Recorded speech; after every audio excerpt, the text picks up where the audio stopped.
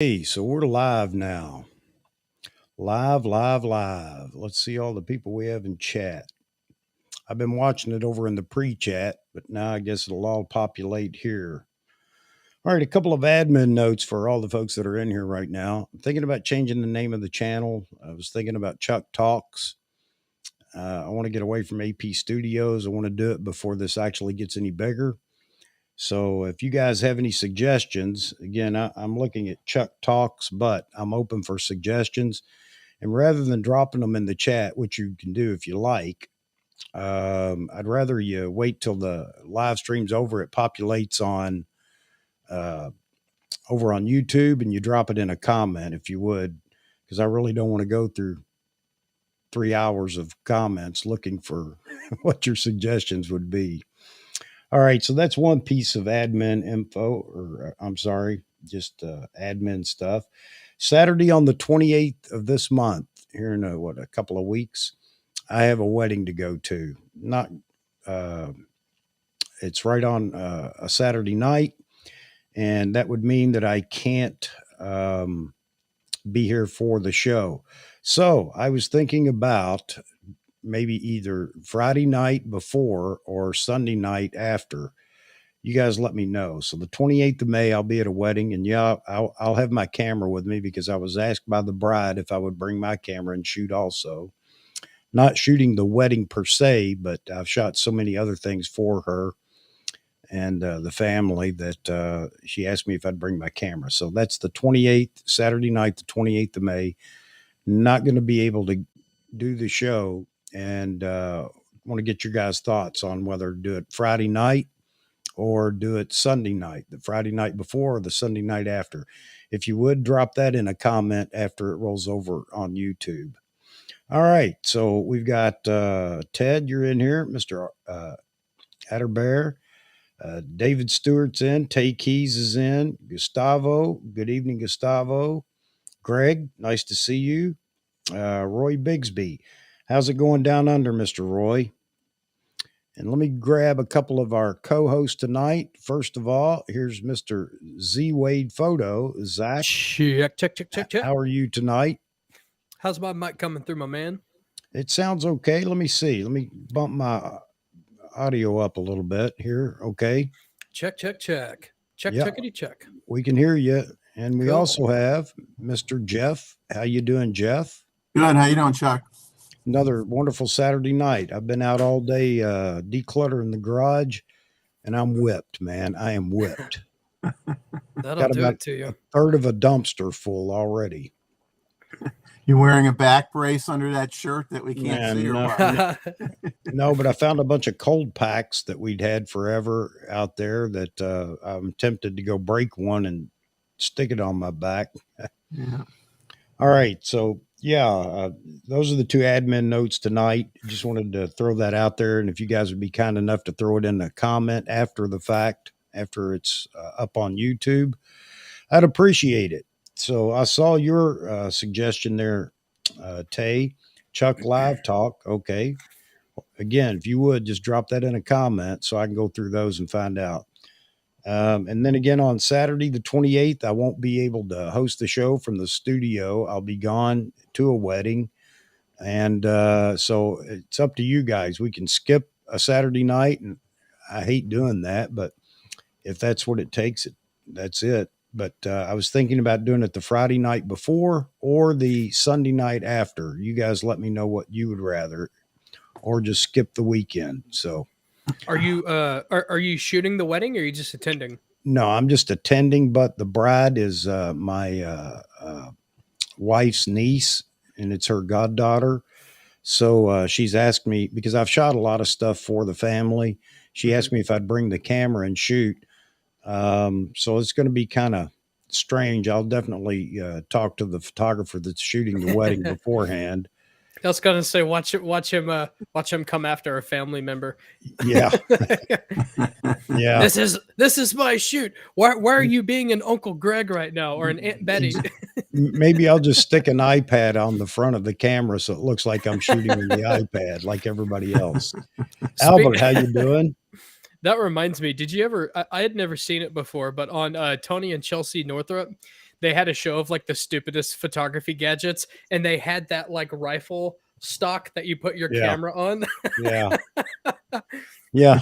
That's the And stupidest thing I've ever seen. I got to tell you, for this group that at the wedding, that would be a bad thing. Yeah, and everybody goes, "Don't shoot me! Don't shoot me!" I'd be walking out in handcuffs, no doubt about it. You'd have to change up your talk because like whenever I'm gonna go shoot, I say, yeah, I'm gonna go shoot a model. So like you can't walk around with one of these things. Well, you have to change since it. you said that, quick story. A neighbor that's up the way from me, he lives on the periphery. Hang on. The Moz man himself. You have to change it. Since you said that, quick, Hey. Moz, good to see you, buddy. Cheers. There's two peas in a pod. They were out shooting together, Jeff and Moz. Cheers. Having the high test water right now There you go. because he wore me out. You know, I'm a lot older than he is. Good to see you, Moz. Thanks. Good to see you guys. I don't know if you want to use your name or Moz or whatever. Well, I'll stick to Moz if that's what you like. Yeah, that's what people know me by. So let's go with that. Cool. All right. It's so kind of what do we like Batman, you know. Batman doesn't want anybody to know he's Bruce Wayne. So got? There you go. All right. As long as you said Batman and not Robin Hood, I'm okay with that. There you go. yeah, I'm All not right. going to insult you. All right. So all that's out of the way. So the topic tonight is just let me preface this with, I got a comment on Wednesday's video, and I thought I was answering it very well. I was trying to be nice. However, the gentleman, in the end, he stuck to his points and decided that was it, said goodbye and unsubscribed. And, that's just an unfortunate thing. It happens. And I know that. However, it prompted me to look at, what is brand loyalty and when does it become fanboyism, or is brand loyalty fanboyism? I don't know. So I'm going to throw this out there and let everybody kick it around, and you guys think about it and come up with what you think brand loyalty is. Excuse me. Or is that fanboyism, or can it become fanboyism? And it's all about me talking about the Z8. And he referred to me indirectly in his comment about petulism and, a petulous child and being impatient and blah, blah, blah. And I answered him, letting him know that I'm not talking about trying to get a Z8 in my hand tomorrow. I'm talking about where Nikon needs to go. And I actually just ran across a video from a young YouTuber, a brand new channel. And he's been shooting with Nikon and picked up a A7 IV. He was shooting a Z5 and picked up an A7 IV, and he compared the two. And I know that everybody's going to say, well, you can't compare the Z5 with the A7 IV. It's a different level camera, blah, blah, blah. But I think he makes some points in there that kind of support what I've been talking about. Nikon reaching out to the younger folks.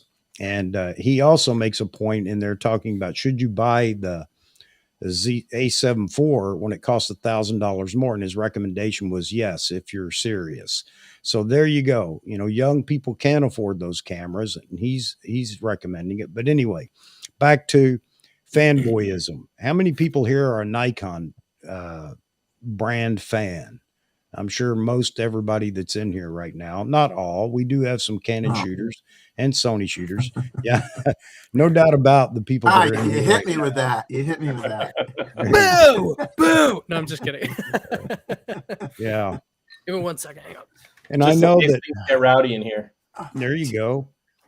And I know that like Roy shoots a bunch of different cameras, but that's what supported him over the years. And, but he is a Nikon fan. So fanboyism, is there a difference? Can you be a Nikon fan and not be a fanboy? Yes. Yeah, Okay. I actually think I think I have a pretty good definition of like a true like fanboy.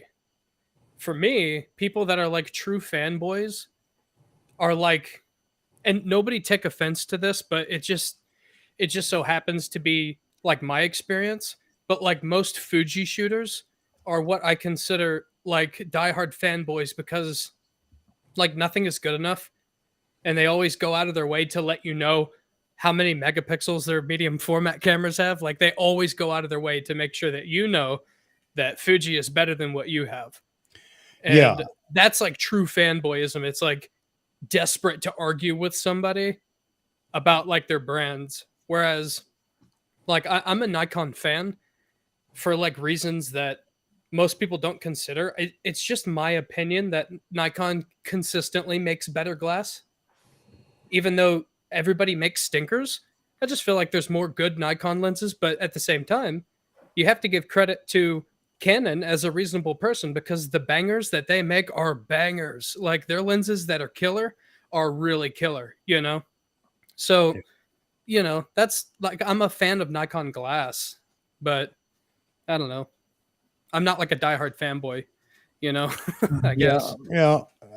How about, go ahead, Jeff. Yeah, I mean, I think of when you use the term fanboy, I look at that as almost a case of extremism in a sense, where you are going to defend the brand no matter what, even if you know something that they make or something that they're doing isn't necessarily the best, and you can't admit that somebody else might have something that's as good or better, and you're going to die on the cross no matter what. And I think that's what I look at being a fanboy is. But a loyal, like I'm like Nikon loyal, but to me loyalty can be very short-lived. Yes. Loyalty, you can be loyal to a brand, and a lot of people are not loyal to any brand for their whole photography career because the brand that you're using has to meet your personal expectations. Yeah, I think that's probably most people that are would consider themselves loyal Nikon fans because they've been satisfied with the cameras, lenses, and everything over the years, and they continue to buy it. I'll let Maz jump in here with his thoughts before I. Yeah, thanks, Chuck. I was thinking about it, and I think for me, fanboyism it comes down to two words: delusion and aggressiveness. Because to me, a fanboy is very aggressive in articulating, their thoughts and their brand is better no matter what. And they can be somewhat deluded in that thinking. So I think for me, it just comes down to those two words. I would agree with you because fanboy, the term fanboy it's probably been around a long time, but it really gained some momentum when Nikon and Canon entered the mirrorless because we were talking about fanboys being Sony shooters. And it's not all Sony shooters, don't get me wrong, but I mean, there seemed to be a plethora of the fanboyism club going on with Sony shooters early on since they were mirrorless and Nikon and Canon stuck to DSLR. So let me throw this. Oops. How did I get that? Oh, here we go. And that's why I'm going to Canon, Ryan. Thanks for bringing some humor into this. I like Charles's comment. If I could find That's the second time Ryan said he's going to Canon within the past week, I think. There may be some truth to that. I agree with this, Charles. I really agree with this. If you feel like you have to continually bash other brands, then you're probably a fanboy. And see, I actually used to call myself a Nikon fanboy until I realized that like I'm way too willing to like call Nikon on its faults, and like a true fanboy would never do that. It's like, well, Nikon doesn't support younger creators because they know best and blah, blah, blah, blah, blah. It's like, it's just kind of a good business move. And the fact that I'm willing to say that that's a shortcoming of Nikon, like, yeah, I have no problem throwing that out there, I want to add one more thing to what I consider. I think you guys have brought up good points as far as fanboys go. But one other thing is that if you can find no wrong in your brand, I submit you may be a fanboy, because as you guys know, and anybody that watches this stream, I'm continually bashing Nikon, not the equipment, but the corporation and Nikon USA. for what they do. And I mean, that all adds to brand loyalty, how the brand treats you, the customer, not just professionals and whatever. So I think that, and I think that I ran into that in that comment the other day, because when you hear words like I've been shooting Nikon for 35 years and I've invested over $40,000 in the last whatever few years or whatever, and I own all these different cameras. I think we're beginning to see the signs of fanboy. And I hate to see that, actually. And I was trying to be nice in my response to the guy. But he has his own thoughts and he's welcome to post them. I even invited him on the show to come and explain himself. Maybe, we'd all learn something from what he had to say, but no, that wasn't good enough. So anyway, it just got me thinking. He's probably a troll, man, honestly. He's not going to come on. He's not going to come on your show if he's just there to argue. It could be. Well, trolls to me are people that just continually pop up and aggravate you. And that wasn't the case with him. So I like this comment. That was called children, wasn't it? I'm wrong. Wait a minute. I'm sorry. I thought that's what they call children. Yeah. I like Roy here. If the GFX had a leaf shutter, then he might have swapped his Hasselblad. Yeah. Let's see. And we got David down here, and he's a multi-brand shooter. Olympus, followed by drones, then phone, iPad 6 brands in total. Yeah. So there are a lot of people that have more than just Nikon or just Canon or just Sony or whatever.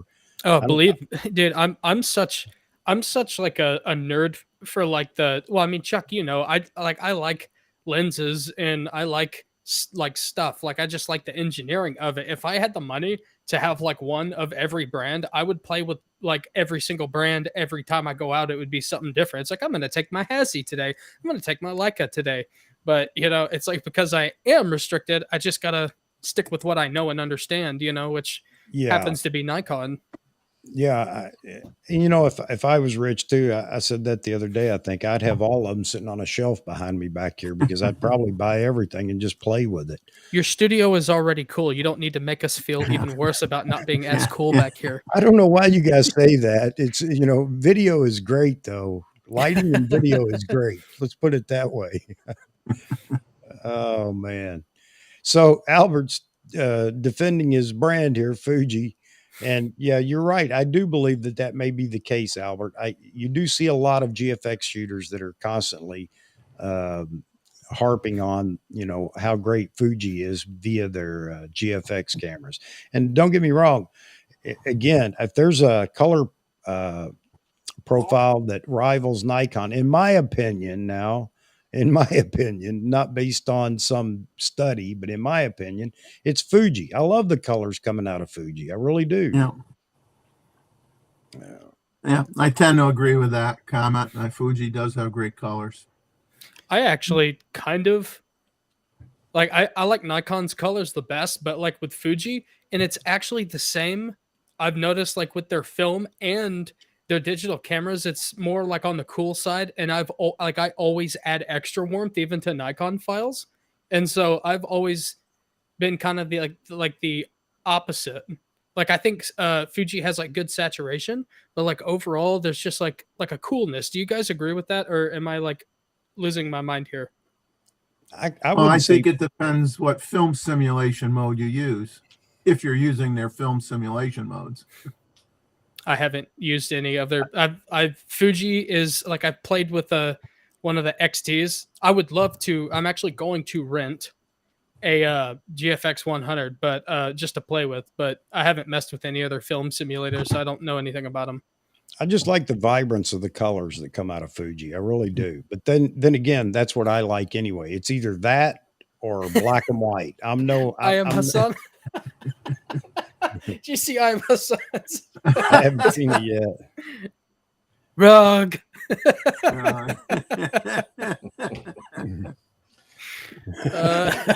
I want to hear him do the voice. Yeah, I want to hear the voice. That caught me off guard. That's funny. Oh man, that's great. Man, I passed up a comment up here again. I'm so far behind. Robert, good to see you in here. I'm glad I jumped down here real quick. I am really afraid that after I rent the GFX 100, whatever the smaller one is, what is it, 100S?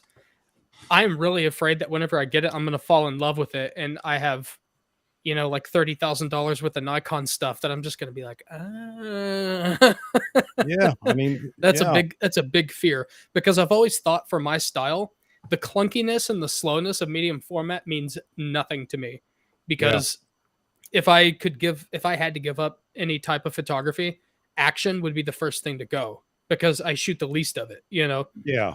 And so the things that people hate about medium format cameras, like, they don't bother me at all. The same reason why I don't complain about Nikon's inferior subject tracking. It's like I don't track subjects like ever. Oh, don't say You know? that too loud. Don't say that too loud. Ooh. I'm Now, not a fanboy. I'm not a fanboy. I'm sorry. So my experience here recently, and because I have spoken out. I took the camera out again yesterday and the day before. Had my little moments when I could actually go out and shoot a little bit, and I'm still having problems with birds. Okay, now yes, it could have quite a bit to do with me, but I have no issues with humans. Or vehicles or whatever. I think the camera is just fantastic, the Z9. However, with birds, I'm still having issues.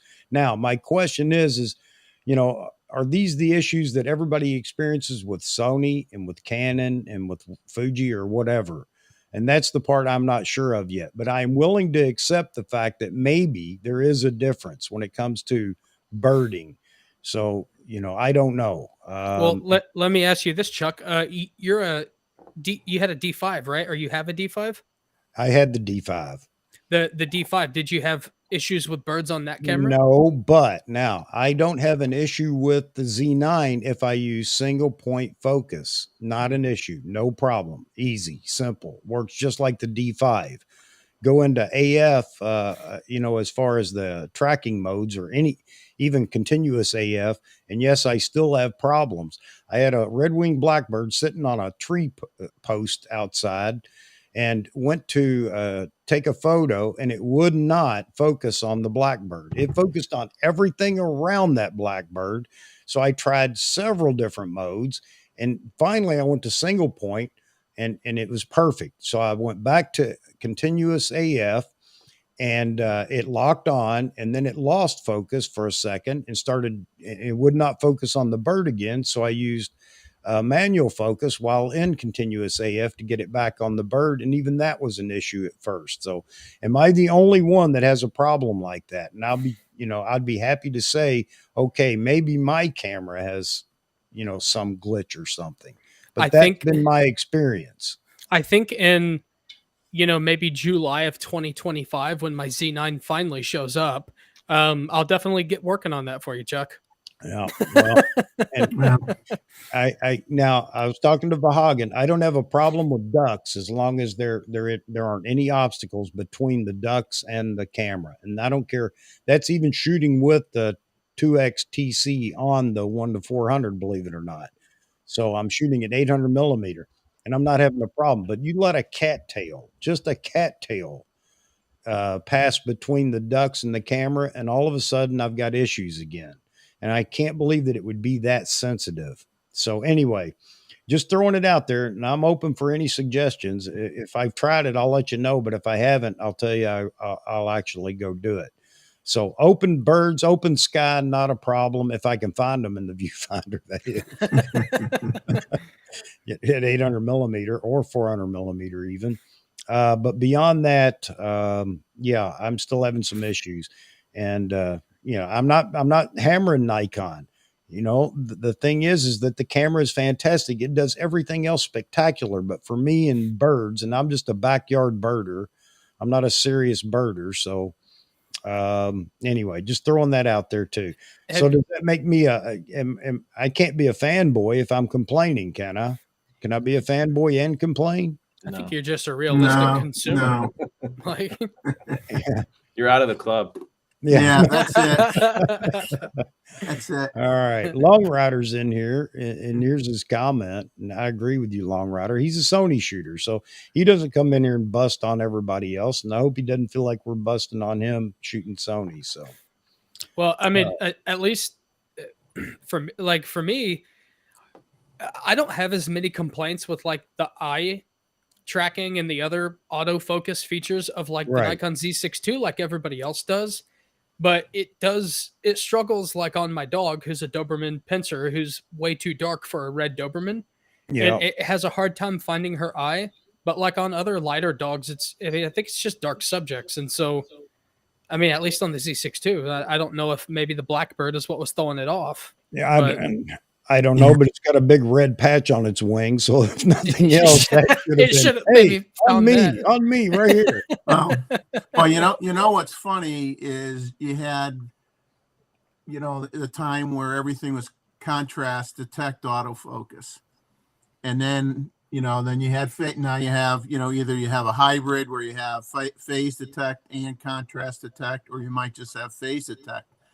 But when you start digging in and watching even some of Nikon's own videos and some things on their own website, is phase detect autofocus is still sensitive to your contrast. When some people talk about it, it's like, well, if you don't have contrast detect autofocus anymore, you're using phase detect, you're never going to have a problem. And that's not true. You still have to have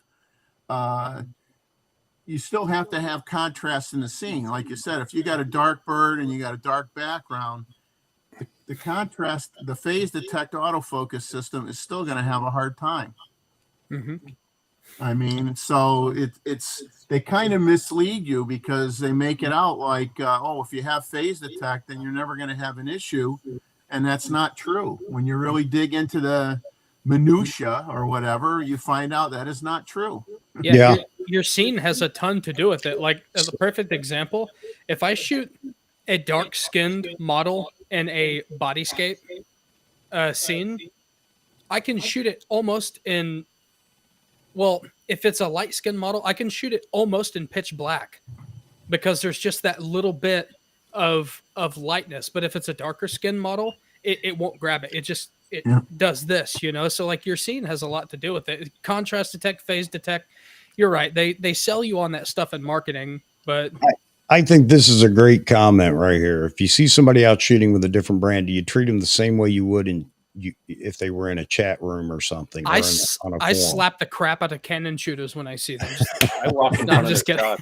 shots. Huh? I walk in front of their shots.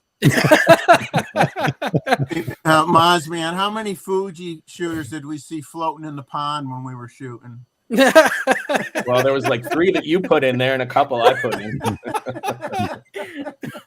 You guys are going to have everybody complaining about me No, again. I treat them all the same, myself personally, and I'll sit there and help anybody out that says they're having trouble with their camera settings or whatever. Even if I don't shoot the brand, I'll try to help them out. Same. I just did that yesterday. There was a guy at the park. I was making a YouTube video, and I was like, hey man, you trying to get the running water? He's like, man, I just got this thing for my birthday yesterday. I have no idea what I'm doing. And I was like, well, I don't know Canon menus, but I can tell you how to get the water looking the way that you want it. And so we just chatted, and I gave him some tips and tricks and stuff like that. I don't care what they're shooting. Man, Robert, we'd all like to be with you, brother. You got room down there? We'll all jump a flight to Bermuda, man. I wonder if it's like mid 80s there, probably, I guess, huh? I'm gonna grab some coffee real quick. I don't know, but it's super hot in California, isn't it, Moz? Man, you back at home now, or you? No, I'm still in North Carolina. Okay, so Vahagan called me. He's not going to be on tonight. He might pop in here. He's shooting a wedding, which he didn't want to shoot because he's feeling bad. And on top of that, he's telling me it's like 100 jillion degrees out there in California. Yeah, I was getting some reports that it was like 99, 100 today. Yeah, I feel bad for him because he said he wasn't feeling good and he still had to shoot this wedding. He tried to find somebody else to shoot it, but he just couldn't find anybody. So he may pop in with a word or two. I hope he's feeling better. Yeah, I was gonna say I was out shooting today. I went to a Highland Games Festival, and Oh, I wow. picked up my new lens the other day from Best Buy, the 24 to 120, and I wanted to try it out. So I went to this Highland Games Festival just to try it out. And let me give you a little backstory here. I'm here at my dad's and visiting him in North Carolina, and for Halloween he was invited to a costume party and he didn't really want to go. And I was like, well, you got all these cameras, why don't you just go as like a photographer, and not a big stretch for him. So he went as a photographer and he bought this hat and it says press on it. So when I was leaving today, I couldn't find my hat and he handed me this hat. So I'm like, okay, I'll just wear the hat. So I get there and I'm about to buy my ticket. And the girl says to me, she's like, are you a photographer? And I said, well, yeah. And she's like, well, I forgot to hire one for the event today. So if you send me some photos, I'll let you in and I'll give you some free beer tickets. So, it wasn't a bad deal. Man, that's a great deal. deal. For a photographer, but when you're expecting to pay, it was a pretty good deal. That's a great deal. Yeah. I think you got to get your dad to get a few more of those hats. Yeah, exactly. Yeah. I'm going to keep this one. I'm going to have one made just to get some jobs. There you go. Robert's shooting a Z50 with a 50 to 200 from the shoreline at 11 frames per second. Doing all right, Robert? That's the one Z camera I haven't shot yet. I need to review one on my channel. There you go. There's a start. What he says is economics for me with Nikon. My company gave me a Nikon camera with a couple of lenses. When I retired, I just stuck with the brand and expanded my gear from there. Yeah, a lot of people, that happens. A lot of people are gifted a camera and whatever brand, and they just seem to stick with it. Talk about being a fanboy. I'd be a fanboy of that company if they gave me free camera stuff. Yeah. Hey, Woody, I'm in Wilmington, North Carolina. And then I think there was a question from George. Lucky to find the 24 to 120 in Best Buy. I didn't actually find it in the store. I found it on their website online. I have a in-stock detector. I got it that way, and I just had it shipped here to the Best Buy here because I knew I'd be here. So I didn't actually find it on the shelf. Hey, thanks for that tidbit there, Long Rider. That does help. It makes you feel bad when you think, should I really be complaining about this? I don't know. I have I say friend often, but I know someone up here that has an A1, and I talked to him about his A1, and he was telling me a while ago that the A1 struggles as well with the subjects that I'm talking about, the birds that I'm talking about. So that made me feel a little bit better. Okay, I got it. So it's not just me. Oh, man, I'm so far behind, guys, as always. This is just a comment, but I hate to pass up. People make comments, and I know they'd like like to get an answer or whatever. So Robert said he saw some Canon Nikon shooters. Most had older cameras, DSLRs. Wow. Everyone asked me where was my camera. I pulled out the Z50. All right, cool. Dude, there's nothing wrong. There's nothing wrong with the Z50. I was actually shocked when Jared Poland said that he thinks it's like the best crop sensor camera on the market. I'm like, it must be good. It must be like an awesome little camera. Yeah. Man, I'm trying to get down here. Oh, I think I just have to pull the camera out very slowly. Here you go. So my beautiful stepdaughter says, Chuck talks cameras. Okay, that's your suggestion? All right.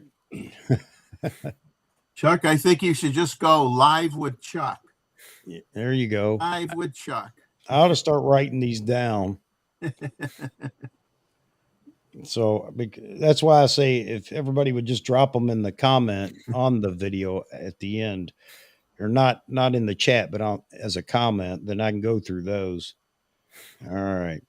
But I'll write these down. Chucky's back. Chucky's back. Yeah. Speaking of, somebody mentioned that almost everybody out there had older DSLRs. I actually just bought, call me crazy if you want, but whenever I first started shooting photography, the top of the line was the Nikon D4S. and I ended up buying one yesterday. It has 25,000 actuations on it, A and it was D4S yeah. Wow. with only 25,000. Man, I'll tell you, I loved my D4. There get was just this. something magic about the way that it rendered photos. I don't know what it was. Get this, Chuck. $1,500. That's, man. I know somebody that would have bought that in a heartbeat because he's a D4 fan, period, and he can't find a decent D4 anymore.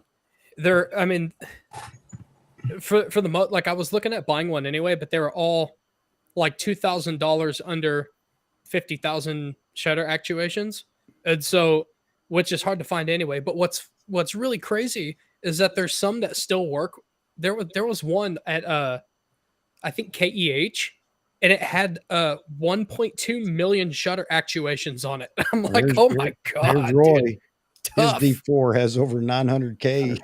That's insane, dude. Tough as woodpecker lips, man. I'm telling you. Yep. Yeah, I just like it was kind of, it was like I was never able to afford that camera because like I was still shooting a Nikon D3200, and I was like, if I could have any camera I wanted, it'd be the D4S, and I'm like, oh, dude, they're actually kind of cheap now. And so since I do all these older lens reviews and I have issues with them not, communicating through the they don't communicate through the FTZ adapter, or they don't autofocus. Like it's kind of lame to get like these, like the 180 millimeter D. I bought one of those too, but I would never be able to truly test how it focuses because it won't communicate. You guys are these old lenses. I love them, man. I guess.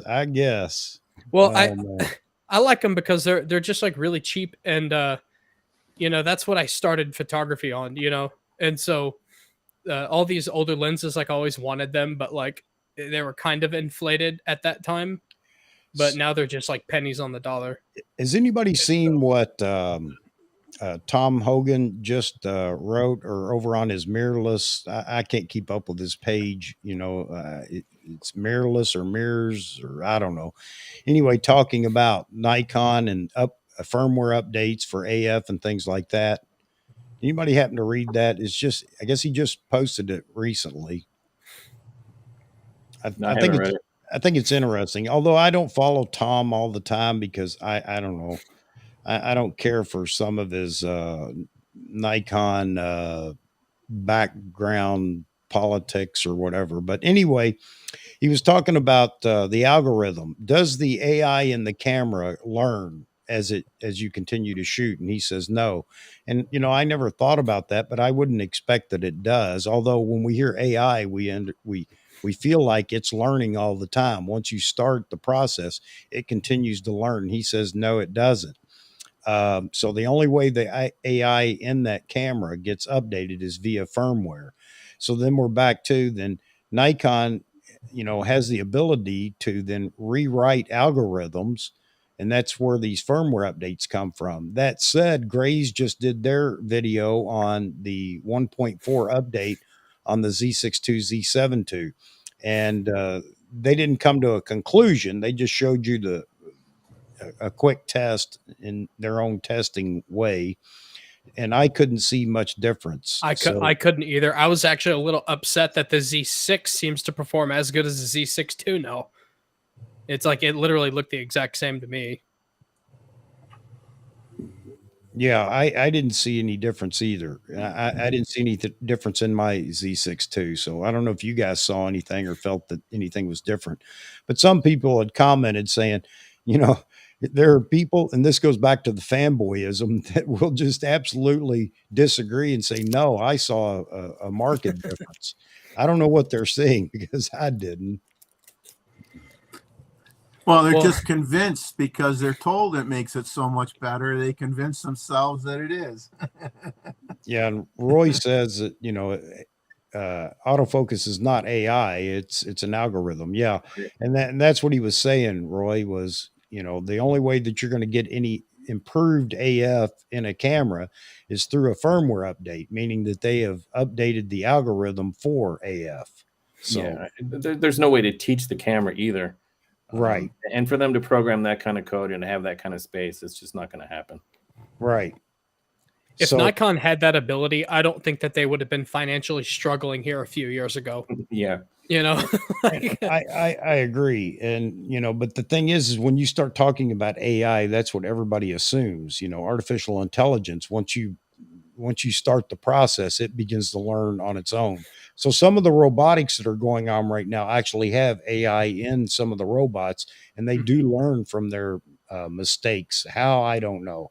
That's all, magic land for me. I think my phone has AI or a ghost, because I'll have a conversation with my wife and it starts talking to me, and I'll look at the phone and I'll say, "Shut up, I'm not talking to you," and then it shuts up. Yeah, Jeff's phone was pretty talkative. Yeah, it was. It's scary. I mean, maybe Big More Brother's so than anyone watching else me. I know. Big Brother's watching me, I guess. I don't know. I look like it, I look like one of those people that causes trouble, I guess. So there's Sitting there eating a Jordan. meal with Jeff, and all of a sudden his phone's having a conversation with him. So I wear my the earbuds or whatever all the time, and anytime I say anything close to Siri, that stupid phone starts talking to me. Then you can't get it to shut up. There's no command to say no, stop.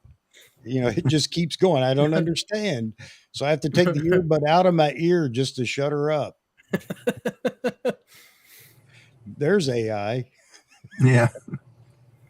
Oh, Siri Automatically irritating. I think that's what that means. I yeah.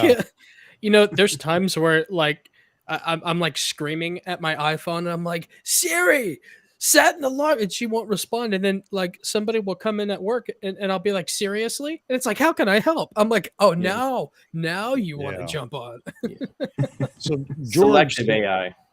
yeah, selective AI. My I wife love says that. that's what I have. Selective AI. Yeah, we all have that, don't we? Absolutely, yeah.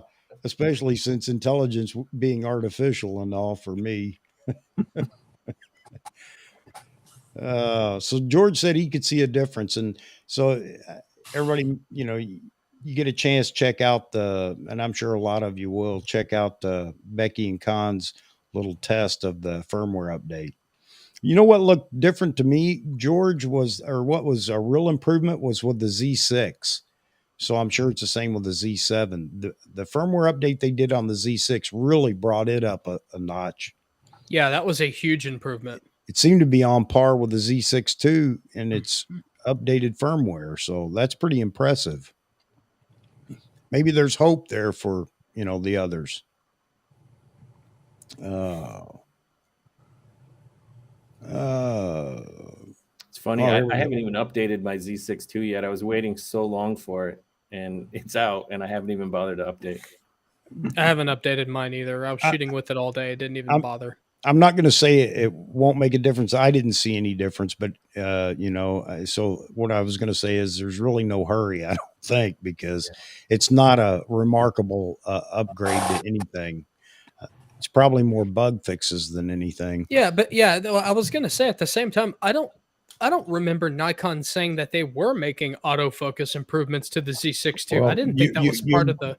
You will get an argument over on Nikon Rumors in the Fanboyism section with that, because they promised an update, a firmware update, bringing the AF up to some other level. Nikon never. And as I remembered, and I would make that comment, and of course I got, nothing but daggers thrown at me. No, they did. No, I don't think they did promise an update on the Z6 to Z7. Do you want to know why? You want to know why there's an argument at all? Because sorry, Nikon fanboys, true fanboys, even if there was, Nikon wouldn't have told you, because they suck at communicating with their user base. Yeah. Just because you want it doesn't make it true, and That's doesn't right. mean that they said it. Well, they never did. That can be said of me for There certain. you go. There's your fanboys right there. Yep. Todd, I hate to hear that, man, but you're right. You're absolutely right. Great comment. You know what, though? I am really, really enjoying the new generation of YouTube photography channels. They're all like really, well, we're all like really small right now, but it is a lot more positive than it's been in the past. And like, because for the last couple of years, and it's been since mirrorless, it's just been a lot of like stupid, nitpicky, annoying BS, you know. And now, you know, you got these like Photo Me Ike and Team Mid, and they're just like doing photography stuff, man. You know, it's really awesome to see. But I if mean, you're still hanging around some of the classics, man, it gets exhausting. yeah, It really does. there's so much out there, so much variety out there now for photography that you just have to, you got to look around, because you can Yep. find a lot of great YouTubers that are just there for the art and to teach. And Yes. it's not about the gear. And Right. those are the guys that I follow and I gravitate Yep. to. I don't care about like the specs, and sure, it's important when you're buying a new camera or whatever, but Mhm. like, if you just ingest all that stuff, then you're just never going to be good enough. You're always going to be lusting after the latest and greatest, and you're not going to be focusing on what's important, and that's the art, and Right. that's creating. And, you know, feed your brain different ways, and you'll be good. No, you're absolutely right. And again, this is one of the reasons why I'm not leaving, regardless, I'm not leaving or unsubscribing from Josh, because I do like the content. But now, bringing that up, I want to ask this question, and I hope Josh may be listening and he can chime in. Has anybody noticed a difference in the video with Yes. his? Yes, I agree. It's not as cinematic. Now, that doesn't mean the camera did that. It just means the settings in the camera. So I don't know what he's shooting at now. It looks like it's 30p standard quality or whatever. It's just not as cinematic. Is it just me? I noticed that, and I also noticed the colors. Yeah. I imagine, like, you know, once he uses it for a little while, he'll get the colors back to where they were, if he wants them back to where they were. But you can tell there's a difference. But the other, I noticed the other thing as well. It just feels a little bit more digital. Yes, it's almost shoot. I want to It's like say the difference between film and a video camera, almost. yeah. Yep. So man, I hope he does something, because I really enjoyed that cinematic quality that he had before. Not saying he can't do it with the cameras he has now. I miss that. It's almost TV show ish or news broadcast ish. Photo Me Ike showed up. I have to give a shout out to Ryan as well. He was in here earlier. You're part of that new generation that I really enjoy too, bro.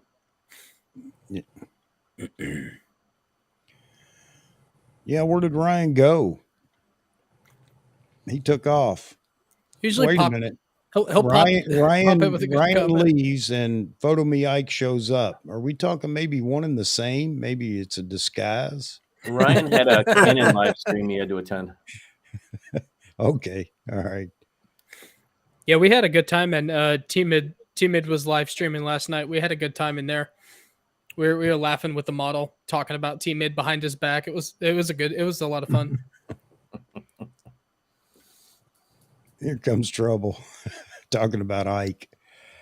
Ike, you have a link if you want to get in here and set us all straight, man. I know you're a fanboy, so. What's up, James? Sorry you can't stick around, buddy. Oh, he's talking about last night with you, Zach. Yeah, he was. Yeah, Photo Me Ike was in there. It was fun. See, yeah, they were just doing. I can't tune into them late streams. I can start one and go late, but I just can't tune in. I'm done by that time at night. Yeah, I regrettably had to leave early because I was trying to finish up a YouTube video last night, and I was trying to process some 4K and live stream YouTube, and it was like my computer was making noises. So I was like, I've got to shut one of these down. Yeah. I gotta say, man, it's nice being on the East Coast for this, because you always interrupt my dinner when I'm in California. Yeah, you know, I wondered about that. There's sometimes when I say, man, I'd like to be on the West Coast doing this, because I could finish the live stream at 9 p.m. and still have time to, you know, eat some junk food and get ready for bed. Here, man, midnight or whatever, I'm done. I like being in the Midwest because it's like my time is reasonable for everybody. You know, it's either like 4 o'clock or 8 o'clock. And so it's just kind of, it's right there in the middle of everybody. Well, hopefully we had some folks in here when we were talking about fanboyism and whatnot. So, and again, I think you can be brand loyal, but not be a fanboy. Because I know we've had some other people join in the last few minutes. I don't want to leave them in the dark. So yeah, Ike, did you catch that when we were talking about brand loyalty versus being a fanboy, and what is a fanboy? Can it be anybody that's just brand loyal? Because I do believe I had somebody that, I don't know. He obviously did not want to hear me talking bad about Nikon or whatever. It was more the issue, I think, with the Z8 than anything. And me being a petulant child.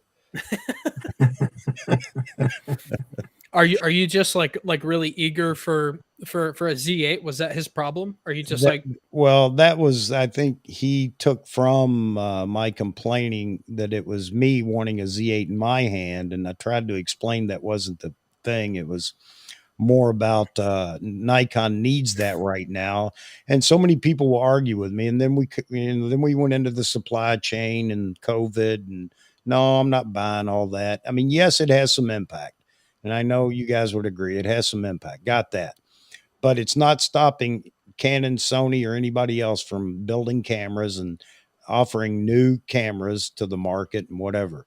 And the other thing that nobody has talked about a lot are the two cameras that Nikon registered. So there is something in the wings coming out, right? whether it's a Z8, Z7 III, Z6 III, or an APS-C camera. It is a possibility, I guess, although I don't think Nikon really wanted to go down that road right now. So, well, trouble is their APS-C lens line is not adequate. No, it's bad. Straight up but bad. I don't think that they want to go down the APS-C line. I don't think I'm pretty they're sure. interested in it. I'm pretty sure that now I could just be,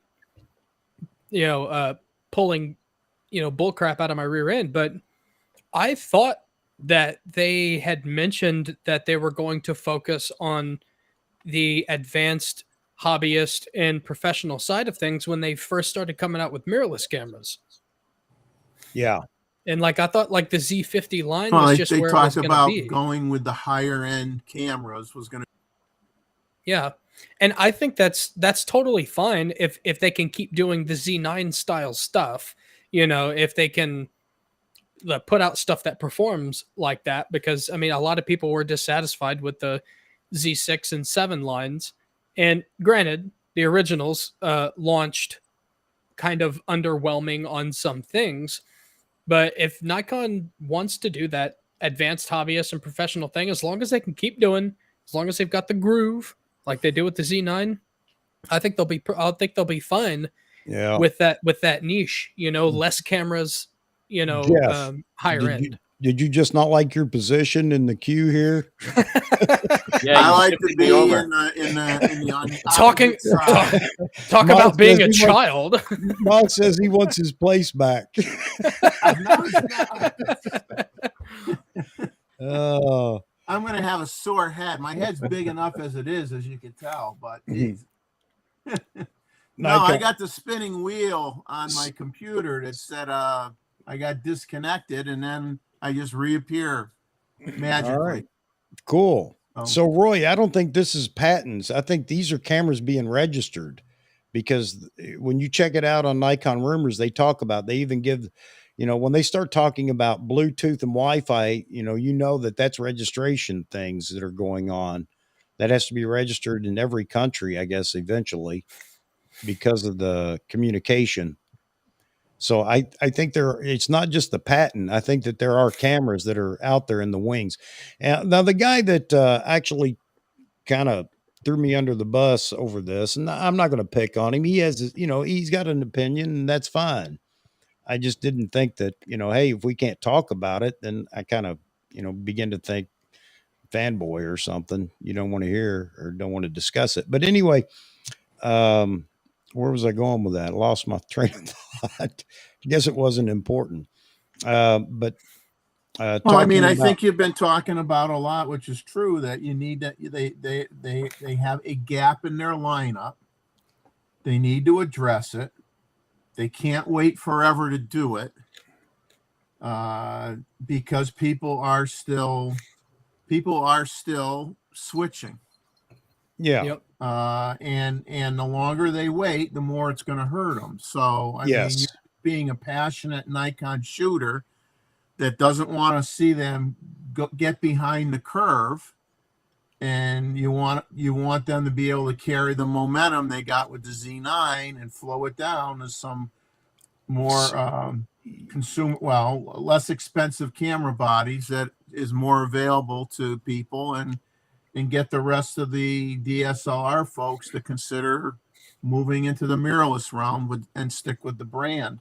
And there's nothing wrong with that. It's just that, Nikon, I guess we could talk about it all we want, and the bottom line is they're going to do everything when they feel like it. But no, you're absolutely right, and I think that's my intention, is to keep it in the Yeah. forefront. I tag them in all these live streams, and I do believe that they check not just mine, obviously, but others, to get a feel for what's going on in the customer base, and they should. That's exactly what they should be doing.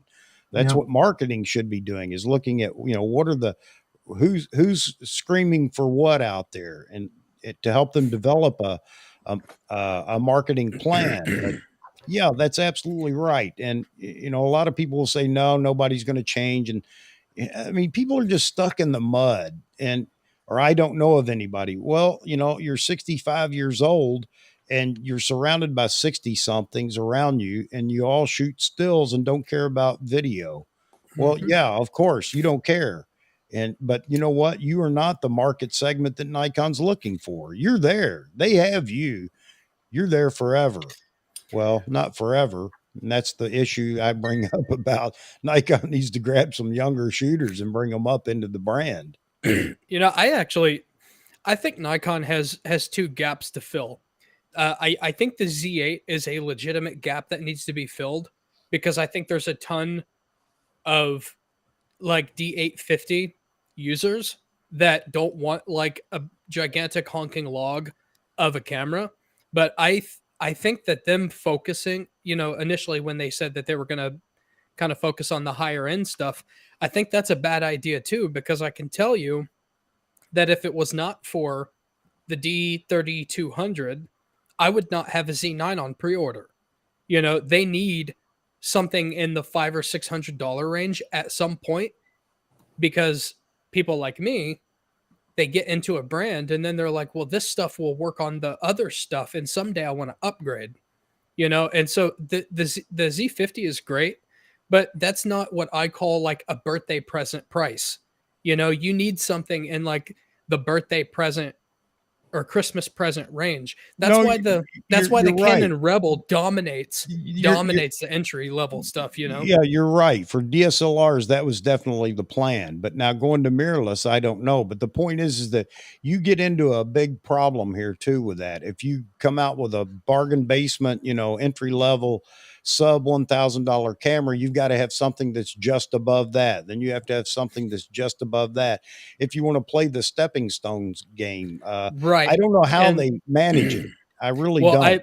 I made a video at one point of just mentioning some things I wanted to see from Nikon, and what I think has always been ridiculous is the D3000 series and the D5000 series and the D7100 and the 7000 series, and then the 600 and the 700 and the But now, 800 and then the single digits. I'm like, you right, don't need right. that many. So You need you like have a beginner, a D500 thing, and then so on. Here's the thing. You've got cameras that are at the $1,000 mark or a little over, even some with kit lenses or whatever coming from Nikon.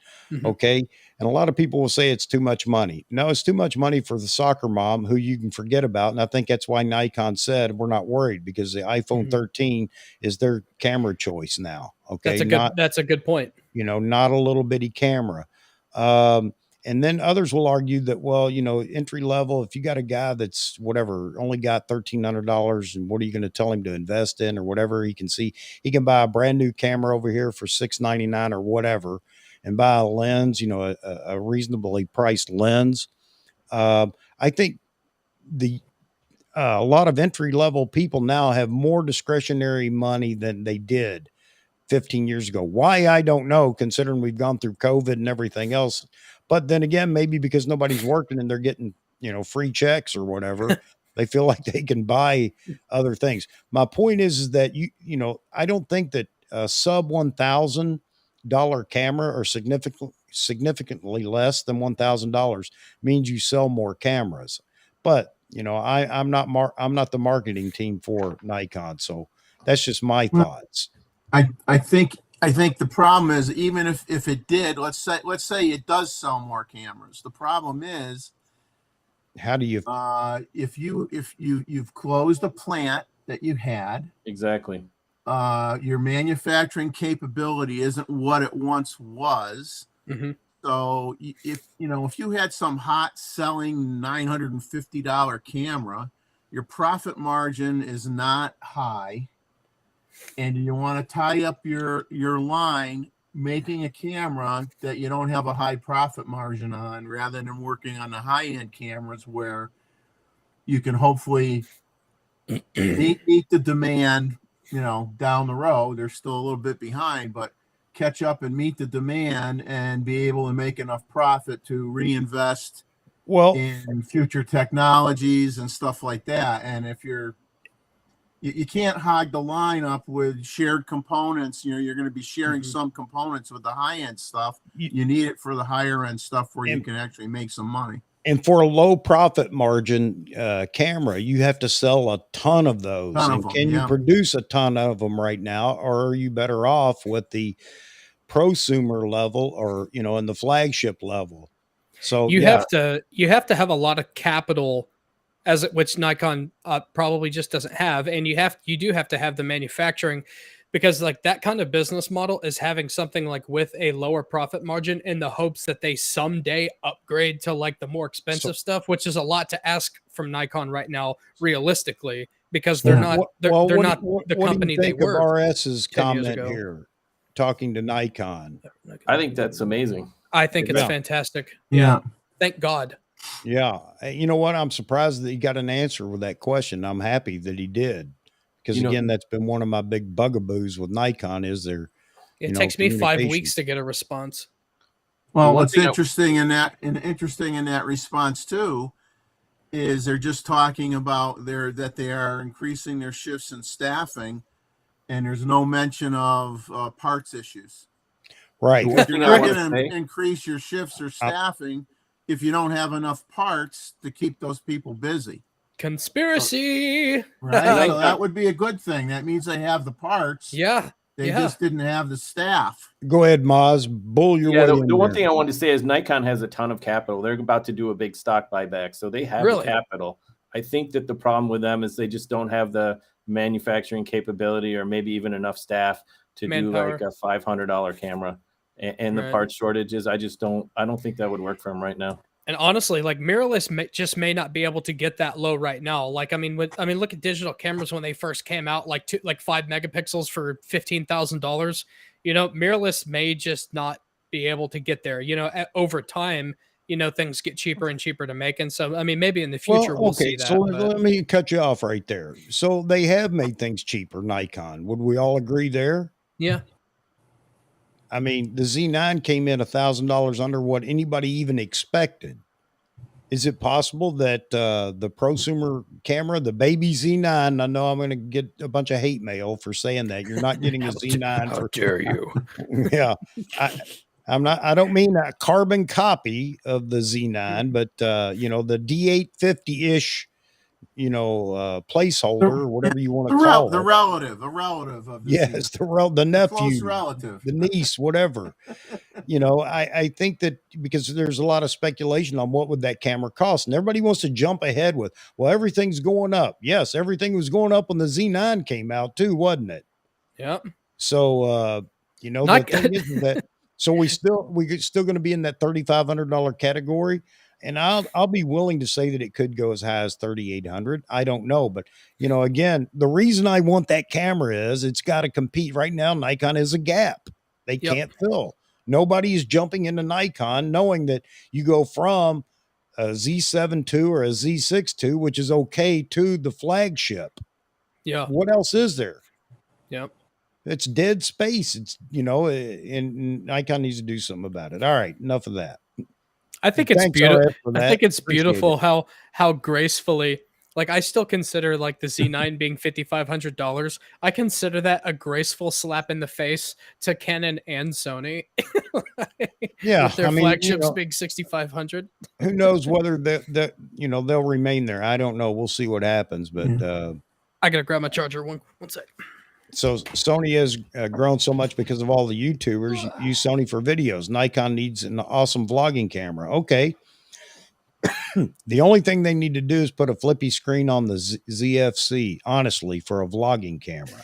Because in my opinion, I don't know how you guys feel.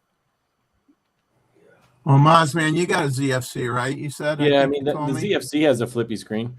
No, it is a complete flippy. Yeah. Okay. How do you like it? Have you used it a lot? I don't use it that much. I use it. It's hard to use it when you have these other cameras. I got it with the intent to use it a lot more than I do, but it's like, I got a Z9 next to me right now. Like, I don't have a problem with the weight of the Z9. I felt that way when I got the D5 or the D4. I already had the D800, and I won't go into that story. I got it early because I searched. But anyway, once I got the D4, the D800, even though it was a new camera, it seemed to be kind of sitting around a lot because I fell in love with the D4. So yeah, but I know a lot. The ZFC has definitely sold well. Yeah. I mean, it's a great little camera. I bought the 28 SC for it. It's a great looking camera. I mean, I've shot with it. It takes great photos, but it's tough to take that over a Z9. So Charles brought up that T-Mid started with the D3000. I started with the D5000, really. And yeah, they were great cameras. But that's the DSLR era. And that's the other thing. I think we can't confuse. Oh, that was the other thing that he brought up. Looking at Nikon's history for delivery of cameras and updates. Forget that. That's history. It's good that you know that, but that's history. Nikon isn't following their own rules right now. And they broke the rules when they came out with the D5 and the D500 on the same announcement day. We seem to forget these things.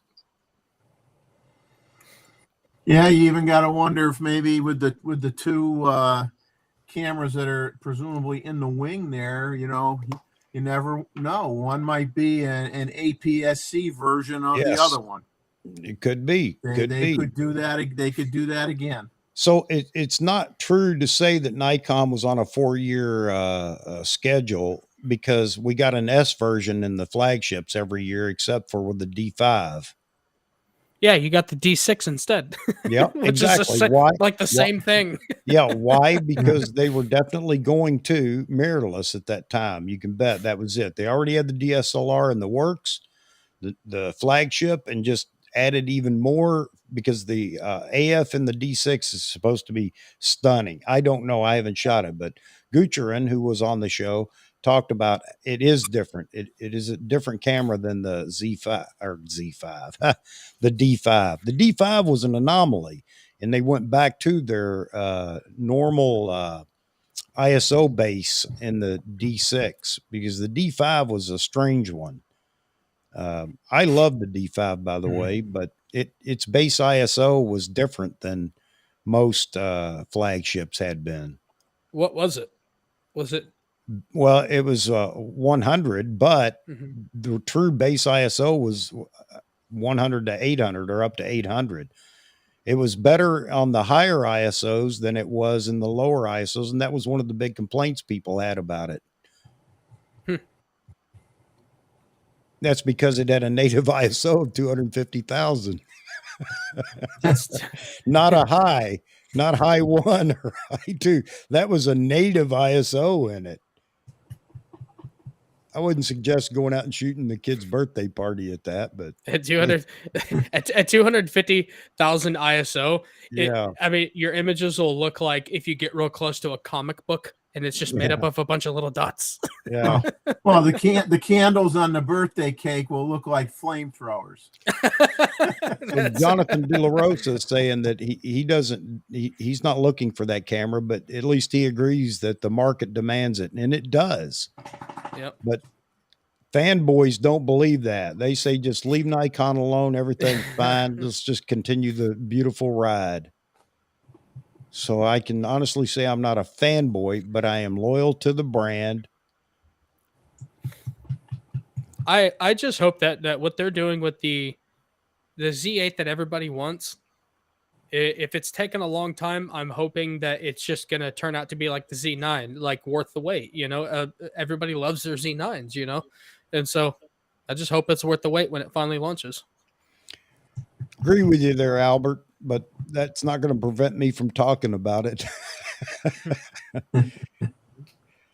COVID lockdown prevented people from spending on travel, so they spent the money on gear through online shopping. And, there's a lot of truth in that. A lot of people fall into that category. Well, a lot of people bought cars. A lot of people bought cars, and one of the reasons you got chip shortages, one of the reasons you have part shortages, supply and demand. Demand went up, supply couldn't keep up. You know what's really... That's what Todd's saying, and I agree. Now, with the XSpeed 7 processor, I believe that's going to be the standard for most of the cameras coming out of Nikon from this point forward. Mm-hmm. I really do. Not going all the way down to the $1,000 cameras, but at least for the major cameras, it's going to be the XSpeed 7. So the question is what are the sensors going to be like? We've been through that so what I'm saying is, I guess you already have sensors being manufactured. You already have XSpeed 7 processors, chips being manufactured.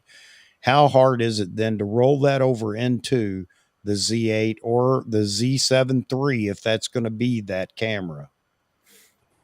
I honestly think, I don't want to say this because I like the Z7 cameras, but they make less sense to me in the future of Z camera models. And so, I actually wouldn't be surprised if Nikon kills off the Z7 line, because the Z6 II makes more sense to more things than a higher megapixel and kind of slower camera.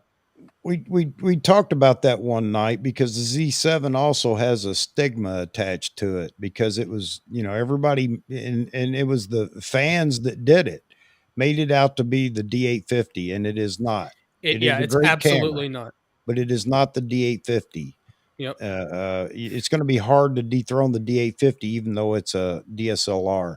So it kind of got a little stigma attached to it there, because then everybody realized, okay, it's not really the D850.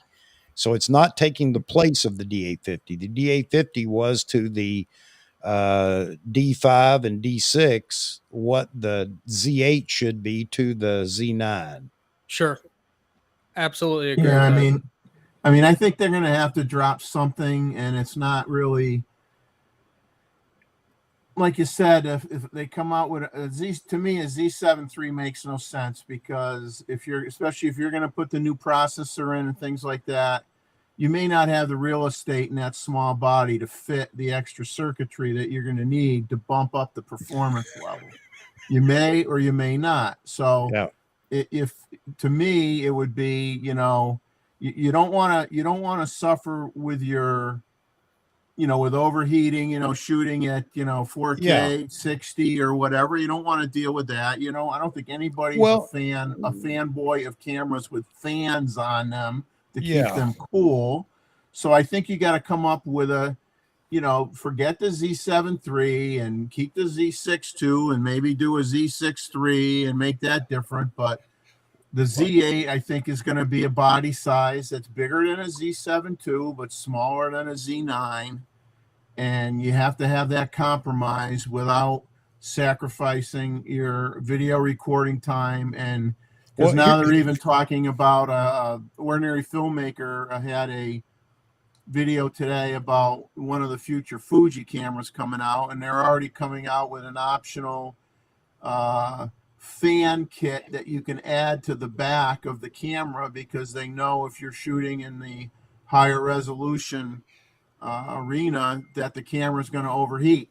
So I So wouldn't. who wants that? I certainly would never want I- to slap a fan on the back of my camera. That's the new XH2S. Supposedly it overheats more than the R5. Yeah. Now, did Nikon find some secret sauce, man, with the Z9? Because 2 hours at 8K. Not that I can afford a card that could record I that. can't buy a 2 terabyte card. I can't spend that money. But I mean, so even a large body, for a large body, that seems to be tremendous. So did they find some secret sauce and heat dissipation? Could that also be a possibility for their Z8? I don't know. And codecs have a lot to do with that. So what is Nikon going to do? I don't know. George. I No, like he this, won't. Greg. I agree with you. Yeah, Now- I mean, even if the Z8 only did an hour recording at 8K, or if assuming it was, I don't think it'll be 8K anyway. I think So- it might be 6K. But if it did an hour and a half, I don't think No, anybody would. no, I mean, disagree. How many people sit there and film for an hour and a half? But I disagree, and everybody will shoot me again for this. It has to have 8K. Why? Not that anybody will use it, but because the others have it. Has to. Because it'll never pass the sniff test or the blow test or the whatever test. It has to have at least what the other cameras have in its category. Here we go again. I dropped out again. You getting mad at me, Jim? Yeah, that was perfectly timed. I don't even remember where I left off because I see my mouth moving, and then I get the spinning wheel of doom, and I go, "Oh, forget it." Oh, it's great. No, I That's actually great. agree with Chuck. I think the 8K feature is absolutely ridiculous because nobody has a screen that can like appreciate it. I love this. If they're out there, I can't afford it. And it's gonna heat up your camera anyway. But people need it, or they need it, and so it probably needs to have it. Otherwise, it's just gonna be bad, unnecessarily bad PR. Well, see, we want to do shoot 8K and have oversampled 4K or oversampled 6K and blah blah blah, and it's like, wow.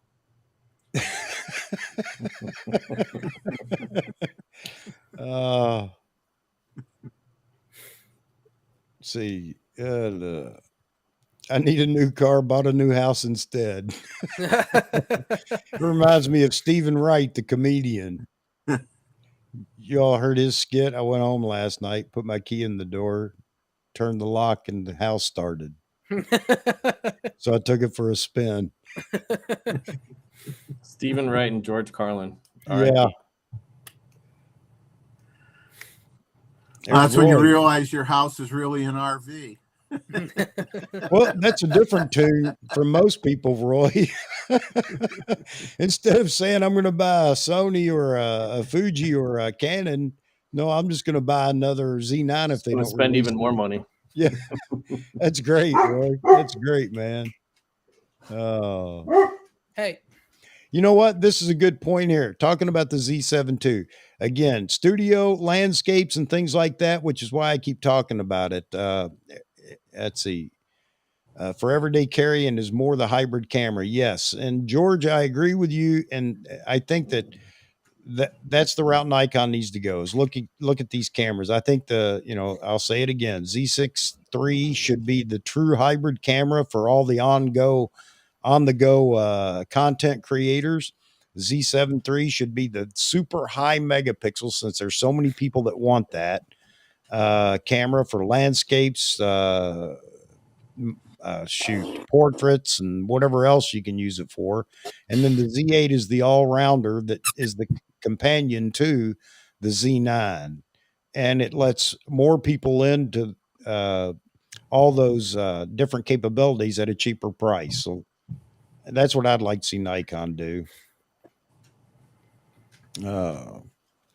yeah, I will pretty much always need something in like the lower, well, what's considered like I guess here soon will be considered low megapixel. I'll always need something in that range. Just, I mean, specifically like for my bodyscapes, I never liked my studio bodyscapes with the Z7 II because it performed noticeably worse at like even 400 ISO than the Z6 II did. And so the Z6 II is still like my top choice for a lot of stuff that I do on like a monthly basis, you know? And so, I mean, if 45 became the standard, it's like, well, I hope you start digging into your ISO and making it look cleaner at higher ISOs Yeah. then. Well, ISO is another topic to talk about, but for me, I'm just giving up on, the whole ISO thing. I don't care if there's a little bit of noise because I can get rid of that now. Should you have to with a camera? Well, if you're going to want more and more and more megapixels, then, yes, you're going to have to do that. You're going to have to use third party or whatever, but I understand what you're saying, though, Zach, and a lot of people feel that way. Todd, I'm with you on this. This is exactly where I'm at on the Z6 III and Z7 III, somewhere in that vicinity. I agree. And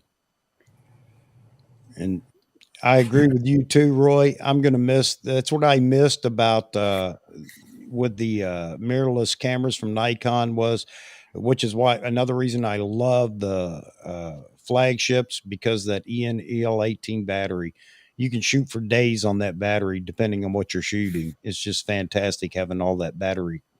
What was it? The angry photographer will love it. I don't know which one you're commenting on there, George.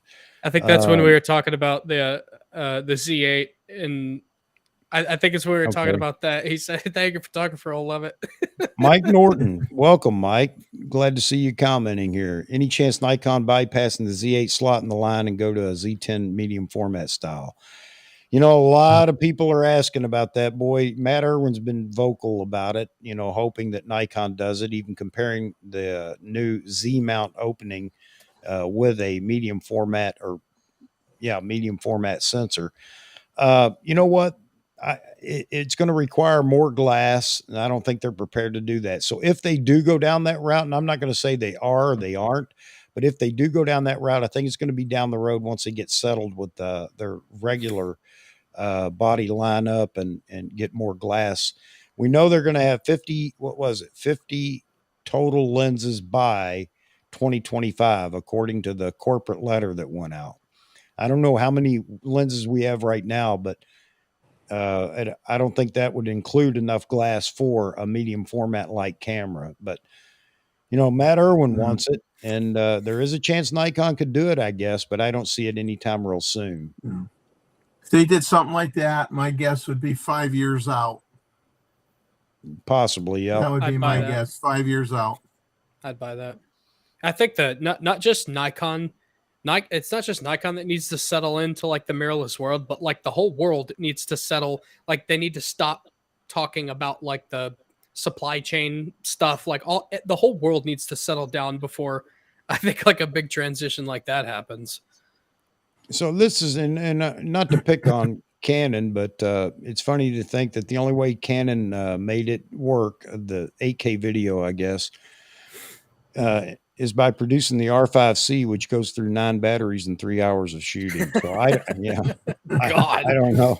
God. I don't know if is that real figures? I don't know. But oh, wait a minute. Here you go. So he said, see Peter McKinnon's R5C review. Man, there's so many people. What has he got now? About 5 million subscribers. So him saying anything that wouldn't be absolutely super positive has to affect the crowd. And I'm not saying I'm happy to hear that either, but yeah. Someone better tell Ryan Troy. Yeah. Ryan's still on, or he left? I don't know. I haven't seen him in a while. Yeah. This is so true. And that's the reason I couldn't get rid of my D850 until the Z9 came out. There's just something about 45 megapixels. I agree. Well, one of the big reasons why I did pull the trigger on the Z9, because initially I was thinking like I don't need that.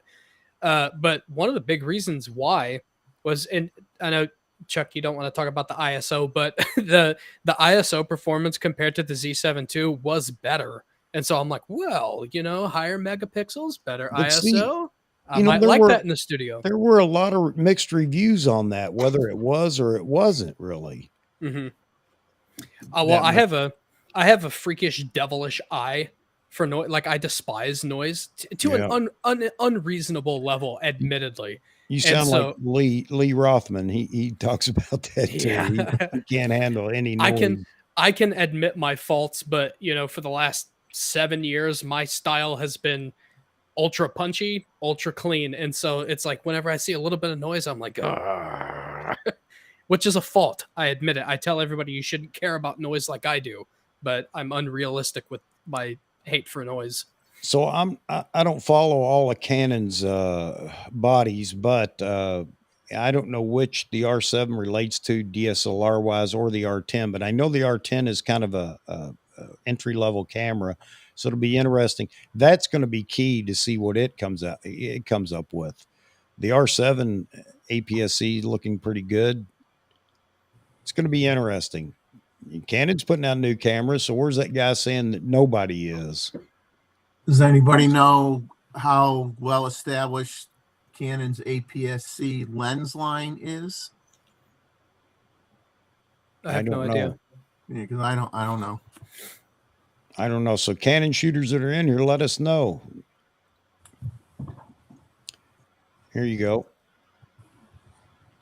32 megapixel APS-C dual pixel CMOS AF8 15 to 30 frames per second mechanical and electronic.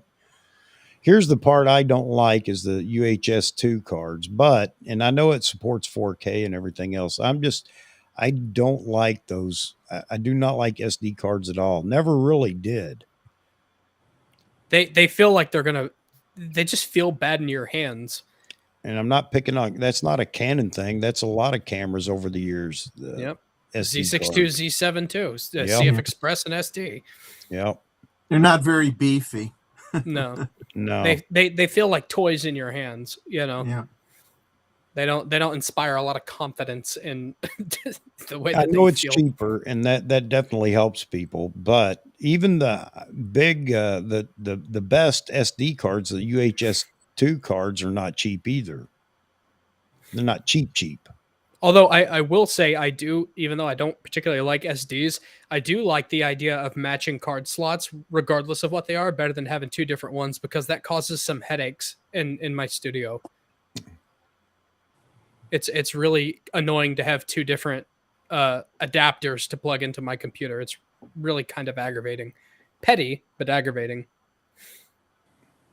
Well, as much as I don't like the cost of the Type B cards, the bottom line is, though, you get those other types of cards. You just, if you are going to get heavy into video, you just don't have the storage capacity on those cards.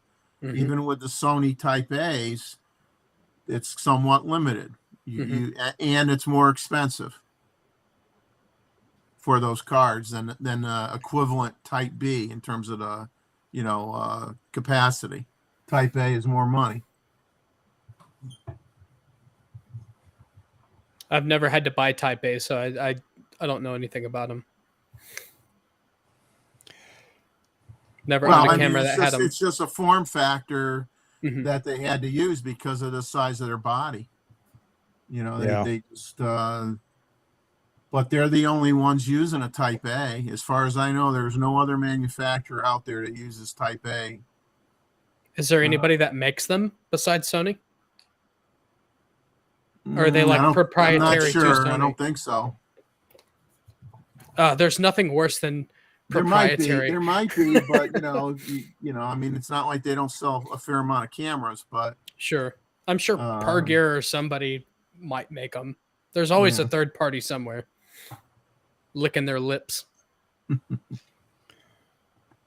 So there you go. Nikon used to make medium format glass for bronchia and view cameras. So it's not something that they're not used to doing. Okay. I don't know, because the Northrops were, Tony Northrop was Thanks talking about Sony. later, Todd. He was Hi, talking about Todd. Sony getting into medium format, and I feel like that would have to be a little scary for a company because like that's so. I mean, the companies that do it are so deeply ingrained in that, and they don't the medium format guys don't do 35 millimeter. Like Fuji does medium format, and then the crop sensor, and then you have Hasselblad, and then you have Phase One, which nobody. I mean, they probably sell 12 cameras a year at $50,000 or whatever, but they're so deeply ingrained in that already. It must be a scary proposition for Nikon, Canon, or Sony to say, why don't we dip our toes into this? Because it's like you don't just dip your toe into something that's traditionally $5,000+ only because Fuji has offerings at like 5,000. And Well, so what's the market? I mean, how many people shoot with that?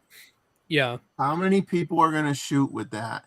And how many people who think they may want that are going to want to pay for the memory cards they're going to need for those files, unless they use like a high efficiency double star or something and really knocks the file size down without degrading the image. But I wouldn't think that there's this huge hundreds and hundreds of thousands of people out there that are going to buy a medium format camera. I mean, I would think the market is pretty small. Well, I mean, everybody that wants to be in digital medium format is already in it, and it's a lot to ask for somebody to sell their glass and sell their cameras. Like jumping brands is hey guys, terrible, don't forget the folks over here in the chat. If you come across a comment or whatever, a question, make sure you bring it up. I mean, everybody's included in this convo. Hey, Touch Life Studio, you're right on the money with me, man. That's exactly what I think the Z8 will be. I agree. Yeah, I agree with that assessment. Roy talking about as soon as the Z9 arrived, he retired his Z7 too. And that was the reason I really liked the Z9. Once I heard all the specs and we confirmed it, it replaced a couple of cameras for me. It's a one-stop shop for everything you want to do. You know, landscape, studio, birding, wildlife, sports. And you can't, I mean, how can you complain about a camera that can do all of everything that you do? Are we actually able to highlight comments like we just did with Roy Bixby, or are you the only one that can do that, Chuck? I retain the power. Oh, okay. No, it's only on this end. I got you. I wish I could pass it over to some others, but unfortunately it doesn't allow you to do that. Mike Norton. Yes.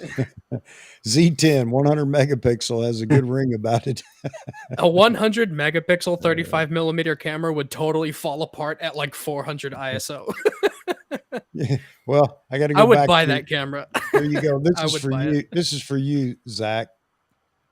Let there be Topaz. So I mean, you would have some landscape photographers that would love it. There's no doubt. I'm mostly a portrait photographer. I would never get a job again with a 100 megapixel camera. All right, guys, we got to rewind here. We're going to reset.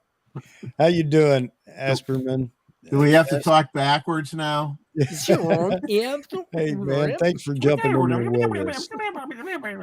We have already talked a lot about the fanboyism and everything else, but be curious to see what you might have to say about it. You know, brand loyalty or fanboyism. Yeah, medium format only works at base ISO. So the question is, again, Fuji doesn't have a true medium format. So I don't know how to say it. What is it? It's not medium-ish. True. Yeah. And I'm not bashing Fuji over it. I'm just saying that it's not true medium format, I don't think. Well, I think I have a hard time. People talk about the medium format look, and I have like a pretty good eye, and I don't see a particular look in Fuji cameras. Now with like the Hasselblads, they have like a or is it the is the Hasselblads, you know, their sensors look like a slice of American cheese. Those like I can see a difference, but I don't see much of a difference between like, you know, the GFX 50 and like a 35 millimeter cameras. So maybe my eye just can't see it, or maybe the sensor just isn't big enough for me to, I don't know. But I see a difference with like the gigantic sensors, but I can't afford those cameras.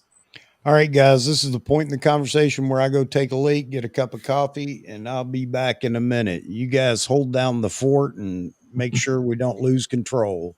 Oh, you're gonna leave your camera? Yes. No, I'm just kidding. Yes. Just Yes. reach up. Wait, I'll reach over and grab it. There you go. I'm going to get a the only- refill too, so it's only going to be one half of the screen. Oh, Womp, yeah. womp, Oh, womp. if you're leaving, I'm going to leave too. F this stream. I'm off. No, I'm just kidding. All right, I'll be right back, gents. Carry. Well, Jeff, since I don't really know you at all, how long have you been shooting?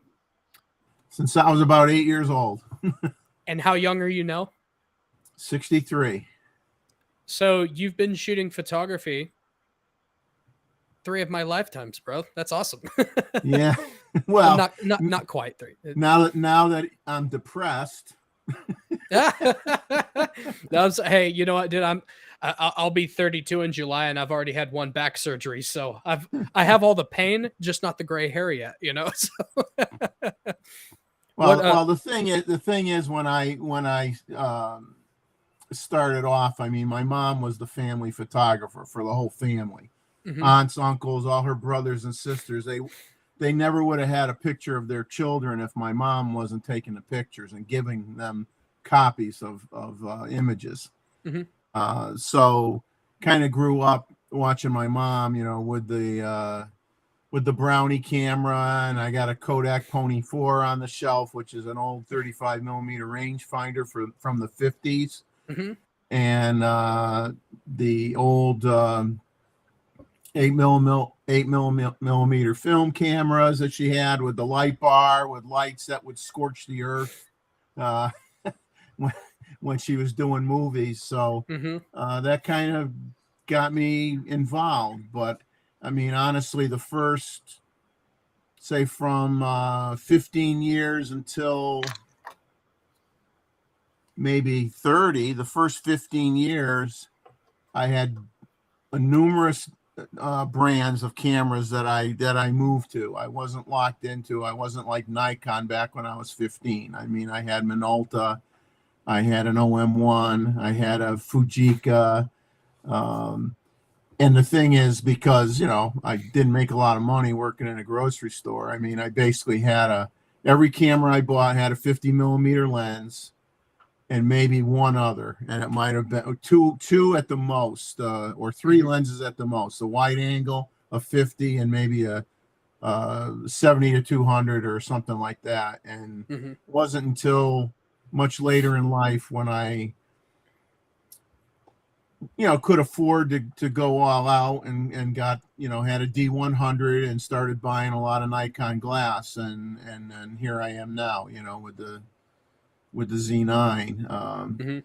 But you know, when you're young and you're married and you got kids and your priorities are a lot different, and you may own camera equipment, but you don't have the opportunity to go out and shoot a lot. Sure. You're raising your family. So now that I'm retired, I'm shooting like a crazy person. I mean, that's the way to do it. It's You got to like, make up for all those lost years. oh yeah, I am big time making up for all those years, and it's killing me. I got to keep on buying extra hard drives and for storage and everything else. So It's all right. It'll keep you young and broke. the broke part is true. The young part, not so sure. Hey, Charles Davis. Charles Davis asks, why do high megapixels hurt ISO? Not necessarily hurt ISO, but you typically experience more noise. I describe it as, think of like a nocturnal animal. They have like gigantic eyes, right? And so their eyes are really sensitive to light. And so they're nocturnal, you know, so they can see better in the dark because their eyes are bigger. So if your sensor is this big, the eyes are bigger. The eyes are megapixels. That's how I describe it. That's like the easy way. You get way more technical with it, but I don't know how to relate it. Typically the pixel size is is smaller than the lower megapixel cameras. Can't hold as much information, can't gather as much light, so it's going to be a little noisier. Although it's come a long way. It's absolutely not as black and white as it used to be. It's come a long way. I mean, I've taken some shots with the Z9 at ISO 12,000, and using as Chuck likes to say, do a little topaz and work its magic, and it cleans it right up. But the only caveat to that is you're shooting ISO 12,000, and you don't have to do a lot of adjustments. Mm-hmm. In other words, you're not trying to bring the shadows up too much or anything like that. If your exposure isn't really good and you start moving the sliders too much, then it isn't worth it. It looks like garbage. Even if you use topaz, it's not worth it. Yeah. Well, I actually, in my Z5 video, I had a good example of that, because like if you shoot a dark scene at 6400 ISO, but your exposure is correct, it's still what's up? Hang on, drum roll. Oh my God, Vahagen!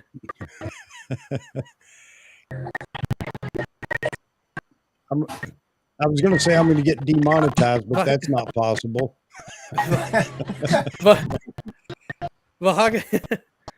Vahagen's coming in sounding like a Nintendo game. What's happening? Maybe switch to Sony. No. We talk nice here. We talk nice. What is happening? He doesn't have a great signal out there. He's on his iPhone. Oh. Well, we're enjoying the music, Vahagen. I see the fake grass. Looks better than my lawn. We'll throw this up here while we're waiting. What were we talking about? I lost my train of thought. I was on to something. Shoot, where were we, guys? We were talking about ISO. Oh yeah, okay. So if you shoot a shot at 6400 ISO, but you're properly exposed, like your light meter is just dead center on your digital camera, it's not going to be as noisy as underexposing it and trying to correct for it. Like it's going to get dirty really fast. It goes with 100 ISO, by the way, too. Exactly. Yeah. So it's mostly about like generally, 100 ISO is going to be more clean.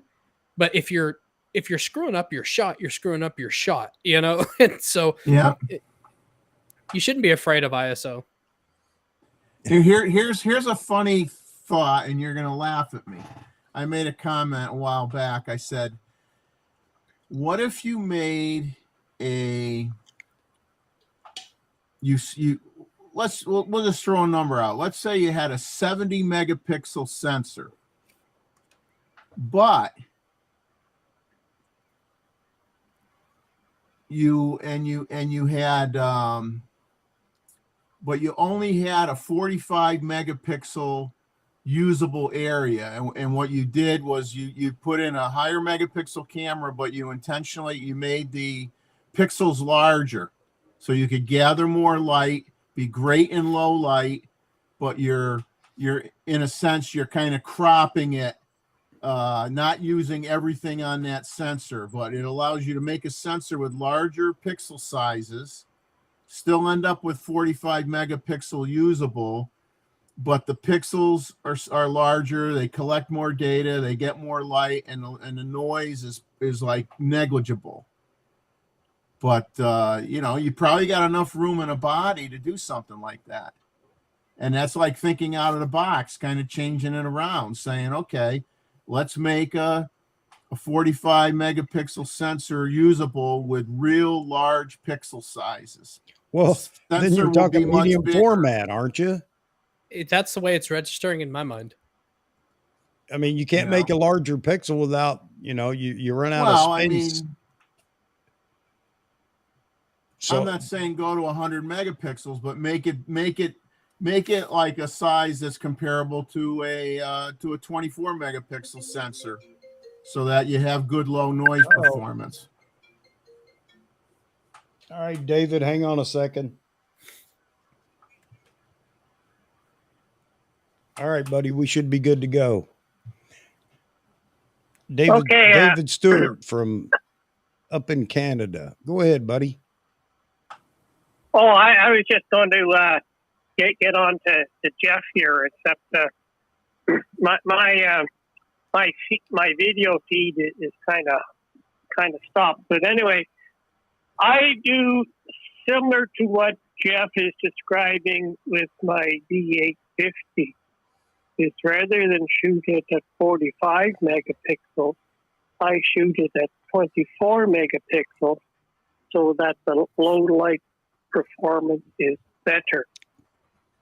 And I had to do that to get one stop better low light performance than my D750. And that is one way around it. But I think the only other Nikon camera that you can do that with is the Z7, but I may be wrong. Yeah, I'm going along, David, with what Roy just said. Crop mode, is that what we're talking about? Because then is it really using all the pixels, just combining them, or is it just cropping it?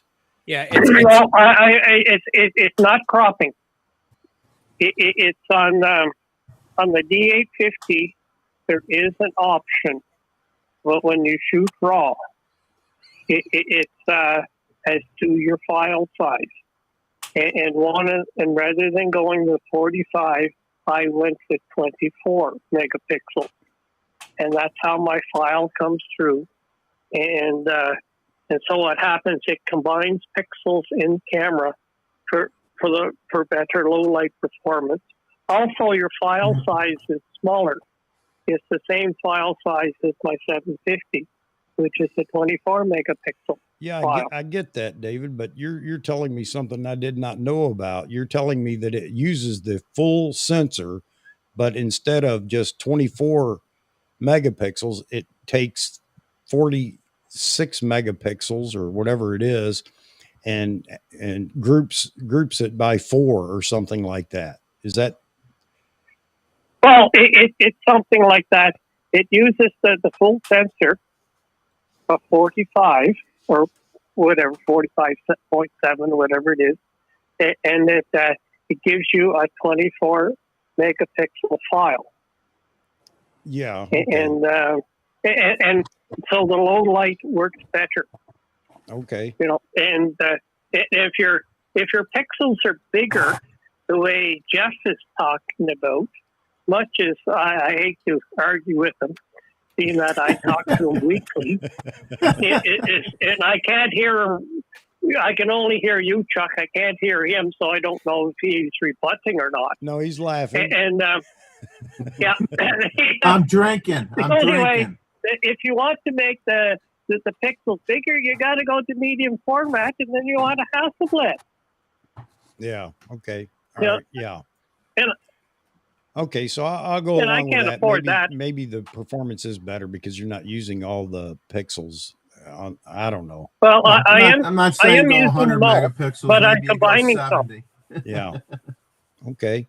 And exactly how it's working, I do not know. Yeah. But the low light performance is better, and the picture is just as sharp. And I've been doing that ever since I got my D850, and I got it not quite day one, but I was number 3 on the list of my camera suppliers, so I've had it for a long time. And I think I've maybe shot 100 pictures maximum with it on the full resolution ever since. Majority of my time is the 24 megapixel. Yeah. Okay. I've never used the crop mode on the D850, so I don't know. But I'm not using crop mode. well, okay. Well, I think it gives you a choice. Like, isn't it like raw, large, medium, or small? Yeah, I can't hear Jeff. Okay, so he said, isn't it giving you it's really just raw, large, medium, or small? Yeah, that's what I'm looking at here. Yeah. It's like full size raw, 45. And I'm going medium, but Okay. yeah. using the full sensor. Okay. Yep. Okay. 25.5 megapixels, 75% linear resolution. And I'll phone Jeff back tomorrow, and we can argue about this. Okay. No, I think I think that's where I was going with it, but I don't think you'd end up having to have a 100 megapixel sensor to end up with 45 megapixel resolution, and get bigger bigger sites. But hey, we'll pass till tomorrow. We'll have a good talk. Did you hear him? He said we'll have a good talk tomorrow. Yeah, can you turn him up into my feed, Chuck? I'm trying. I don't know. Yeah, why this is where your gremlin is. Yeah, I got to have a gremlin a night. That's just the way it works. Yeah, I know. This is where it is. All right. All right. Promise I'm me wearing this. headphones, so I should be able to hear him.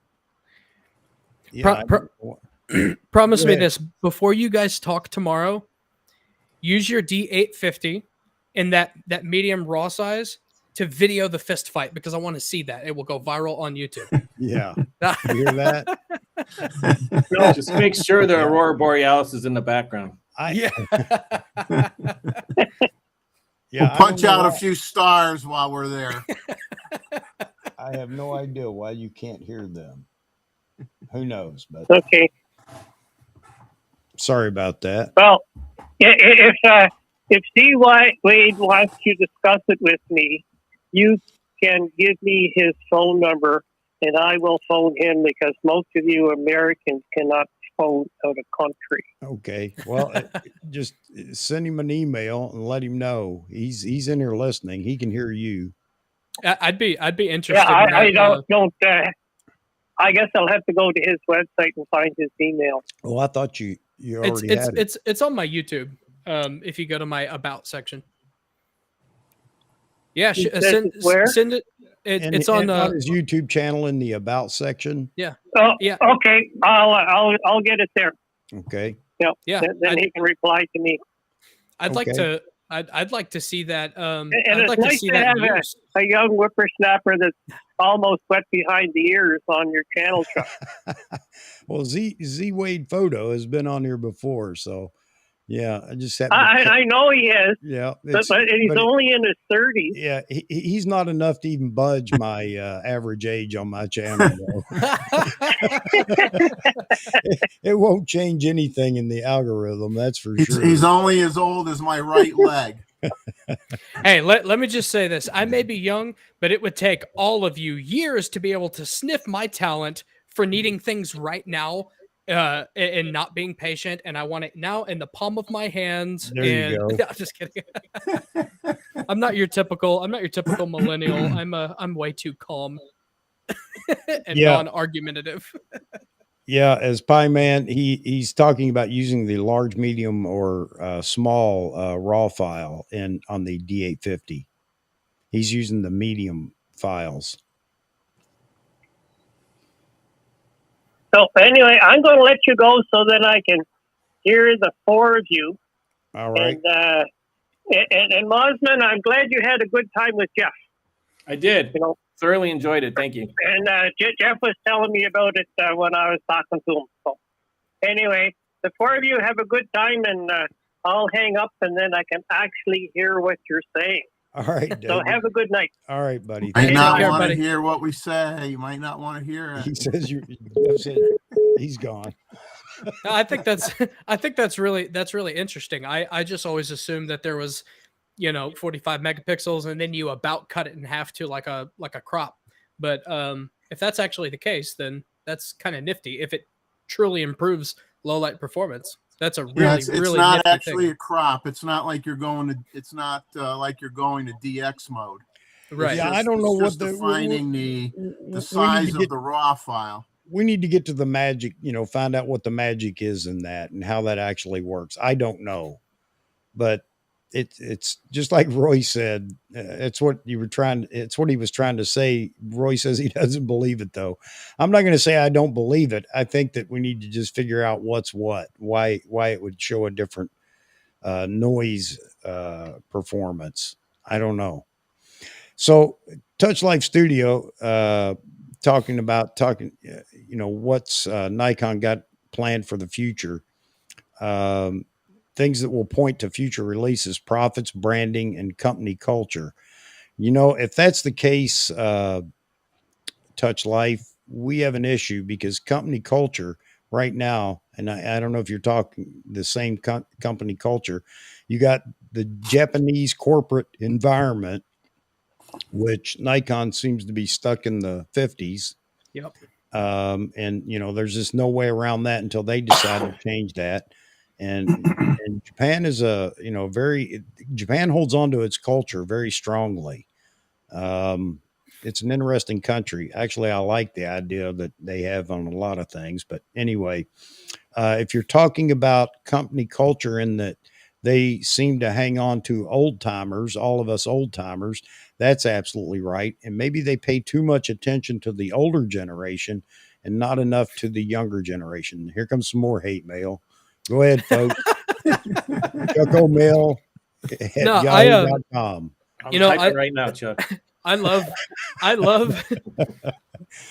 and respect the the older generation of photographers, and in almost every single way they smoke the youngsters. But looking into the future, you need to get some, like, the Mark, their marketing guy, he's like the youngest face, and they're not putting he's a good photographer, but they're not putting his photography out there.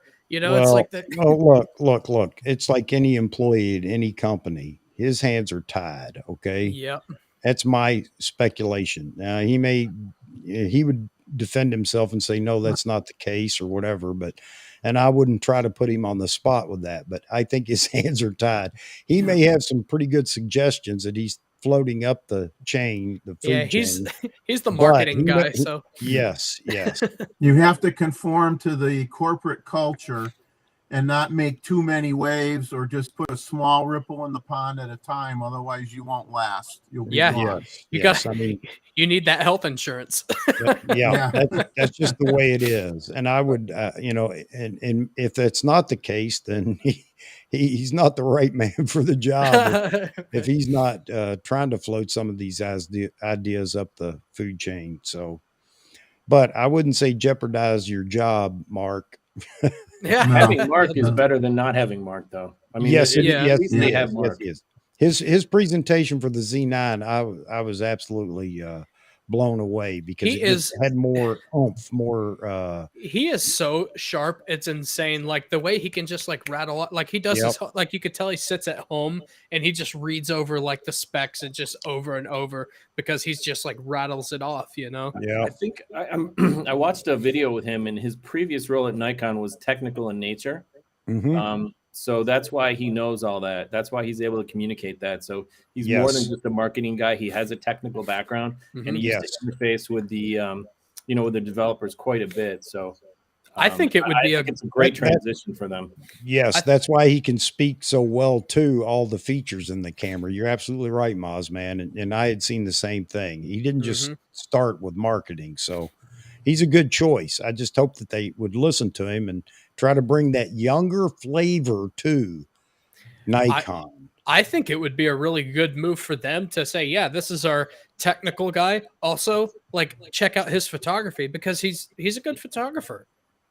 They should like put that out there too. Not only is he our marketing guy, but he's also a really gifted photographer. Check these out, Albert, I agree with you on part of this. That we've talked about that before, is how do you get beyond the stigma Nikon has right now? And it's not because we brought it about, it's because all the influencers brought it about. But once out in the forefront, there's no way you can't put toothpaste back in the tube, and they can't do that. All right. So how do we get away from it? I think that at least, again, we get that Z8 out, and then we see the upgrades to the Z6 II and Z7 II. At least, what you do. You rename those old cameras. You rename them the A1 and the R5. Ooh, Wouldn't that throw some people for a loop? Which A1 are you talking about? yeah. Nikons or Sonys? God, must Well, be you just know, powder in it his was- hand before he. I went back and I looked at Josh's video where he, had to talk about the elephant in the room, and I looked at a lot of the replies that he made to comments that were, made. Yeah. And one thing that he said, which kind of falls right in place with the needing to get a Z9 or another camera in there, is that he says, his wife's camera does 95% of the Z9 for half the price in terms of the focusing capabilities. Yeah. And that is the crux of the problem right now is majority of people that are being honest out there, and this is strictly if you're talking wildlife and sports, because the other products in the line are absolutely perfect for everything other than us crazy sports and bird photographers. So what would your But you can't have one camera where they say, well, the only camera that does it all is the Z9. That's what hurts you. Charles, you there? Yeah, this is Charles, How you Chad, doing? whoever. I'm hanging in there. Can we call you Joe? Oh, that's the best answer ever. Yes, Charles, Chad, whatever. We're laughing with you, buddy. Go ahead. Yeah, you're talking about Nikon marketing like it's stuck in the 50s, but I don't know. We've seen some real big changes here in the last year and a half, 2 years. Nikon come out with the Z9, $1,000 less than what everyone thought it would be. They come out with this 800, a whole lot cheaper than anybody ever thought it would be. And I don't know. I kind of worry a little bit if they keep down that same path, are they going to get to be known as the cheap alternative? And cheap has. You know what? I don't think that's going to be a problem because, as you know, because you follow the forums as much as I do, I'm sure, over on Nikon Rumors. Everybody wants a Z9 for $85. They want the new Z8 to be $39. I mean, seriously, how many people complain no matter how cheap it gets, it's still not cheap enough. But I agree with you. And that may be marketing strategy. And certainly, I guess it is in pricing. But we're not talking about that. I think that's fantastic. But how many young kids even know Nikon exists? When I say young kids, at our age, anybody 35 years old's a young kid. Isn't that right, Z Wade? Yeah, that's right. Yeah. He's just a kid. I'm He just, went hungry. I'm just busting your chops, Zach. But so how do Keep you it coming, geezer? This is what we're talking about. Who's going to keep Nikon afloat? When Ched, when you're gone, I'm gone. Mozman's a bit younger, I think. Maybe he isn't. I don't know. He looks a lot younger than we do. That's for certain. But the problem is you get embedded in a brand, and if Canon and Sony are bringing folks in at 20 somethings or even earlier, then how do you get them out of Canon? That's almost impossible. I'm not saying it doesn't happen, but it's not common. So no, I agree. It's easier to get them at the start than it is to get them to switch. That's right. Absolutely. And that's been my big battle. I may not be going about it right. I'll be the first to admit, that I may not be the best spokesman, but I'm trying to keep that conversation alive and hoping that Nikon's listening and maybe they begin to do things. And I agree with you, though. I wouldn't say in the last 2 years, but recently they've reached out to some smaller channels, excuse me, and other folks like T-Mid, like Vahagan. Mm-hmm. And so they're looking at others other than the million subscriber. And I think that's exactly what they need to be doing. Not exclusively, but they need to be doing that, which will help those individuals, boost their subscriber list or viewer, views, things like that, and get Nikon more exposed to a broader audience. So that they need to do, but I don't think they're doing enough personally. I mean, I'd love to see him work harder at getting younger people too. Yeah, and here's a comment by Roy, and I agree 100%. This is what I've been saying. He may be joking, but it's true. You know, when my generation's gone, you know, you're included in that, then what's left behind us? And the other thing about that is Nikon needs to quit listening to my generation. And, you know, not me specifically, because I'm all for getting a younger audience, but they need to quit listening to all the I only shoot stills. I don't care if there's ever video again. Yet they're watching YouTube, which is remarkable. Where do they think the video comes from? And do they want the video to go strictly to Canon and Sony? And then Nikon, you know, starts losing money. My point is that we need that young blood in Nikon. And I think right now, I got hammered too for commenting about grays the other day. The gentleman that was commenting on, you know, about my rant about the Z8, and I mentioned grays and what's the average age in the chat. And I'll guarantee you it was probably in the 50s. Why? And there's nothing wrong with this. Don't get me wrong. There's nothing wrong with this. People that like film cameras and still shoot film and love it, or they just, it's nostalgia for them to fawn over their film cameras, which is fine. I think they gravitate to something like grays. Yes, gray will sell to any age group. They're not discriminating by age. But gray is known for collecting vintage Nikon cameras. Am I correct? Mm-hmm. Oh, I'd love to see their stuff. I'd love to go over there. So why do people gravitate to their live streams and everything else? Because they want to talk about those cameras. But that isn't helping Nikon.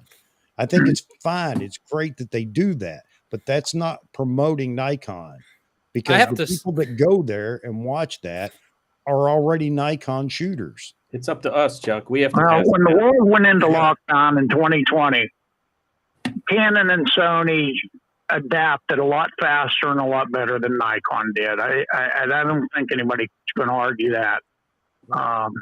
Hopefully Nikon will catch up. Yeah. Well, they are. Don't get me wrong. And I don't want to paint a grim picture of Nikon right now. That's not the case at all. My concern is, and should I even have this concern? Most people say, why don't you just shut up? Who cares? You know, why are you worried? Well, because I'm not a selfish person. I want to see Nikon continue to succeed. I'm not saying they're going to bomb in the next year, but 10 years from now, their marketing has to change so that they have a position 10 years from now or 15 years from now, because a lot of us are going to be going by the way, and who's coming up behind us? And a lot of people will say, well, there are a lot of young people. Well, just name them. Okay. I don't see it. I talk to the younger generation constantly. Maybe I'm different than most people, but I don't hear Nikon in any of those conversations. I only hear Sony and from time to time Canon. I don't hear Nikon. Nikon's not even on the list. They don't even, some of them don't even know Nikon even produces a camera that has video in it. And people may think that's a lie, but it's not. I'm doing my part, Chuck. Well, my grandson's 16, and all his friends that he just got into photography classes this year, and everyone he knows and that he talks to, it's either Canon or Sony. I'll be honest. Yep. Yeah. He knows Nikon because of me. There you go. And, you know, we do our part. And Mozman just brought that up. He said, I'm doing my part. Both my daughters have Nikon cameras. And I think that's great. Ronald Pollard, who is frequently in the chat, and I talk to him quite often. His son is shooting on it with a Z6 II doing video. Isn't that amazing? But Ron's, Ron's a big Nikon brand fan. Not a fanboy, but a brand fan. He's a pro shooter, and his son shooting video now. I think that's fantastic. So we do our part, but it's so small. Nikon needs to do their part, in my opinion. And maybe they're beginning to do that with the likes of T-Mid and Vahagan. These are the only two that I know of right now. But if they're reaching down, which is what they need to be doing, and trying to lift these folks up, that brings more of the younger generation into the fold. That's what I'm talking about. Rising tide lifts all ships. Yep. Have you guys noticed Nikon Okay, and advertising. yes, I love Ronald's work. I mean, he just so easily he moves from nature and landscape into cities. And it's just like it doesn't skip a beat. The man's good. Yes, he is. He's very good. Can you hear Moz, man? Charles? Go ahead, Moz. No, I muted everything on the computer Okay. because Yeah, it always ends up with feedback and stuff. Okay. What was that, Moz? Yeah, I was I'll just wondering repeat. if you guys, I know I have the Nikon fanboy cookie on my browser, but I see Nikon banner ads everywhere now. I don't know if that's the same for you guys or not, but they're definitely spending a lot of money on advertising, at least online. You know, I haven't. Yeah, you're right. I have. You're absolutely right. I have seen more Nikon ads, at least in the Facebook feed. Definitely. Yeah. Yeah, I see them all over DP Review. I see them everywhere. And that's good. I mean, that's a start. I think, you know, and then we get into a lot of people will complain, well, Nikon's a small company. Here we go with the droll, you know, they're going to go under if they advertise. Well, no corporation makes money without marketing, and it takes money to make money. And that's just the way it is. That was a big move to shut down all the Japanese plants and move stuff to China.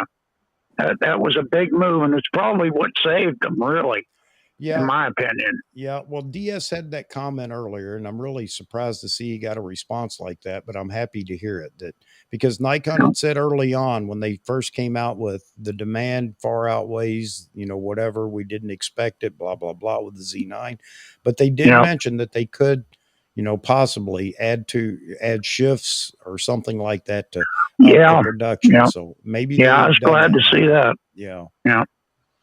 Okay, well, I'm going to let you get back to the room and everything. I just wanted to call and say hey and throw in my 2 cents. All right, Charles. Good to hear from you, man. Thanks okay, you guys have a good evening. Chad, whatever you want to call yourself. Yeah, Charles or Chad, Chad or Joe or Bill or Bob, whatever you want to use. So I don't Jared. understand why nobody can hear that's not a bug that I'm going to chase down tonight. And nobody can hear. You know, I have to say this. I wanted to say this earlier, back to like the whole like Nikon ambassadors things, just because you guys were picking on me for being young. I just want to say that if Nikon's not careful, their customer, like they're really lucky that they have a customer base, because the pandemic was real hard on you guys. Ouch. You were a risk factor. Just come out and say us old folks. So we're even. My venture into YouTube started back then. Actually, I made a few videos and I got tired of fighting the autofocus issue. Imagine that on the camera, hunting and whatever. But one of them was, where are you, Nikon? Because during the pandemic, Canon and Sony were both talking about cameras. I mean, from the corporate standpoint, new leaks on new rumors, Nikon camp crickets, nothing.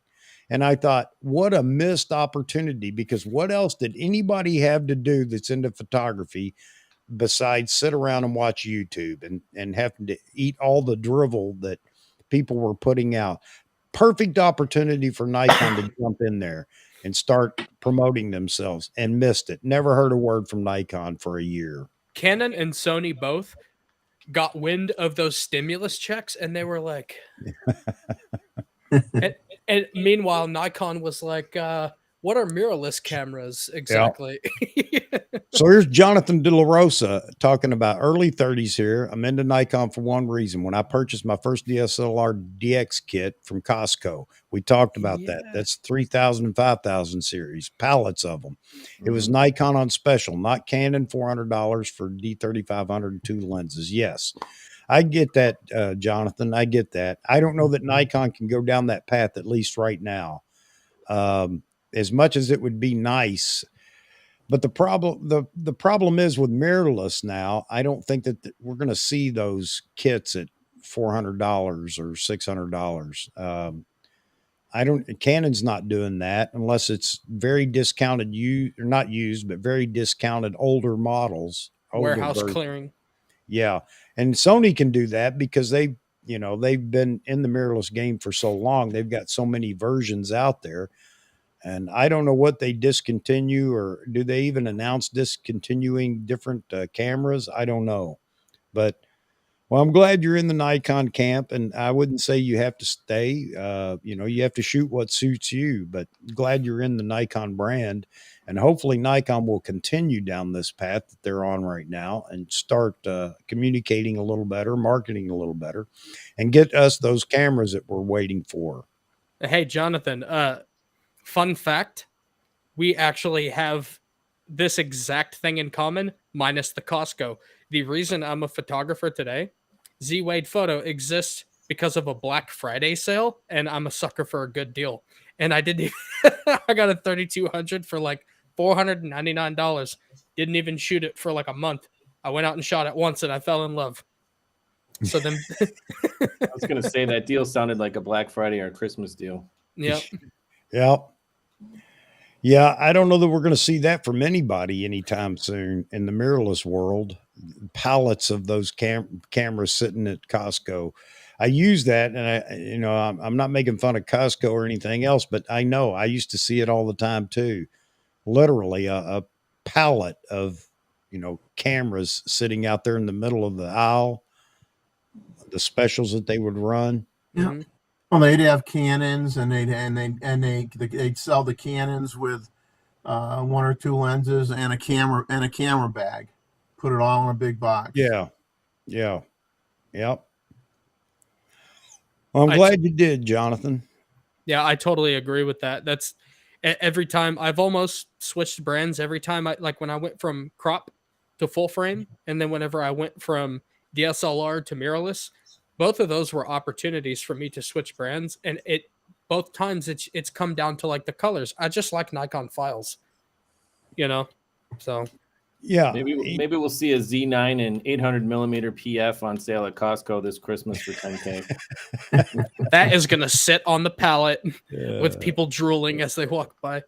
Charles made a really good comment there. He'd like to see Nikon donating cameras to high schools. That's something that Canon does really, really well, because every photography student that I know, like Canon does just a really good job of I guess they probably give really good discounts, kind of like Apple does with college students. You get discounted stuff. Nikon does need to do that. Yeah. He said, "Oh yeah, I got the bag too." There you go. Yeah. Mine came with the bag. It definitely came with a bag. It was actually a pretty good one too. Actually, it was really durable. I used it well into my second Nikon D610, like 5 years. Hey, you guys are welcome to call in, talk to us. I don't know why we're having an issue tonight that you can't hear the replies from the guests here, but you can still call in, make your comments or ask questions or whatever. I don't know that I can answer a question intelligently, but maybe the other members here can. All right.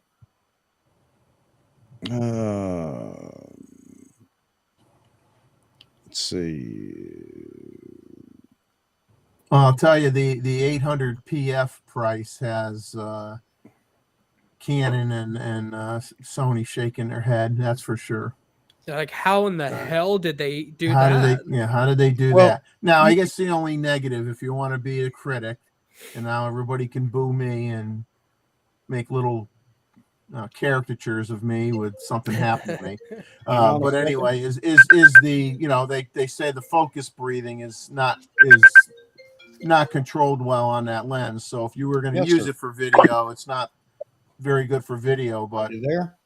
I'm not using an 800 millimeter lens for video. All right. Is this Mark? Yeah. How often are you using an 800 millimeter for video? Nice to meet you. All right. Welcome to the show, sir. Well, I'm going to tell you a little history about Nikon, going back to the 30s and 40s when, Leica ruled the roost. They had the rangefinders, and they were pretty much the press photographer camera all to about the 50s. And that's when Nikon, started making inroads with the DSLR. And that's how that changed over. And so Leica has now become a niche camera, and they got off into making those collector cameras, which I think is a big waste of time. Now, Nikon did something I thought was very stupid and very foolish.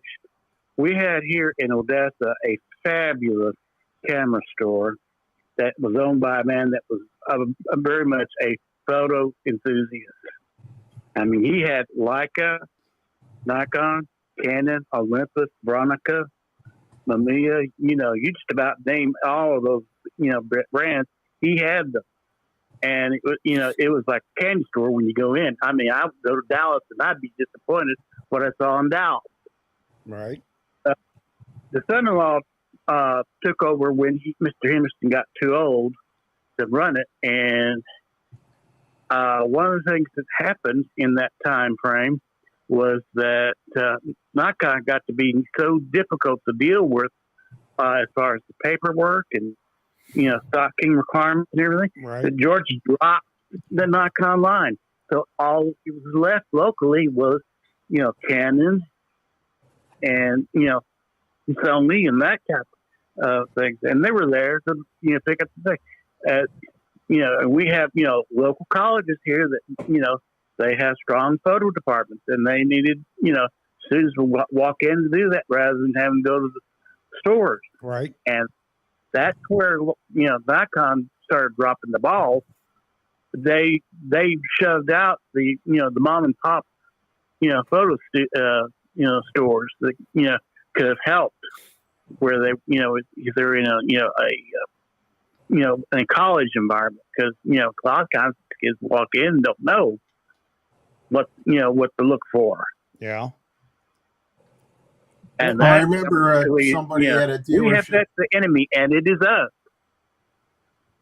I remember somebody telling me that I knew it was a manager at a Ritz And Photo that Nikon that's was kind tough of the to point deal and with. everything I wanted to make about that, with the No, it's a good point. It's not the first story, and even Jeff's talking about now. Jeff, I'm sorry, what'd you say?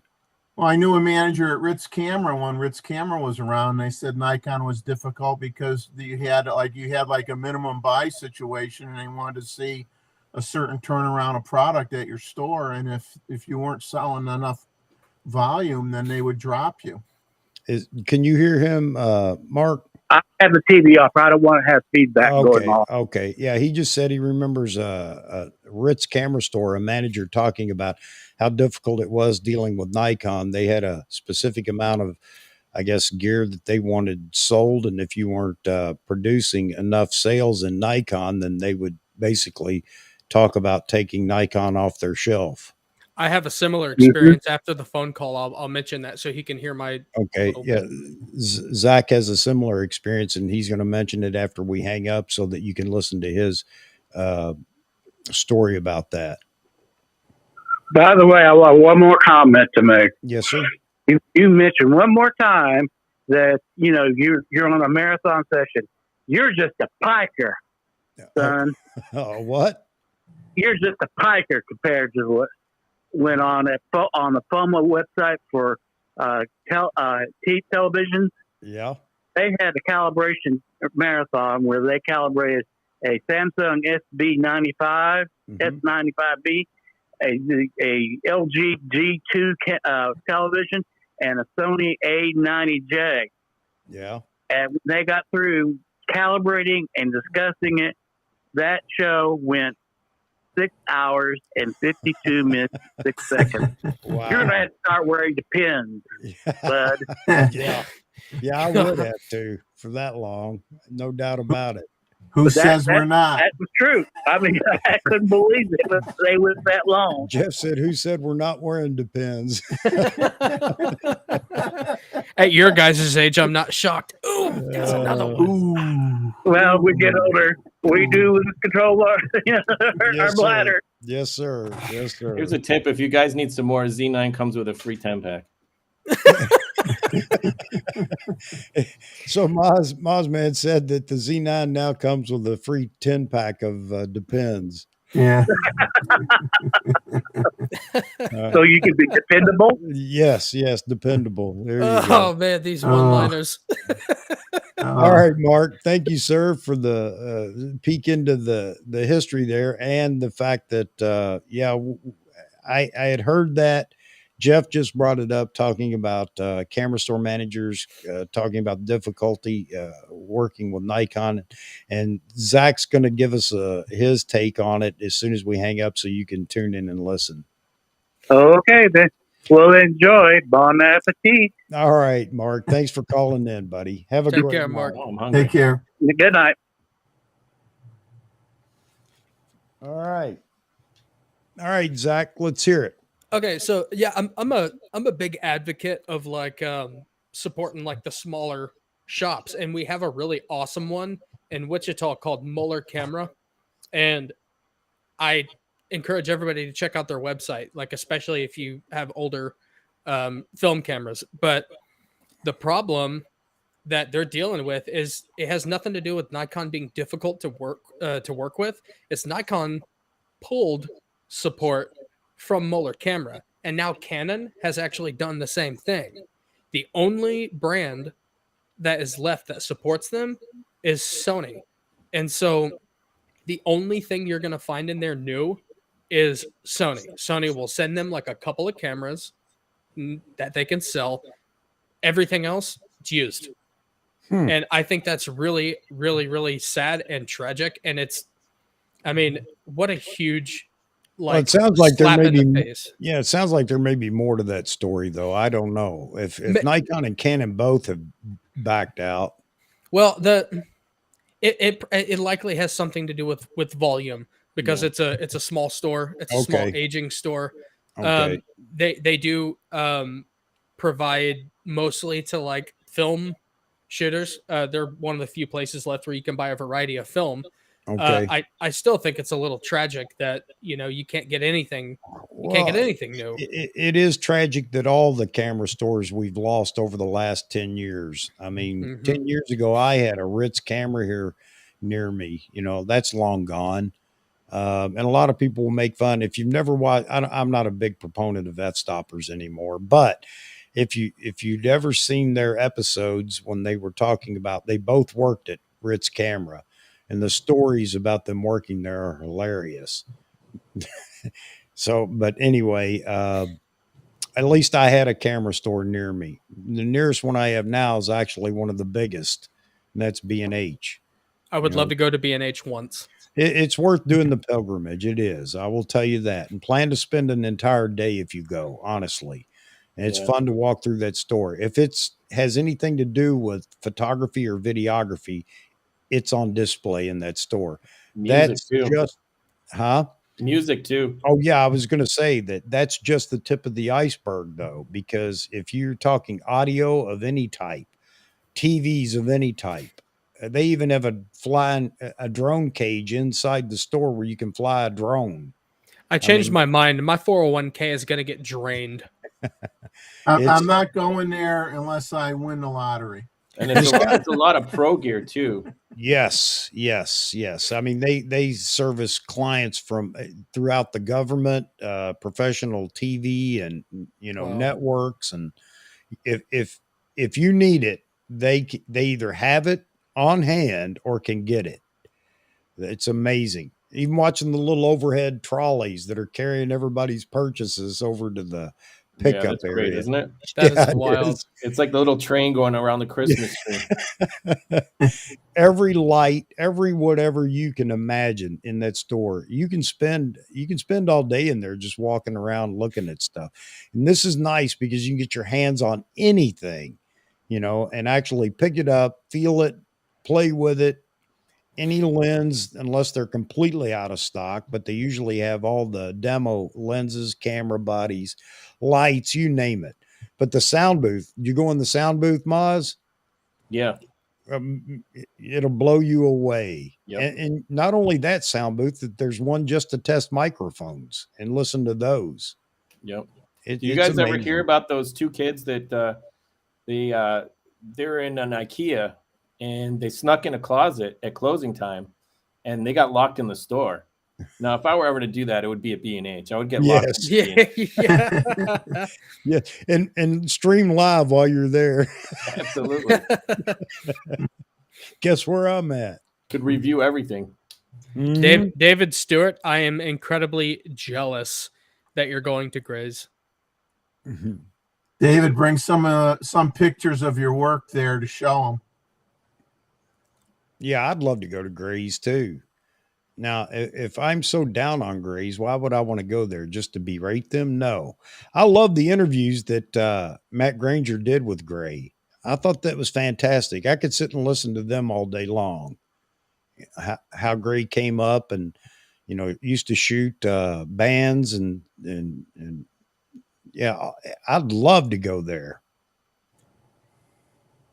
So George has seen the F-Stopper stories on their working at Ritz Camera. It is hilarious. I will say that. I'm gonna have to watch it. I'm not familiar with this story. I kind of lost interest in them when they were going through the COVID thing, and I can't remember their names, but one of them was just paranoid, like shut in, wearing a biohazard suit to go out to the grocery store. I thought, can you be any more dramatic? And I know he has some medical issues, but I mean, come on. They were just that went on every day, them doing a live stream talking about COVID, scared to death, and there wasn't enough being done, and we couldn't wipe it out. And Isn't this a camera? Aren't they? This is a camera channel. I know. And there are a lot of they had a people. live stream. They did during the COVID epidemic. They did a whole series. Every day they were on talking about the latest, how many people died, and infection rates, and Well, it's the same thing. Like views on ESPN are way down because they talk too much politics, and people just want to watch sports statistics. and that's exactly why I won't go there here on the channel. I will not go to politics. Everybody has Yep. their own opinion and everything else. So it's not that I'm afraid to state where I stand on anything, but the point is that I It's go a photography to, channel. yes, I go to photography channels to get away from that, Exactly. and I don't want to hear it. And I don't like photography channels that take a stand and put their little thing up, we support and blah, blah, blah. No, you know what? There are plenty of places doing that. And me putting it up, I'll just take the issue at hand. Me putting something up talking about my support for will not make a difference in what's going on. And I'm not saying you can't try some other avenue to make a difference, but don't do it. Don't do it on a photography channel where we want to talk cameras. Give us that one break that we get from the news, the media, and everything else. So yeah, let's talk happy stuff. Let's not talk. Well, let's not go there. Yeah, exactly. Yeah. I'm not old enough to have Depends in the cupboard, so I'm gonna go to the restroom real quick. I'll be right back. Go right ahead. See, there is advantages. We do have an advantage over you. Hey, John, I buy from Adorama too. Don't get me wrong. What's your advantage? I have to hear this. I'm sorry. Well, we have the Depends. We don't have to get up and leave the show. We have an advantage. That's all right. He's going to run out of formula soon enough. There's a huge shortage. Yes, I know.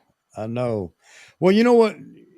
It's funny. We got so many shortages going on that it's hard to keep up with what's in short supply now. Now I heard that diesel fuel is going to be in short supply before long. So for all you people up in New England, you better be glad it's summertime, because we have boilers and use heating oil, which is basically crude diesel. Yep.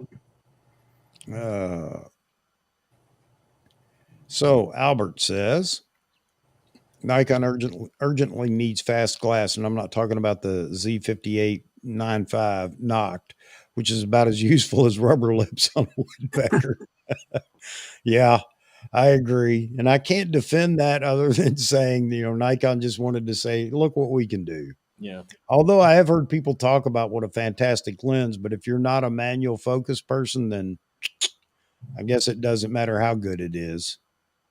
If anyone wants one of those, I think there was one on a mint condition one on Fred Miranda for like $6,000. Wow. Yeah, the guy who bought it has don't want one that bad. Yeah, but I think it was like 7,500 new, right? So it's for a mint condition. Oh, here I go, spinning wheel. Get the spinning wheel again. Am I back? You're here. You never left. Never left? Okay, No. I saw the wheel going again.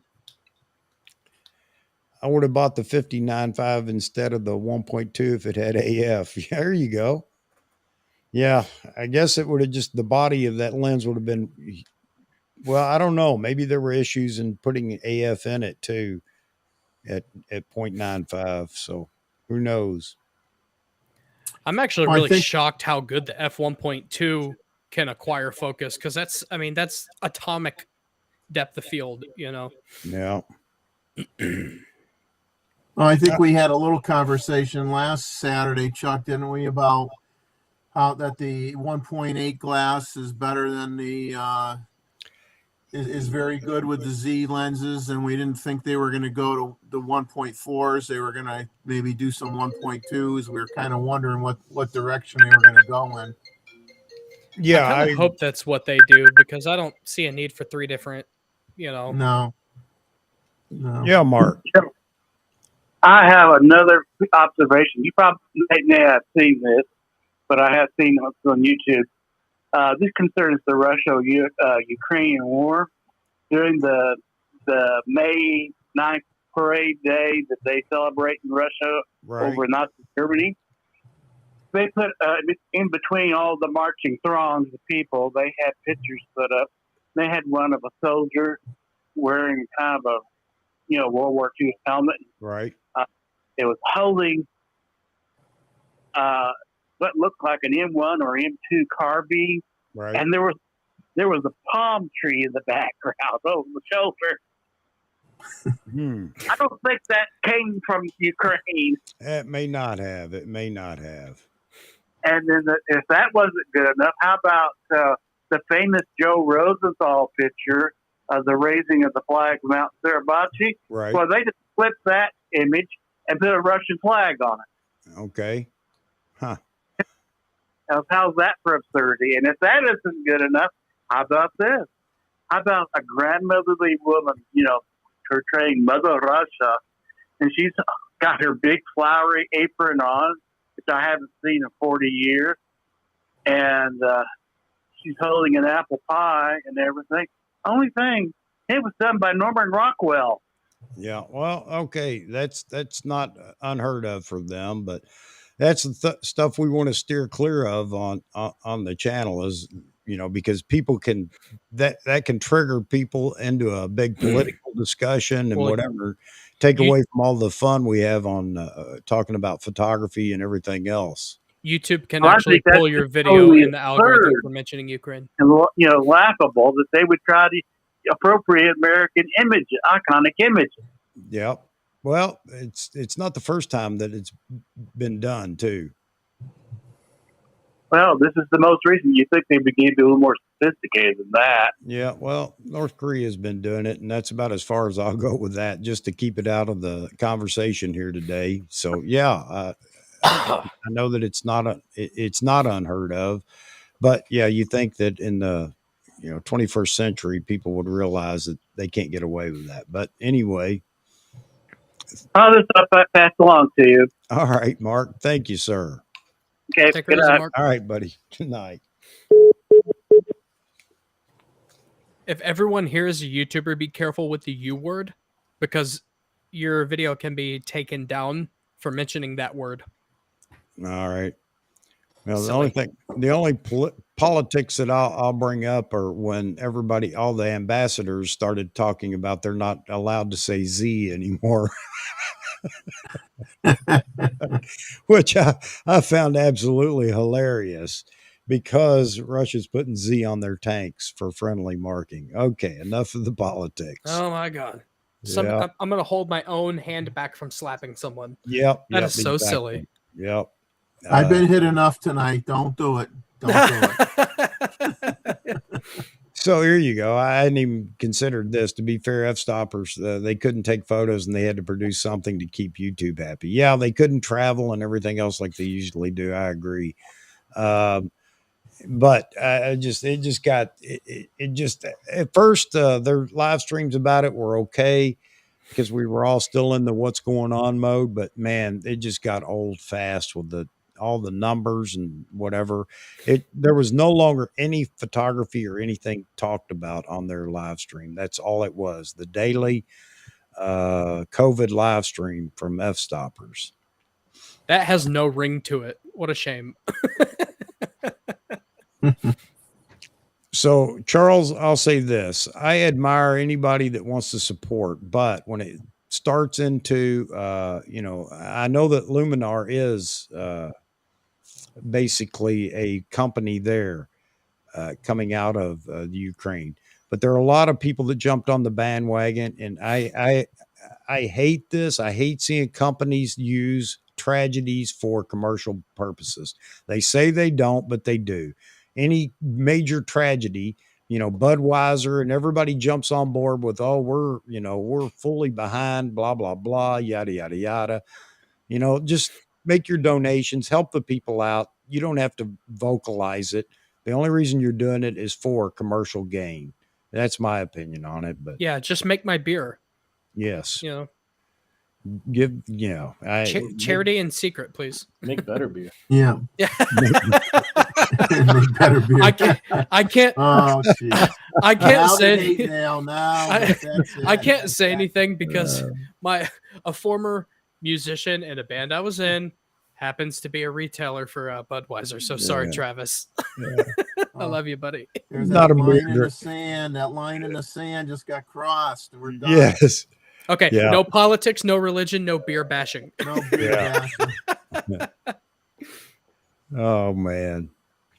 All right. So we still have 30 people in here. Who else is in here that hasn't challenged us with something that we need to be challenged with? Fanboyism. It's all about fanboyism. That's the only reason we're here. Look at Jeff. Nikon banners hanging up in the background. There's a fanboy in the midst. We let the wolf into the henhouse. I'm surprised he isn't sitting there all night doing this. Hey, all I'm trying to do is to have a slightly professional appearance because I cannot compete with Chuck. Why does everybody say that? What he has this? I mean, it just looks so professional. It looks like you're in Hollywood doing this thing, Chuck, you look like a music producer. That's why people say it. Yeah. I mean, you got all the nice colored little buttons on the side of you, and you got all these fancy things, and we just go, holy crap. You're undercover as a photography YouTube channel, but you're really producing Ariana Grande by day.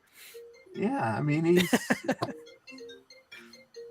got big time photo shoots going on in there all day long. We don't know about, and it turns out he's the one that trained T Mid and Ryan Troy, and yeah, I mean he just doesn't like to talk about it. There you go, Roy. They all sign NDAs, Exactly. You guys caught me. So, Roy, you like the camera stand? Most people have no idea what it is. It's another one of those wants. I wanted one, and actually, when I got it, I really fell in love with a camera stand. So I don't know if you guys are familiar with camera stands. Instead of a tripod, it makes shooting in a studio so much better for a lot of reasons. If you're shooting products, I gotta believe, Roy, you have one as well. Hey, David Stewart, be careful with that hair stuff because I'm riding that fine line between Chuck and Jeff, and I don't want to hear it. No, I always wanted one. Oh man, yeah, that is the let's see, Studio Titan America stand. Much cheaper than the Manfrotto and what's the other big name in camera stands? I can't remember, but anyway, I always wanted one. Finally got it. Manfrotto's real proud of their stuff, man. I don't know if it's as good as the price tag, but I've never used any of it. But they're proud of it. This is one of those things that, one, you need to have a studio if you're going to actually get one. I mean, you're not going to carry it around with you, obviously. The thing weighs a ton. But if you have a studio and you tried it, I guarantee you'd fall in love with it. Love my camera stand. First person to really notice it. All right, you win the Z9, Roy. So, by the way, we're only 46 calls away from the free Z9. Just letting you guys know that. Jeff, I'm you like my Halloween costume of you? just so happens I have to go to make some phone calls. Oh man. Oh I'll tell man, you, Chuck. Mozman did some great Halloween costumes for his kids that he shared on his phone that blew my wife and I away. I mean, and I thought I did a good job when I cut out foam and made a Ninja Turtle outfit. I made a turtle out of my kid. He blew me right out of the water, and he said, "I can top that," and he just crushed me. No contest. Oh man. You know.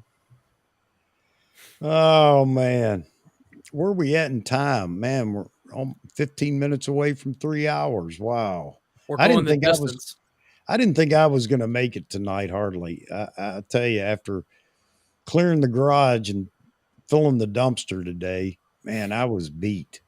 I feel bad for Vahagan. He was feeling bad, as I said earlier, and still had a long day ahead of him with that wedding.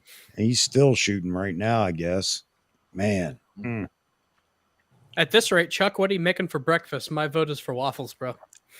I have frozen waffles.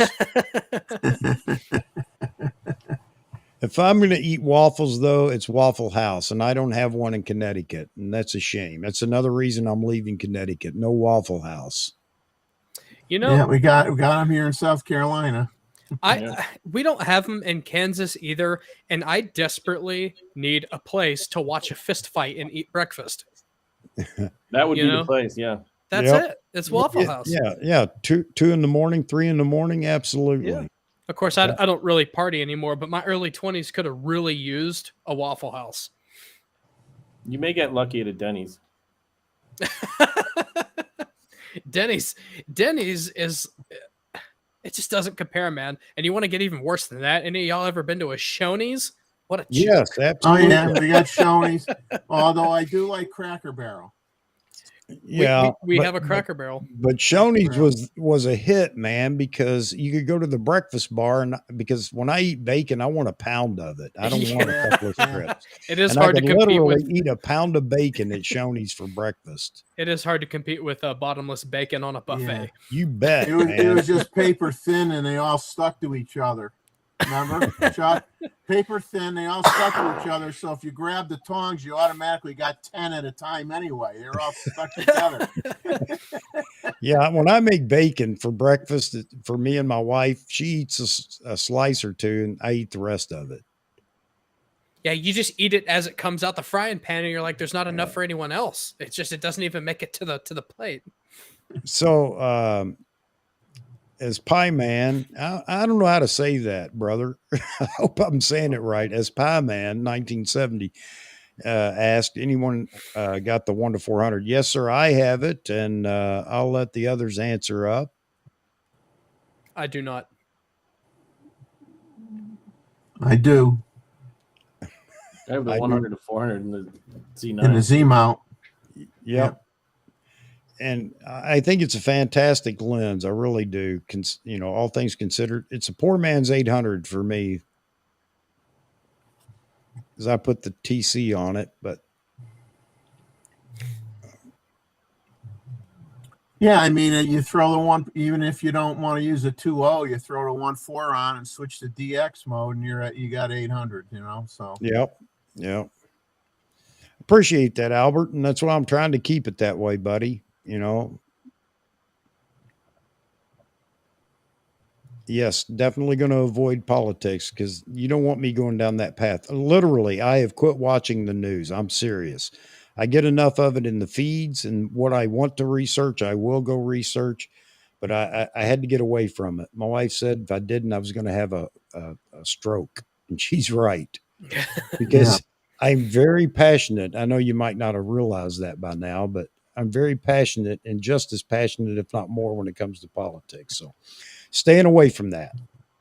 It's never good when you have to take your blood pressure meds before you watch TV.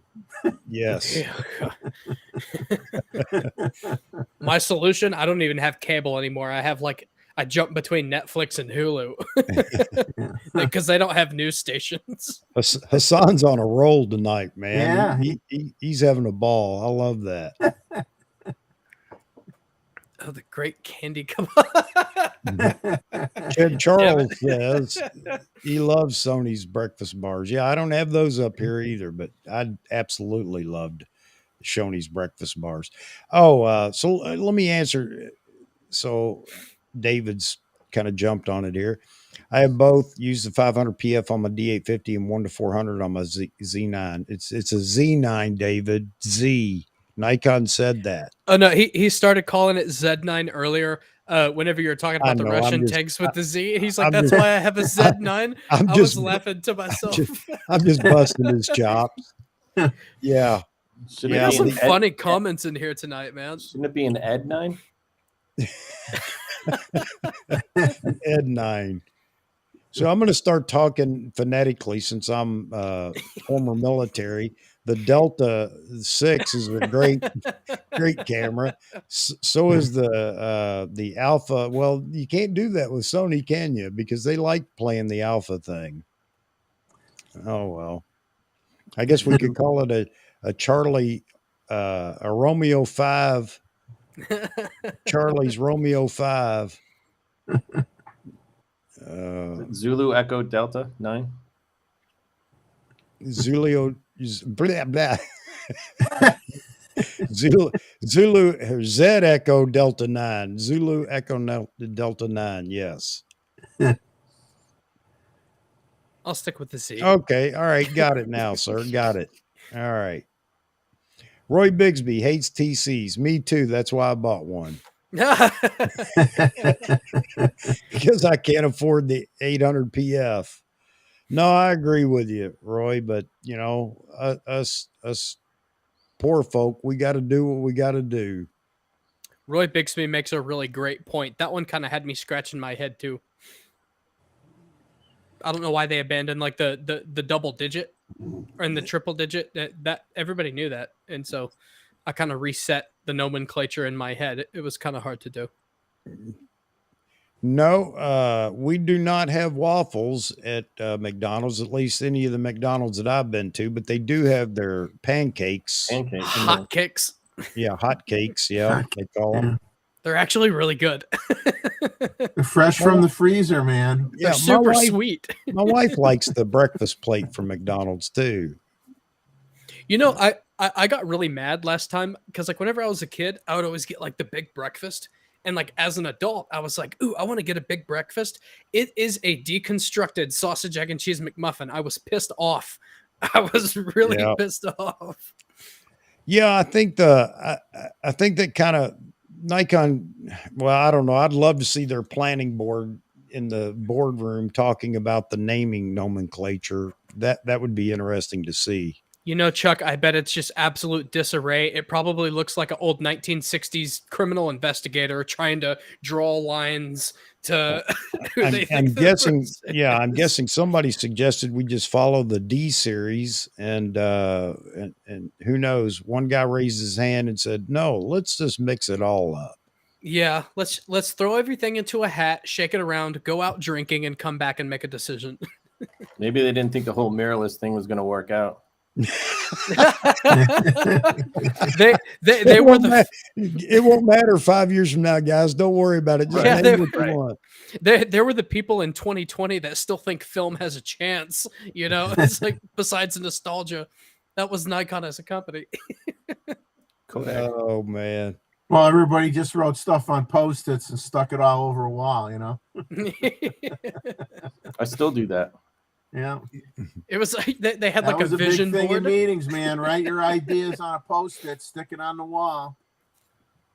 Yeah, me either, Charles. I'm not doing so well with it either. I mean, you know, okay. So here's my philosophy on that. Not that anybody asked for it or even wants to hear it, but all this, you know, if I eat this way now, a certain way, this miserable food or whatever, tasteless and whatever, I'm going to live another 5 years. You know what? Cut that 5 years off for me. I want to eat what I want now.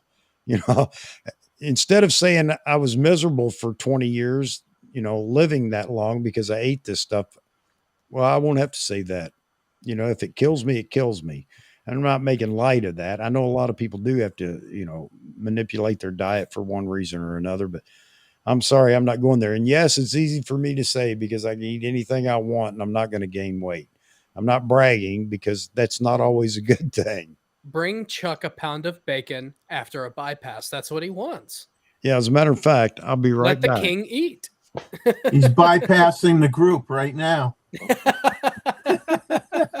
Bacon's ready. He's one of those guys. I had my best friend. I've always been obviously kind of big, and go to a restaurant where it was an all-you-can-eat buffet, and I had a friend that probably weighed 120 pounds on a good day. Was a heavy smoker, and I would probably have a salad, some fruit, and maybe 3 or 4 plates of food in my heyday, and he would have about 8 plates of food, and he never gained a pound. Boy, did I wanted to choke him. I wanted to choke him. Anybody want a brownie? I made a whole batch of brownies. I want to choke him now. That's it. Shit, yeah. Never gained any weight.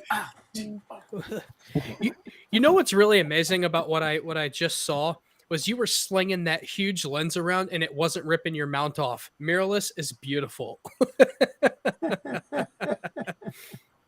Because there was a time when a lens that big you wouldn't dare even pick it up by the camera. That is beautiful. Which is another thing to discuss. I watched Seth Miranda, and I know I told this Wednesday on his live stream, and I just cracked up when somebody was berating him over how rough he treats his camera or whatever, as they think. And he started literally beating his Z9 with his fist, literally. And then he slams it down on the table. He says, "This is what it's for. That's what it's built for use, blah, blah, blah." Then he picked it up and he moved around looking through the EVF, and he said, "Imagine that. It still actually autofocuses and works." Dude, Nikon's flagships have always been like that. It's going back to like the D4s and the D3s that have like a million actuations and they look just so terrible and they still work fine. Drop them in water, rinse them off, and they still operate. Oh God, Albert.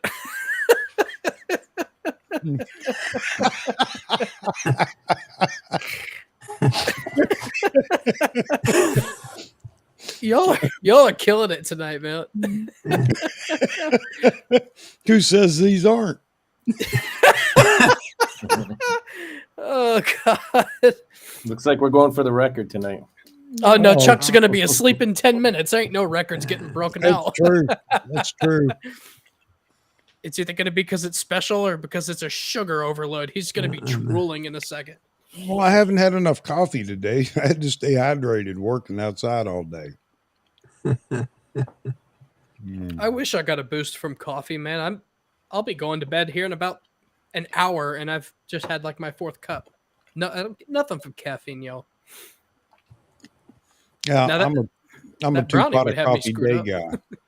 I am too. Not so much in the summer, but in the fall, all the way through early spring, man, I just drink coffee all day.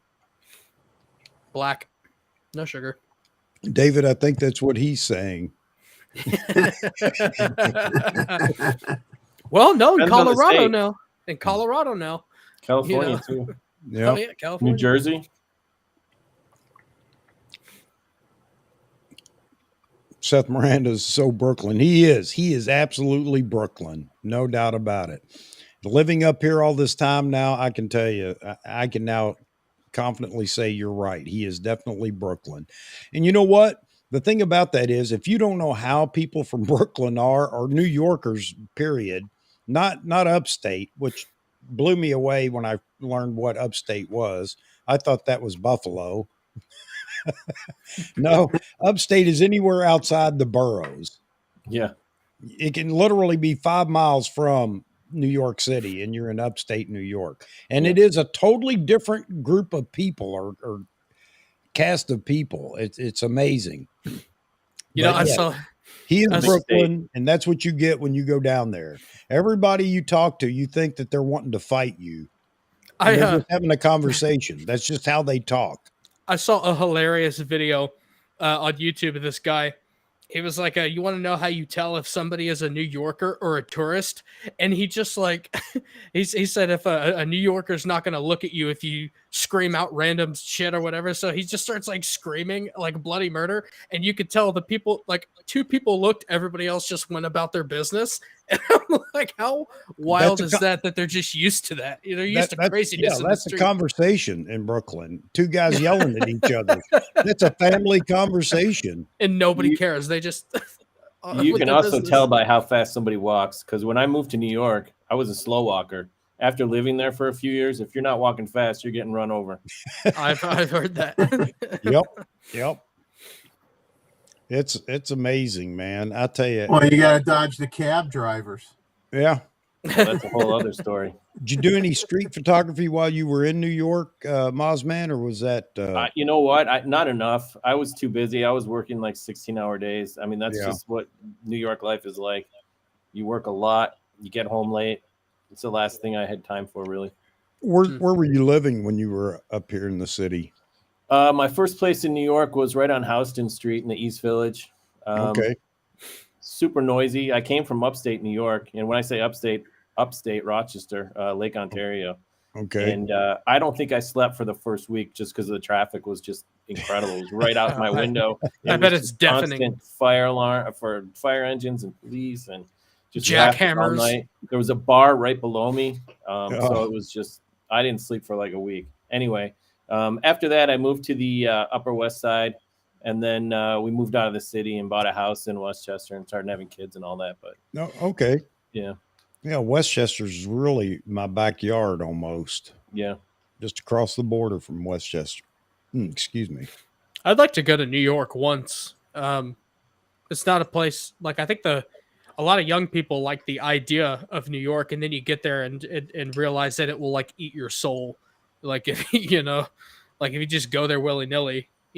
Especially these Midwestern people, I've had like a couple friends that moved from Kansas out to New York and they're back in like a year because they just couldn't survive in New York City, Yeah, I'll tell you, it's a great place to go for street photography, obviously. Oh, I bet it is. It's so large that you can just walk for hours around the city shooting. All the photos up here, this triptych is all street photography down in the city. I mean, I bet you could live there for years. I should go more, but yeah, I tell you, I don't like going down into the city, trying to park, trying to navigate. If you don't take transportation into the city, if you drive yourself, it's always a nightmare. I bet. Are you on the Metro North line, Chuck? No, it's all the way over on the coast. Let's see, I don't know where the nearest station is. I don't know. I know that I'd have to drive to one of the stations, and I had considered that for one of the big, what is it? I don't know which photo show they do here, but they do it in the Javits every year, but they stopped during COVID. I guess it's going to be on again this year sometime. But yeah, I had considered that, taking transportation down there into, of all places, because it's near Javits. Oh shoot, the big station, Grand Central. Grand Central, yeah. Yeah, going through Grand Central. Yeah, it's definitely a place to go for street photography. And since everybody around the world thinks that the only place that you can live in America is New York City or LA, all my travels around the world, everywhere I go. Well, it used to be, believe it or not, you know what used to be the hot state in their mind? Texas. Everything's bigger in Texas. It has like a romance to it. They all thought that literally cowboys and Indians were still happening in Texas. I'm serious. So they were all drawn to Texas, but nowadays it's all going to LA and California or New York City. I'm not a big New York City fan. I wouldn't miss it. Let's put it that way. And I won't miss it. Yeah, like New York City is one of those places that, like, there's a lot of places I'd like to go, but there's not a lot of places I want to live. Yeah. And LA is a place I would like to go for like a few days. And then New York City is one of the places I'd like to go for a few days. And honestly, like New York City, really the only reason I want to go is one, for street photography, and two, just because like I hear, like the selection of food in New York City is like amazing. And so I'm a foodie, so I'd like to go and get like some real good stuff, Yeah, and that's the other thing about New York. The restaurants don't close. I mean, you can go out to a restaurant at like 1 a.m. The city that never insane. sleeps. That's insane. Everything in Kansas is shut down by like 8:45. You might be able to get an appetizer 15 till 9, but they're not even going to make you a ham sandwich. They don't want your money at that point. Yeah, my wife's a New Yorker. She's a city girl, and she, believe it or not, she's ready to leave the city. She still loves going down there, but even though we're moving, so she found a city, believe it or not, that she actually likes and enjoys, and that's Nashville. Hard to believe. That's where you guys are going, right? Nashville? Yeah, vicinity Nashville. We're not going into Nashville to live, but just on the outskirts of Nashville. That's what we're looking at. Nashville is really. There you go, cool. my beautiful bride. Just so you guys know. I will agree with that. Ask her what her favorite part in the city is to go eat, though. Ooh, what is it? Katz's Deli.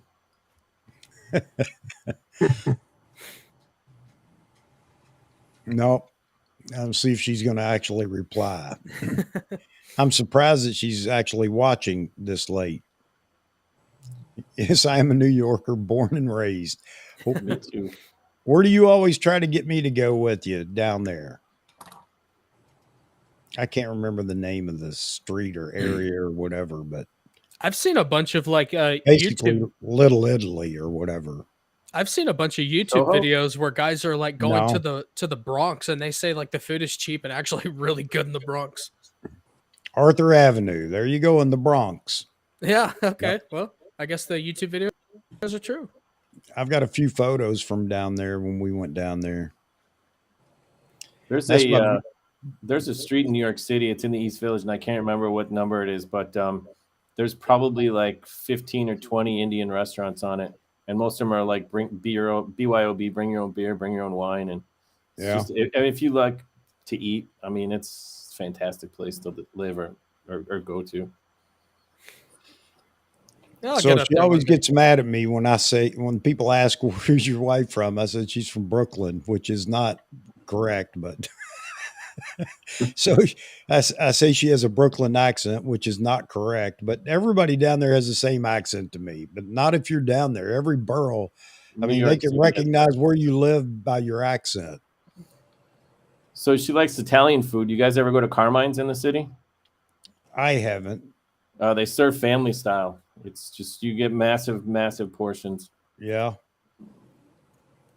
Hey, Charles Davis. I'm not aware of Philly having pizza that's good at all. Typically, the argument is New York City versus Chicago, and I think New York City pretty much wins most of the time. Oh, yeah, I would have to say so. No contest.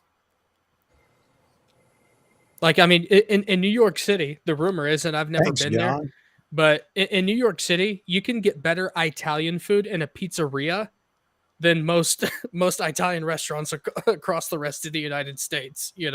Like they don't really play around. Hassan's talking about, this is one of the things I like about Europe too. Europe hasn't completely modernized everything. Yeah, they have their modern areas, but I love maintaining some of that cultural architecture and stuff like that. One of the things we did in America was just tear everything down and build new all the time.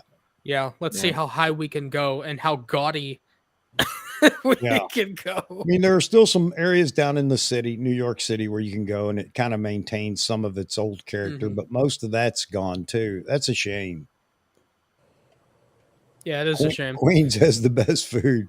All right, we're gonna get in a battle here over the best food. Well, you know, speaking of gaudy American cities and stuff like that, it's actually really tragic in the Midwest too, because like my biggest problem is like there are beautiful things in the Midwest to go and take a landscape of, but you're gonna have a hard time not getting a dang power line Nope, you're in right. the freaking photo.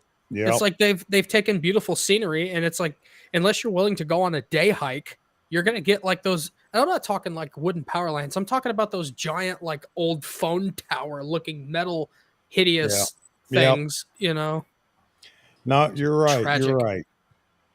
I have to drive 4 hours, even in Kansas, which is really flat and there's not any big cities. You got to drive 4 hours to get away Yeah. from enough light to do good astro. Driving across Kansas is like that. This is where the Tesla really becomes a key part of driving. Yeah, Just lock it down and go to sleep. yeah. I know you're not supposed to do that. No, I mean everything over here. Like, Nebraska is painful. Kansas is painful. Most of Oklahoma is painful. I tell you what, if you really want to have a shock to how you view America, drive through the Mississippi Delta. That is a sad place to drive through. So What- yeah. Comment here about going to, or Charles saying he'd like to photograph castles in Europe. And that reminds me of a story of mentioning Ritz Photo again, the manager I knew there. She went to Ireland. And so she was there for a couple of weeks. So she comes back, and this was back in the film days, so it took a while to get the film developed. And then I went in the store, and she had photo albums, and she says, there, I got my pictures from Ireland. And I says, well, how'd you like it? And she says, well, the castles were great, and there's tons of castles. But she says, the problem is the roads are so narrow in Europe that you have nowhere to pull. If you see something interesting, you have nowhere to pull a car over. So It's basically, you don't get to take a picture of the castle until you're at the castle. Yeah. Oh, wow. If you have a nice view and the castle's in the distance and you want to get a picture of it, she says, you have nowhere to pull the car over. You just can't do it. That is a weird fact that is kind of incredibly sad. You see that with some of the landscape photographers you watch on YouTube as they're driving the back roads or whatever. They have to go find a car park or a turnout or something to park in. Yeah. I've noticed that like with the like the British YouTubers, there's always this little side piece that I picked up on where it's like, yeah, we got permission to come over here. It's like, okay, so to get a really good shot, it's like you have to get permission from somebody to go on their private property to really get like that, I guess to not suffer from what we're talking about. Yeah, most of the land in the country is owned by farmers, so you'd have to, get permission to hop a fence or. Mm-hmm. So have you guys seen what is it? The mock loop. Have you seen the photographs and any videos where they're out at the mock loop there in Yeah, Britain? I've seen that. I'd love to go to that. I spent all my summers in England because my mom was English, and we vacationed in England every summer. Really fortunate. And let me tell you, when they train, they fly below the radar. And we'd be outside, and it doesn't matter where you are in England. They fly low, especially in the country. You don't hear them coming. And then next thing you know, you're just like, what was that? And then Smacked by a sonic boom. You can look up and you can see the pilot. That's how low they fly. Yeah, I love watching them out there taking photos and whatnot. I would love to go there and spend a day just shooting F-15s and F-35s and whatever. It's incredible. That would be really Harriers cool. And you name it. Yeah, and they zip by it. Not doing Mach. It is the Mach loop, they call it, because they do at some points hit Mach, whatever, over Mach or whatever. But Yeah, the photos they take of the pilots looking at them and waving. I mean, with Yep. the long lenses, you can literally get the pilot waving to you. That's pretty cool.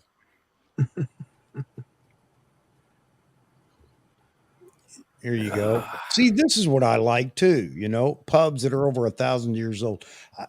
I would be a tourist for sure if I was over there because I'd be snapping away. How many cool photos could I get of 1,000-year-old pub? And I do love that. I really do. Unfortunately, in America, we just tore it all down. You know, Yeah. why save anything? Let's just tear it all down, or we'll burn it down and then or just not maintain it till it causes lawsuits and then tear it down. Yeah, it's terrible. Until somebody steps on a nail and takes some poor guy that doesn't even care about the property for everything he's worth. Burn it to the ground. Hassan's on a roll tonight.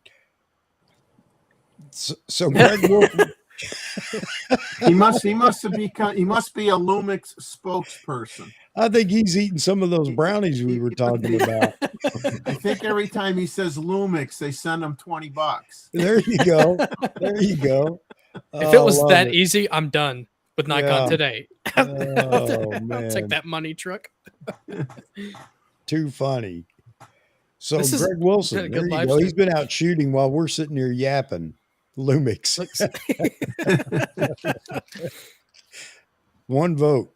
All right. Hairy woodpeckers. I have hairy and downy woodpeckers that are around my house all the time. We don't have anything cool in Kansas. I mean, I watched Corn. Now, What were you happened? sure you wanted to say that now? what? You sure you wanted to say there's nothing cool in Kansas? Oh no, I'm lame as shit. No, the most exciting bird anything that's ever happened here, and I didn't happen to have my camera at the time, was I sat in my backyard and watched there's a robin nest, and the babies were learning how to fly, and there were 3 gray hawks that were sitting on the power lines waiting to swoop down and get them, and the 2 robins were pulling tactics. One of them was like leading the gray hawk in a chase, and the other one would come by and like smack the gray hawk, and then robins were just fighting hard, and all 3 of them gray hawks eventually gave up. Man, it was cool to watch. I watched it for like an hour just sitting on my back porch, but you know, that's the variety that we have. There you go. Most of the birds are parrots. Now, you can go to the Sedgwick County Zoo, and they have a really cool bird exhibit that you like walk into, and the birds just go free. You know, Yeah. that is super cool. So here's a question. Can you turn a trained parrot? Do parrots talk? Maybe they don't. Is that just some other? Parrots No, do. some parrots do. Can you train a parrot to talk and then turn it loose and let it teach its buddies? So you got all these parrots running around saying hello. Yeah, with you know, in America, the one that would get loose would be the one where their owners taught them how to say horrible stuff, and then Oh, you would yeah. just have parrots flying around cursing out children and old people all over Thanks, the Sony. city. Red tail, I guess. Let's see. A red tail flew over with a snake. Oh man, great shot That's cool. opportunity. Sorry you missed it, Greg. Man. Oh, here we go. Hassan. Come on, everyone knows Dorothy is a national treasure. There's the, He must have taken some special pills or something tonight. He's on it. He's there's on it. I, We're as the- feeding him now. as the only Kansan in this live stream, I just want to say there is a lot better places than home. Okay, Kansas is really, really lame. At least the area I'm in. There's some pretty places, but they ain't nowhere near where I live. They're at the She didn't corner. say it was There's great. not. She just said there's no place like it. Oh, okay. So yeah, there's no There you place. go. There's no Good place point. as Great bad as home. observation, Moz That's man. a good call. Good call. I'm putting words in his mouth. So they're eating your house. That's the woodpeckers here. And my neighbor's house was wood shingled on the outside, the exterior. And I kept hearing this woodpecker for days, just going at it. And I thought, where is this guy at? And I'd run outside and not see anything. Then a few days later, I noticed pie tins hanging on the side of his house. So he was trying to scare the woodpeckers away. They were eating his house up. We whenever I lived in the Bay St. Louis, Mississippi area, the squirrels down south, they are straight up militant. And they will eat through the side of your house and like nest in your attic and stuff, straight through the wood. You don't have to tell me about squirrels nesting in the dude, attic. I've killed 7 so far. The ones here in Kansas are the red tail ones, and they pretty much avoid all drama. But the gray ones down south, they don't give a damn. They will tear your stuff up. Yeah. Yet another problem. Oh, Never had Mozman and I got some really cute pictures of fox squirrel. Yep. Oh, cool. For us. It was I like- really cool. And I looked it up on the internet, and of course they made it out like the fox squirrel was native to North Carolina. And of course we were in South Carolina, and obviously they're here in South Carolina, but I've only seen them in that one place where we happened to go. I've never seen them in neighborhoods or anything. Just in that one place we went where I saw fox squirrels. I used to see those a lot when I was younger down south, down in Kentucky, fox squirrels, and they're quite a bit bigger than a gray squirrel or a little bitty red squirrel. Yeah. I'd never seen one before. And he wasn't afraid of us at all. He stood up on his hind legs and posed for us. And I walked up on I was making a YouTube video or something at the park, and I was looking off this way, just kind of walking, looking for something to shoot. Didn't even realize I literally walked within 4 feet of a squirrel with a 70 to 200, and like I actually got a shot of like its eyeball. I'm talking, it was like right here. Yeah. Corrupted card. We are talking photography somewhat, I guess, David. I know you're just busting on us. That's true though. I mean, think about it. Every live stream that I've done, if I pick a topic, it's only going to last so long. You guys are going to take over, which is fine by me. Yeah. And we're going to talk about what the group wants to talk about, but bacon Hassan was on just the menu, mentioned and so moon photography. There's a blood moon tomorrow night, right? oh, that's right. That's right.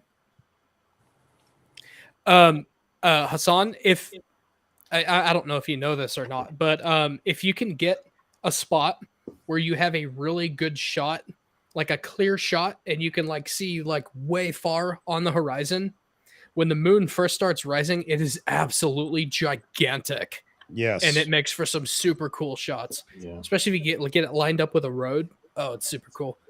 We don't have that in Kansas because the moon rises slightly off of any cool shot, but you can see it in the distance. Yeah, that's the key, is if you can get something way out there with a long telephoto lens, super telephoto lens, it's fun to juxtapose that with the moon. Makes the moon look humongous. Mike's already gone to bed and woken up. He's ready for work. He already had food and everything. Took a shower. Yep. Oh yeah, Hassan gets some good looks at it.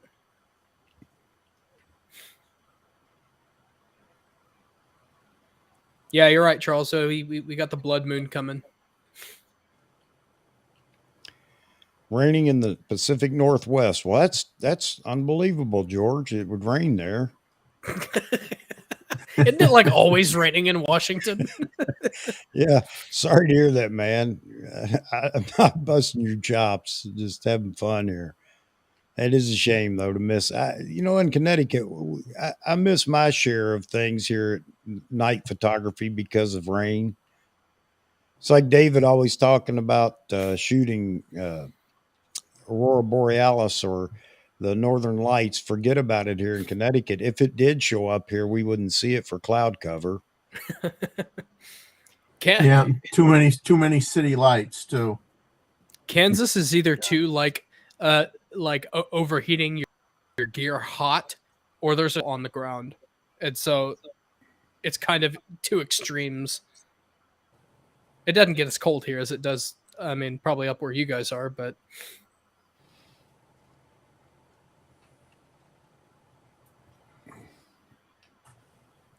Let's see. It's supposed to be an amazing moon tomorrow. Yeah. All right. Eastern U.S. Fortunately, I'm in the Eastern U.S., but they are talking about some thunderstorms tomorrow. I don't know about tomorrow night.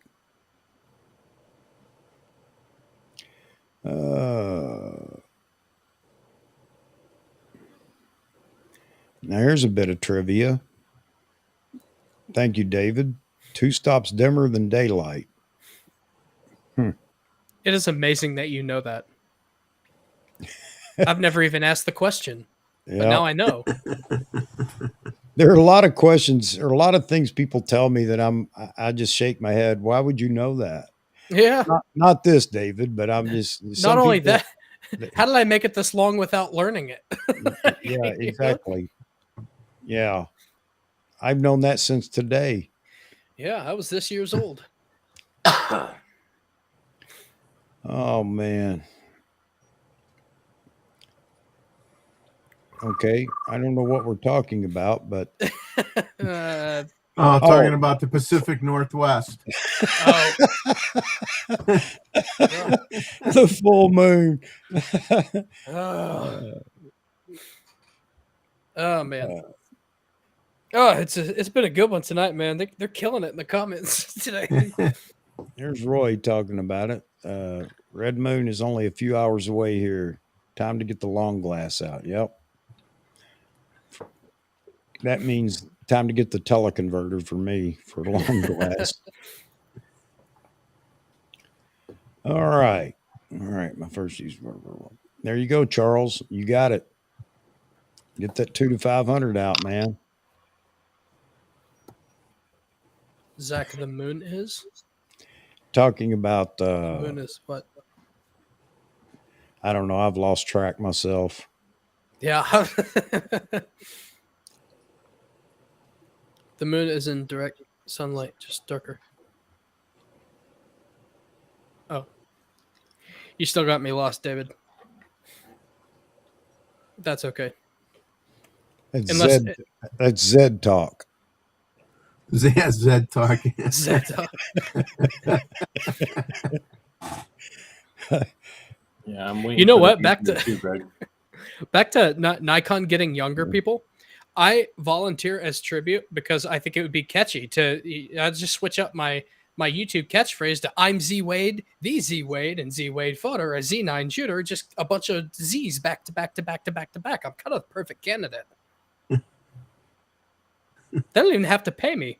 You know what? Just accept me into the base level of NPS. Me and Chuck had outbursts around the same time of frustration. I don't want to be NPS now. I don't want to be. I think what irritated me the most. They already have Chuck's face on all the dartboards at Nikon. You know, they spin the wheel, they throw the dart. They do. They absolutely do. They have a photo of me up, and they have my name and all versions of it. Anybody by this name or any variation, do not answer. And posters. Have you seen this man? Yeah. I think what and they have a voice clip of me too, so that you can identify me. What irritated me the Nikon most gear to this man. Yes. What irritated me the most about the whole conversation I had with him is that I could tell that every email I got from them was like copy and pasted from like the binder of like what they're supposed to like say, right? So it was like almost like it was computer generated, and I was so mad. I was like, I just want to talk to. Hey, let me ask this question. Anybody that's taken photos of the moon or whatever, so why is it people will shoot the moon at f/16? I don't understand that. Oh God, I don't know. As if you can get any depth of field or with the moon. You can shoot it at 9.5 and everything in the moon is going to be in focus. Yeah. Hey Chuck, I don't know if you see this or not, but you've got some spam in the chat. Rid of it. Okay, cool. I don't know. Typically that happens whenever something is said that may be a little insinuating, which I didn't think happened, but you can call it almost instantly. Like if you say something accidentally, like an innuendo of some sort, that stuff Yep. will just pop in. So as long as it's gone. So everybody's always, the other thing is they think that it's at night and they've got to shoot wide open. Actually, you either need to stop down, you need to drop your ISO or whatever. The moon is so bright, and I think that's what David was talking about. I just can't articulate it as well as him, but I just like the fact that people think they have to have a small aperture, not necessarily to stop down because of the exposure, but because they want the moon in focus from edge to edge. got news for you. You don't own a lens that big. No matter how big. I got that new Nikon 15 million millimeter f95. Yeah. Well, they're trying to see if they can get a picture of our flag still planted on the moon. Yes. Right? And the lunar lander. See if the lunar lander comes in sharp. It's the new Nikon James Webb. Yeah, James Webb. Yeah. Did it? Uh-oh. They're gonna he's reclaiming me. He's reclaiming his seat. He switched. Wanted your place back on the screen over here, spot. didn't you? Musman's been playing the long game. Should have done that earlier. Yeah. I sat over there for 2.5 hours. Now I'm all messed up now. I feel confused. Oh. Oh, that's funny. Uh, I'm really That's tempted neat. to leave and come back just to take that last position. Actually, Hassan, that's up to you if you want to be on a tripod, because the moon moves so fast when you're looking at it through a telephoto lens or focal range. But no, you don't have to. You can raise your shutter speed considerably when you're shooting the moon, believe it or not. Yeah, it's shockingly bright. Yep. So yeah, you can crank up your shutter speed so you don't even have to worry about any camera shake or anything. you got to get close enough so you can see what kind of cheese it's made out of. Remember all the cheese commercials? Behold the power of cheese. The moon. Oh, I thought you were referencing Will Ferrell on Saturday Night Live doing Harry Carey. What kind of cheese do you think we'll find on the moon? That's good, hero. Got to blur out the galaxies behind the moon. There you go. You need that shallow depth of field to keep those galaxies at bay. That's good, man. Yeah, that'll be the next thing that people want. It's like nobody's worried about 22,000 K video. They want deep field view like the Hubble. They're like, why isn't that on our Nikon Z15 yet? Oh man. Yeah, I've shot the moon several times just playing around. Actually, with one of the super moons a couple of years ago, I went a couple of miles down the road from my house. There's a windmill, and I was determined, because I'd been down there and checked just to see, if it was going to align with the moonrise. And I found a place where I could actually, get the windmill in the view, and the moonrise and everything was great. And it hadn't quite come up to where I could see the windmill silhouetted. And I thought, this is going to be the greatest shot in the world, man. And all of a sudden my camera battery died. Oh. So I wasn't prepared. So I had to run back to the car, get a camera battery. And I'll tell you, the moon is moving. Well, the earth is moving, really, the rotation. So anyway, by the time I got back with the new battery, it had already risen just above. It looked like a lollipop sitting on top of the windmill. But yeah, it was kind of disappointing for one of the super moons. Oh. So down in the city, there's one day a year where the moon rises between, I don't know, a couple of the larger buildings down there. Maybe the Empire State Building's one of them. I don't know.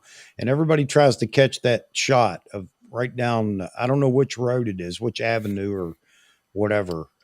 It's Get- shit, I should know that. Neil deGrasse Tyson was talking about it because it's the same thing as Stonehenge. Like it lines yeah. up perfectly. God, I So, forget. but I've seen a lot of photographers down in the city that shoot the moon when we have the large full moon or blood moon or whatever. And man, with the long lens, there are some fantastic photos with the buildings in line with the moonrise. That's beautiful. I'm gonna find out because now my brain is melting because I should know that. Could be the Chrysler building, right? Yeah, it could be.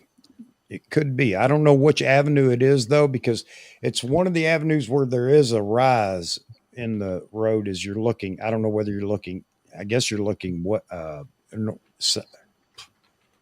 west to east on that road. Yeah, they call it Manhattan Henge. Okay, I agree with you, Roy. I kind of like those electronic zoom and manual and electronic zoom cameras by Nikon. It's pretty incredible what those things can do.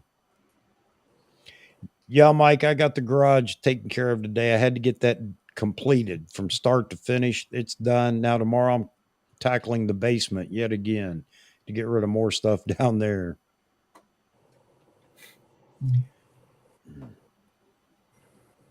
Let's see, would be an excellent part. If we're talking about the same thing, Chuck, it's the 14th, 23rd, 34th, 42nd, and 57th Street are the best places to look at that. Okay. Now my mind isn't quite so fried. Yeah, it's a big deal. I guess when it happens, everybody flocks down there to get that shot as it rises between the buildings and right over the road. Yeah, and I'm sure cab drivers are just screaming in frustration because they deal with it like every winter solstice.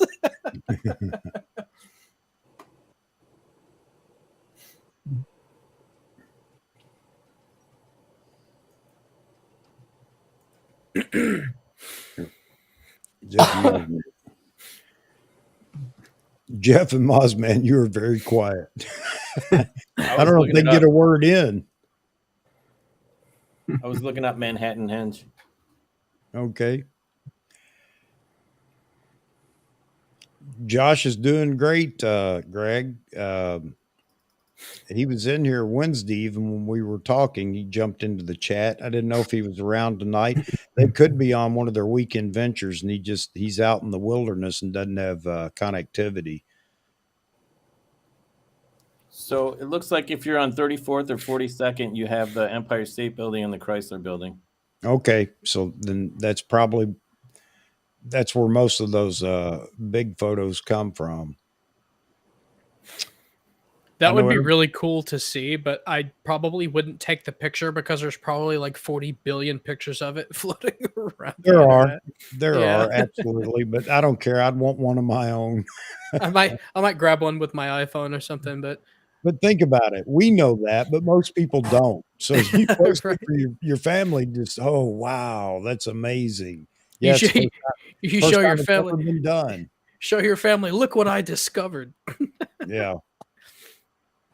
And I'll sell it to my second cousin for $100. Roy, Josh retired and bought a Sony. Oh. You know what's funny about Roy? This is off subject. I don't know if it was YouTube doing it or if it was him, but there was a period of about 3 months where every 2 days it would show him as like resubscribing to my channel. And I'm like, is he just like on and off on it, like sub, unsub, sub, unsub, sub, unsub? And he's still commenting, but eventually I was just like, I don't know what's going on. Hey, Roy, if you found a way to subscribe multiple times, share the love, man. Oh no, I was definitely like, I'd be down 1 subscriber and then up 1 subscriber. And I'm just like, quit playing with my heart, Roy Bixby. This is true, Roy. But that's not being a purist. Nobody gets more hate than composite photographers. I agree. I like composite photography. I think it's really cool looking, you know. It's art, you know. Yeah. It's art, okay? It's mixing graphic design and photography, especially if Yeah. you're taking the shots yourself and putting your own shots together. That's really wild. That's a lot of work, actually. Gonna get more hate mail now. Oh, really? Cool, man. I resubscribed to get my favorites at the top of the list. Cool. If you're not being sarcastic, I appreciate that. But if you are, that's a hilarious bit of sarcasm. So, Jeff, if you guys, those that are in here, and I'm surprised at this time of night, if you're on the East Coast, I'm really surprised you're here. But 25 people still in the stream. If you haven't subscribed to Jeff, jump over to his channel, Selective Imagery or Images. Selective Imagery. Yeah. Yeah, on YouTube. And I fixed the link. All right, good. So now if you type that in, it will actually get you there. Okay, great. Yeah. So go over Now and it check his works. channel out and make sure you subscribe. And for those of you that haven't subscribed to my channel, I have no idea why you would, because we just get on here and have fun. You're not Talk going to about bacon. and talk about bacon and Shoney's and Waffle House and waffles and McDonald's and Australia. And just all kinds of stuff. I mean, there's a lot of information that comes out in our chat here. What is the definition of a fanboy? Well, this one time I was eating at IHOP and yeah. There you go. Be a restaurant fanboy. I love it, Shoney's or man. nothing. Oh no, the grits came up. Yes, no grits. No grits. Woo. No grits. Yeah, I'm not a grits fan either. Chuck needs to buy a family pack of grits. Yeah, actually, I'm going to have to get some grits now, I I think. think that's the only way they come, isn't it? What's that? A family pack? I think so. Yeah. A family pack or like a jar. Big bag, maybe. Big. A barrel. If you watch My Cousin Vinny, you can learn everything you need to know about a grit. That's a great movie. Yes, it is. What's a grit? That is a funny movie. Funny bone. Man. My numbers have been creeping up. Yeah, they are. I'm really surprised by that. Actually, I'm humbled. I say that all the time, but I don't know if you guys believe it or not, but I am humbled. I just get on here and have a good time. So that said, if you're in here and you haven't subscribed, I'd appreciate it if you would, if you enjoy the show. We have a long list of characters as guest hosts. You're only seeing a small part of that here tonight. We have Mozman, who barely lets anybody talk. And He's awful loud over there, isn't he? we have Z Wade Photo, who rarely says anything. And then we have Jeff. Yeah. And then there's Jeff, who leaves. And I do my Hollywood Squares routine. I show up in different blocks on Yes. screen all the time. Yes. Jeff, he's kind of, you talking about being impatient. Jeff is impatient. He has to change positions on the screen constantly. Yeah. But yes, I am the petulant child, and I still harp on Nikon to get the Z8 out. So all kidding aside, if you enjoy it, please drop a like. If you enjoy it and you haven't subscribed, consider subscribing. And shoot, anybody out there that would like to be on the show, just let me know in an email. Here, I even throw it up there. I'm not pandering here, am I?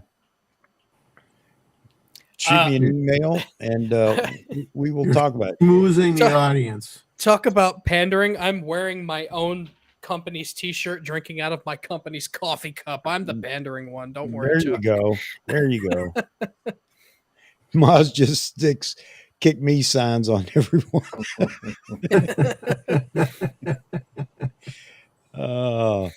Do I think Nikon's feeling the pressure? If it's from me, yes, I think they are. From the rest of the world, no.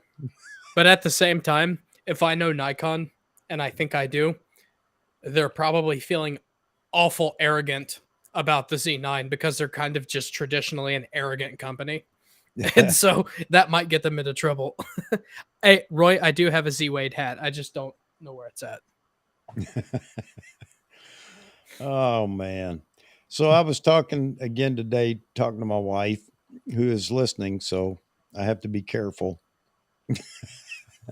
I was talking to her about, there are a lot of things that I can do with the channel, but right now I just want to get out of this house and get down south where I can actually spend some time doing some things that I'd like to do.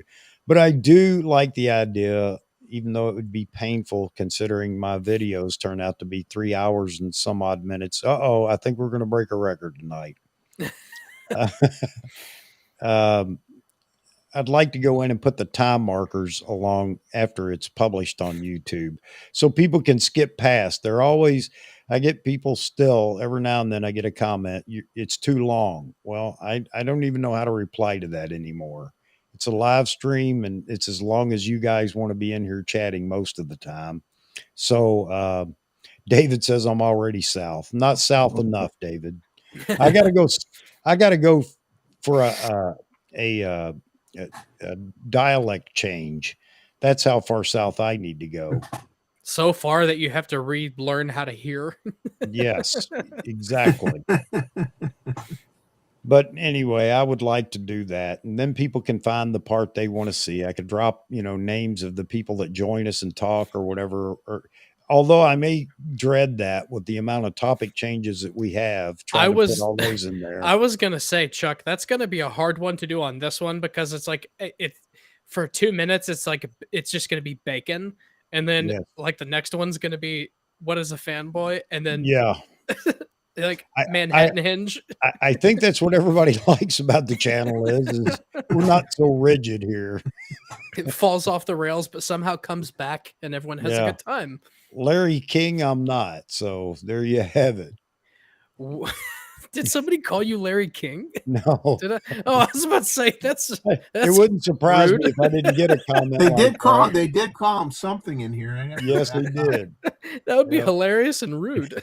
They didn't call him late for dinner, but they did call him something else. Yeah. Oh man. Oh man. What's the record, Chuck? I think 3 hours and 40 something minutes. Hang on, I'll tell you here real quick. Well, no, I can't. I scrolled through your videos once, and I could have sworn I saw a video that was like 4.5 hours. I can't do 4.5, but if it was like 4, I would do that for you. No, I don't know. You may be right, Moz, man, but I thought it was around 340 something. I'm gonna have to check. We'll see if tonight's a record breaker. I bet YouTube loves processing your live streams. Z9's for everybody. Oh, I have to tell you a funny story, Chuck. So I had my 1,000 subscriber watch party. And what's 1,000 subscribers like? Well, it's not all it's chalked up to be. Have you noticed that I have not dropped any F-bombs? You gotta switch things up a little bit once you get monetized. Yes, you do. And so, and I have noticed.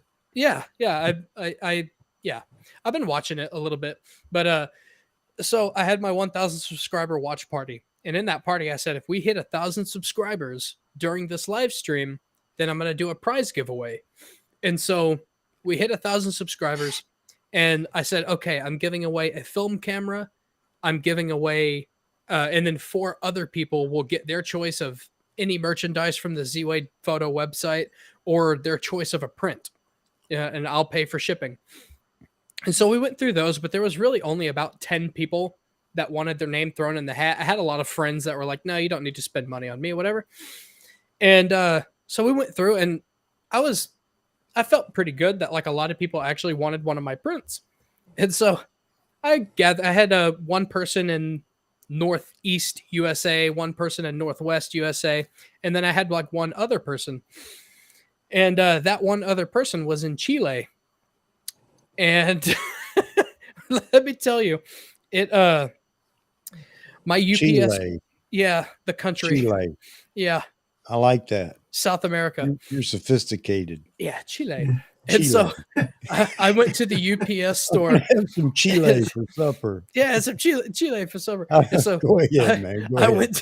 I went to the UPS store, and it was $4 or $3 to send it to Northwest, another $3 to send it to Northeast, and my total was $206 because it was $200 to send it to Chile. And I was like, oh man, ouch. But you know what? About a week after I sent it, the subscriber sent me a picture of him holding my print with gloves so he didn't mark them. And I was like, oh man, totally worth it. Now I have a print on a completely different continent now. So it's like all worth it. But yeah, that stung a little bit.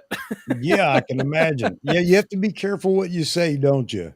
Yeah, I would do it again though, because he was obviously really excited to get it, and I was like excited for him to have it. You know, I think it's fantastic. Good on you, bro. It did. You actually you stepped up and did what you said. It did hurt. The girl at the UPS store, she was like ringing it up, and it was really kind of a long process because it's got customs paperwork and all this stuff. They got to make sure you're not sending anything you're not supposed to send. And then whenever she rang it up, she just started laughing, and I was like, oh no, that's not good. But no, it was cool. It was, and that's why he pronounces it the way that he does. Yes, $200. Yeah, it ain't chili. It ain't chili. It's Chile. I'm gonna go to Waffle House and order me some Chile. You do not want to get Bert's Blue Ribbon famous chili. That's right. There you go. You know it. You know it. Sweet tea and Chile. No, I have. Okay, so my dad owns an automotive shop in Texas, and one of his mechanics, his ex-girlfriend or something, worked at Waffle House, and she said Bert's award-winning chili, he said it looks like detergent. It's like a powder in a bag that they just mix water with, and you end up with chili. Sometimes you don't want to know how they make it. Yep, he said it looked like detergent. Yeah. Scattered, smothered, and covered, man. That's where it's at. You got to be a Waffle House fan to understand it. You got to have guts of steel to understand that one. Oh man, I bet it sits like concrete. I just get breakfast when I go. I don't mess with no. I mean, look, in the military, and it applies to everything else. And I know I've said this before. You have a triangle of logistics: good, fast, and cheap. You can only have two of those ever. Fact. If it's good and cheap, it won't be fast. If it's good and fast, it won't be cheap. If it's fast and cheap, it won't be good. That's all you get. Fact. That's except for Waffle House is the anomaly. It's good, Yep. it's fast, and it's cheap. Yep. The only place that it breaks that mold. And then it's got a couple of branches off of that triangle where it's like it never closes, and you may see like some entertainment, like a fist fight or an argument. So it's like, it's kind of a beautiful thing. People don't understand Waffle House unless they've been to Waffle House. It's like it's got like a romance to it. Well, we're kind of a Waffle House for photography channels. We waffle around a lot, that's for sure. Yeah. Nice wordplay. we're the late night crew, when the people come back from partying and everything. Well, let's see if Chuck's still on. Why, he is. Look at all the guests. And then we had that particular spam for the adult website. That's not out of the question for a Waffle House either. So it's like we're like right in there. You know what I mean? Yeah. We've covered about everything tonight. So maybe I guess you could say I'm a Waffle House fanboy because I can't have it up here. They can do no wrong. I don't care what goes on. Where else can you get a great, cheap, fast meal with a show? Oh God, there it goes again. I said the word adult. Now the spam is back. Yeah, I got rid of it again. I guess that's the key word, and it's so nothing. Ridiculous. Like Chicago, but with waffles. He's on a roll, man. Every time that spam comes through, I lose my chat. Yeah. Yeah, it does the same thing for me. Yeah. Okay, so I guess the A word we're not going to say anymore. Isn't that crazy how it's like monitoring the words that you're speaking and it just throws it in there instantaneously? Yeah, Ridiculous. it's a bit scary, isn't it? Yeah. What happens if you say socks? Well, we're about to find out. Socks. Not nothing. Oh, look, Mothman made Mothman go away. He's switching corners. And again. we're back. No, he's No, back I in the just wanted same my corner. chat back. Okay. I got you. Oh man. I thought I cursed you by saying socks. It made you go away. Look what George said. Good, fast, cheap Sigma lenses.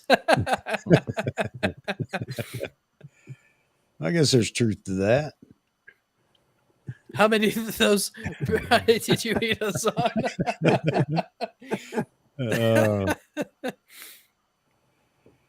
Oh man. Oh, now the chat is gonna be. They're trying to get it to trigger again. Y'all are wild, man. The later it gets.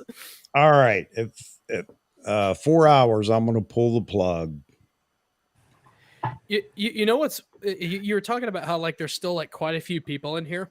Looking at my YouTube analytics, and I don't know why this is, because most, like 99.5% of my viewer base is in the United States, but most of my views are generated between 9 and 3 a.m. and I have no idea why. Mm. So like I've always found that kind of, that's why my videos come out at like 6 and 7 o'clock. Like that's a little late for anybody that knows me in person to watch, but it's like I can't release it at like 9 o'clock or 10 o'clock at night because I can't review it before I launch it, you know? Say good night to David. Good night, David. Good night, David. Night, David. Night, John Boy. Good night, Mary Ellen. Yeah, again, that's how old we are. I never liked the Waltons. I used to call them the walled inns.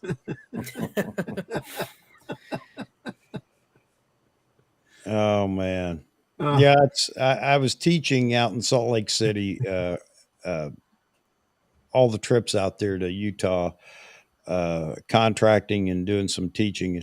So, of course, the average age of the group that I was dealing with was probably a little higher than, recruits, obviously. So probably late 20s, mid to late 20s. And I would use things like, if you have a Mrs. Kravitz in your neighborhood, this can be an issue. And they'd all look at me like, what? They had no idea. So all those things that I grew up with, I'm trying to force on them as if they would know, the Mrs. Kravitz of Bewitched, or I would say, and I would use addresses when I had to make up addresses for some of the different things that we were doing. And I gave them 1313 Mockingbird Lane. And again, crickets, just fell on deaf ears. No idea what I was talking about. And I realized, you know what? I am old. I can't speak to a younger generation anymore. This is probably a bad time for me to tell you that I didn't get a single one of those references. Sorry. Well, the Bat Communications. How about Bat Jack Communications? How many people know that? Nope. That's John Wayne's production group. Bat Jack. Anyway, I'm sorry. More worthless trivia. Go ahead.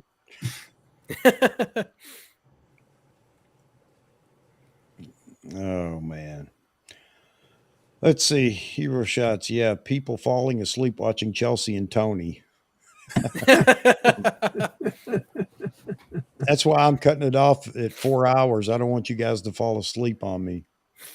Hey, you know what? To my first or second video when I had one person in here, one person viewing, literally. And I talked for about 15 minutes and I completely ran out of anything to say. And I said, well, that's it. I'm going to pull the plug and I'm going to shut it down. Anyway, the guy never said a word. But after the fact, he leaves me a comment. You put me to sleep. And I said, because my wife, I saw that comment. My wife had already said that. And I just replied to him, yeah, no problem. My wife said the same thing. You know what?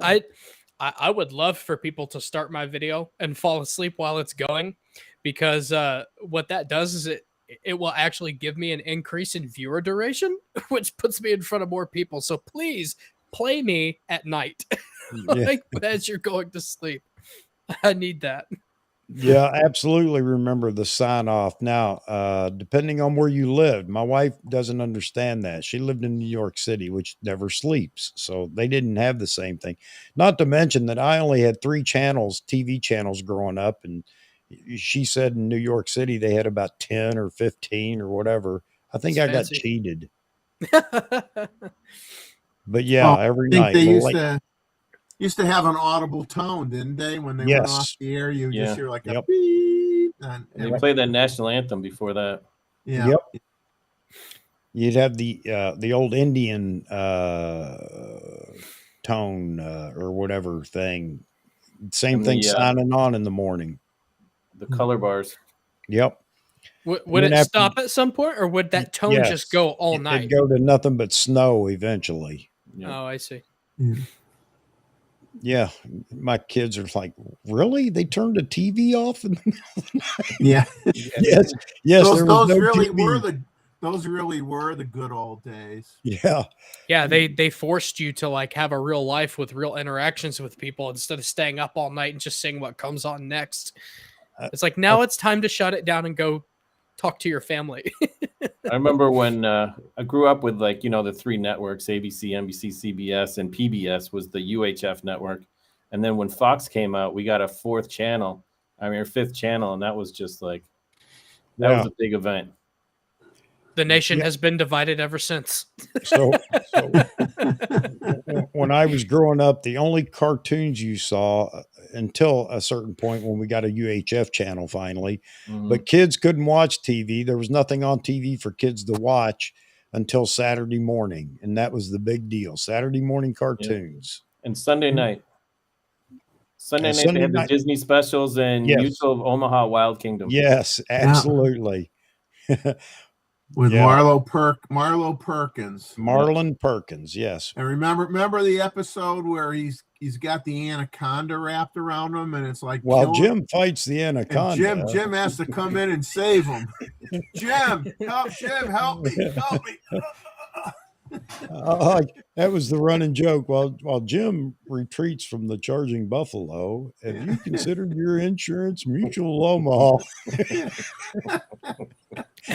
Albert, Yeah, go ahead. Albert's name dropping Looney Tunes. It actually breaks because whenever I was a kid, Looney Tunes still came on. The original Looney Tunes still came on early in the morning, and that was my favorite. I always thought the classic cartoons were way better than like the new stuff that was coming out, and now they're like pulling classic Looney Tunes because it offends too many people. I'm like, oh, dude, that's my childhood. Yeah, That's I remember my parents' childhood. I remember when New York. No, I don't remember when New York. I remember when cable came out, at least for us, and man, that was like unbelievable. That was more that was more important than the landing on the moon. I mean, all night TV on some of the channels, but all night TV. Remember Hard the to cable believe. box with the long cord? Yes, 200-foot cord? absolutely. With a little slide that went up Yeah. and down the numbers. Yep. Yeah. And then everybody started trying to hotwire it to get channels that you didn't have or whatever. It was amazing. What a great day. What a great days. I remember whenever I was a kid, because now, like, if you get like Direct TV or something like that, you get the dish like this put up on your roof. I remember as a kid, everybody still had like the NASA size satellites in their yard. Great times, folks. Great times. And we That have was passed the just the 4-hour 90s. mark. I can go to bed now. gentlemen, I am gonna shut it down here, but I really appreciate. It's hard to believe we still have 23 people in there, and I do appreciate that. I can't imagine at times why you guys would be willing to stay, but I'm glad you do. Again, drop a like on your way out if you would. If you haven't subscribed, consider it. You get to go through all this, all these memories of us old timers. At least you're not bored with all the old time camera equipment. we're going to talk about cartoons and signing off TV and Waffle House and you name it. You get it all here. You get it all, except for politics and anything controversial. We'll leave that for the news networks. All right. Well, I do appreciate it, Zach, you joining tonight. Mozman, you being in here. Jeff, as always, you need to go check out Z Wade Photo and Selective Imagery. Jeff's channel, Selective Imagery, and Z Wade Photo. He's a big timer now. He's the big cat in the room right now. We're all just small folks with our minimum subscriber list, but you guys are great. I'll let you three say your goodbye, and then we're going to pull the plug. Who wants to go first? I know I'm going broke because I got to pay people to watch my channel. You'll get there. You're just starting out. Yeah. Go ahead, Z. Well, it was nice meeting you guys. I let everybody know what's coming up on your channel and when. Yeah. Well, first I want to say thanks to our other co-hosts for stopping by. I did subscribe to that channel. It was nice meeting you guys. And also on my channel, I have switched up my style pretty severely. It's still it's just higher quality. And I'm really excited. That stuff is going to start coming out really soon. Did you get somebody to host it then? What's that? Did you get somebody to host your channel? You said it's higher quality. Switch to Sony? Somebody a little bit older, you know? You need somebody older. I would rather have somebody host my channel than have somebody wipe my old butt because I'm just too aged. No, but yeah, no, my yeah, there's changes coming up. The videos are more in-depth, more informative, brighter, awesome. Anyway, less foul language, so it's friendly for everybody. And that's about all I have going on. So that's it. Yeah, that's about it. It's same kind of content that I've been doing. So all right. I like the fact that you go out and find all these lenses that I don't care about, but I think it's great that you do that though. Well, when you can pick them up for $50, it's like, yeah, I'm not losing anything. It's not a lens I've ever heard of or ever care about or anything else. However, I do like watching you review these lenses. Okay. Well, I'm not buying any of them though. Those are horribly performing videos. Nobody likes them except like the 30 people that I expect to enjoy them. They really don't perform well. I just enjoy like the old, like it smells like your grandmother's closet because they're so old. You know, it's like they smell weird and they're just so simple. I just love this stuff, but I'll do them whenever I can pick them up for pennies on the dollar, you know? I'm just busting your chops, man. I'll watch them. All right. But I'm not lying to you. I'm not going out and buy any of them. Damn, my plugs are failing. A small camera store that only has old, unheard of stuff said they'd give me $10 of every lens that they sold. There you go. Jeffrey, what do you got coming up? Later today, I'll have my photos of the week. All right. Good deal. Are we going to see a photo of Mozman in the photos of the week? Not this episode. Oh, but, next week. I will be doing a video, and I got his permission to use his likeness or someone that looks like him. Did you fill out the consent form? We had a gentleman's agreement. Gotcha. Yeah. Look at Mozman. Of course, you need a model model release. You gotta have somebody. I gotta have somebody good looking on my show because it's not me. So there you go. Yeah. That's why I bring you guys on. Shit. I'm the youngest and ugliest. Chuck's just very desperate. Yes, exactly. Greg says, tell Nikon to make my 800. Nikon, make this man's 800 millimeter. Mine too. And Mozman's. Yeah, I hope you guys get those soon. I really do. And Albert says, come see me if you want to see strange lenses. All right, man. Well, I'll do it. I'll come down there, Albert, and we're going to do a video, and we'll actually dress up like Mister Z Wade Photo. You're gonna have to shave half of your head this way. Maybe Albert, maybe we won't. Yeah, you're gonna have to shave it to here, and then you're gonna have to glue it. Maybe we won't, Albert. I don't know. You don't want to use my likeness, not because I don't give you permission, because it's not good. It's not marketable. Okay. Mozman, buddy, thanks for being in here tonight. Absolutely. Thanks for having me. Mozman's a stand-up guy. I love the fact that you helped Gustavo out. That was a stand-up thing, man. Great to help another photographer out. But I wish Vahagan could have joined us, but I feel for him. He wasn't feeling good, like I said, and he shot a wedding. He should be about finished, I guess, for his part of it. And hope he gets home safe and sound and gets to feeling better. Tomorrow he's having a day with the family. I think that's a great idea. How about a plug for all my channels? Well, I do actually have my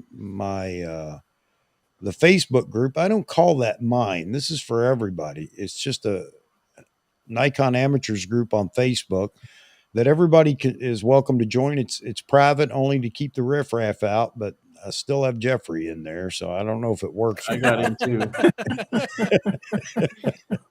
But you're welcome to join, and we don't criticize. We're not. If you want some criticism or constructive critique on something, more than willing to do that. But if you do a critique of somebody's photo, I just ask, don't just start talking about it sucks, and you would never actually look at a photo like this other than to critique it.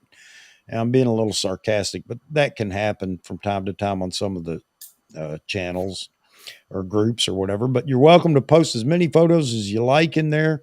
Share the love and let everybody have a good time seeing what you're producing.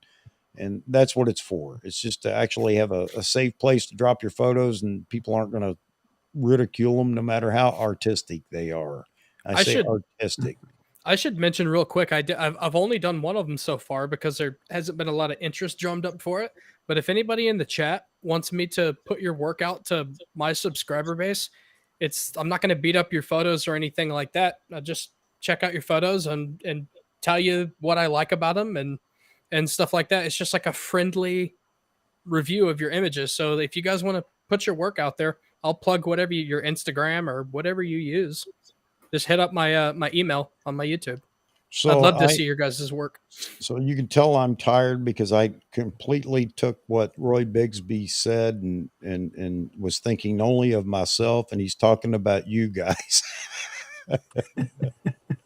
I read the same thing, Chuck. It's 12 here. I feel really bad for you. It's probably 2. No, it's a little after 1. Yeah. Wow.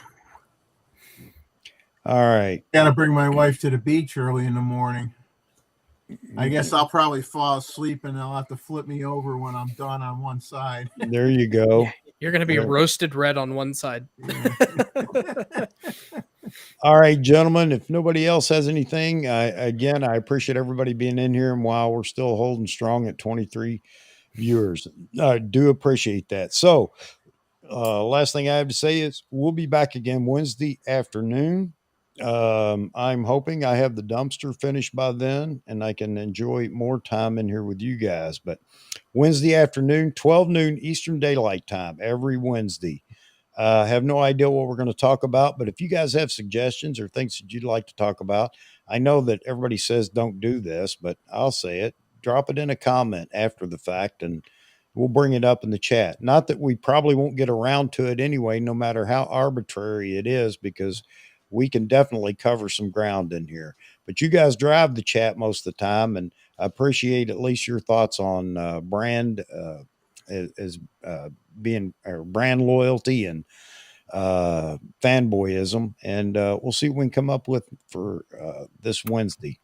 Everybody enjoy the night. I hope you have a great Sunday, and I'll see everybody again next Wednesday. So with that said, good night, gentlemen. Thank you for being part of it. Good night, everybody. Night. Mozman, have a safe trip home. Thanks, Jeff. Take care, guys. Meeting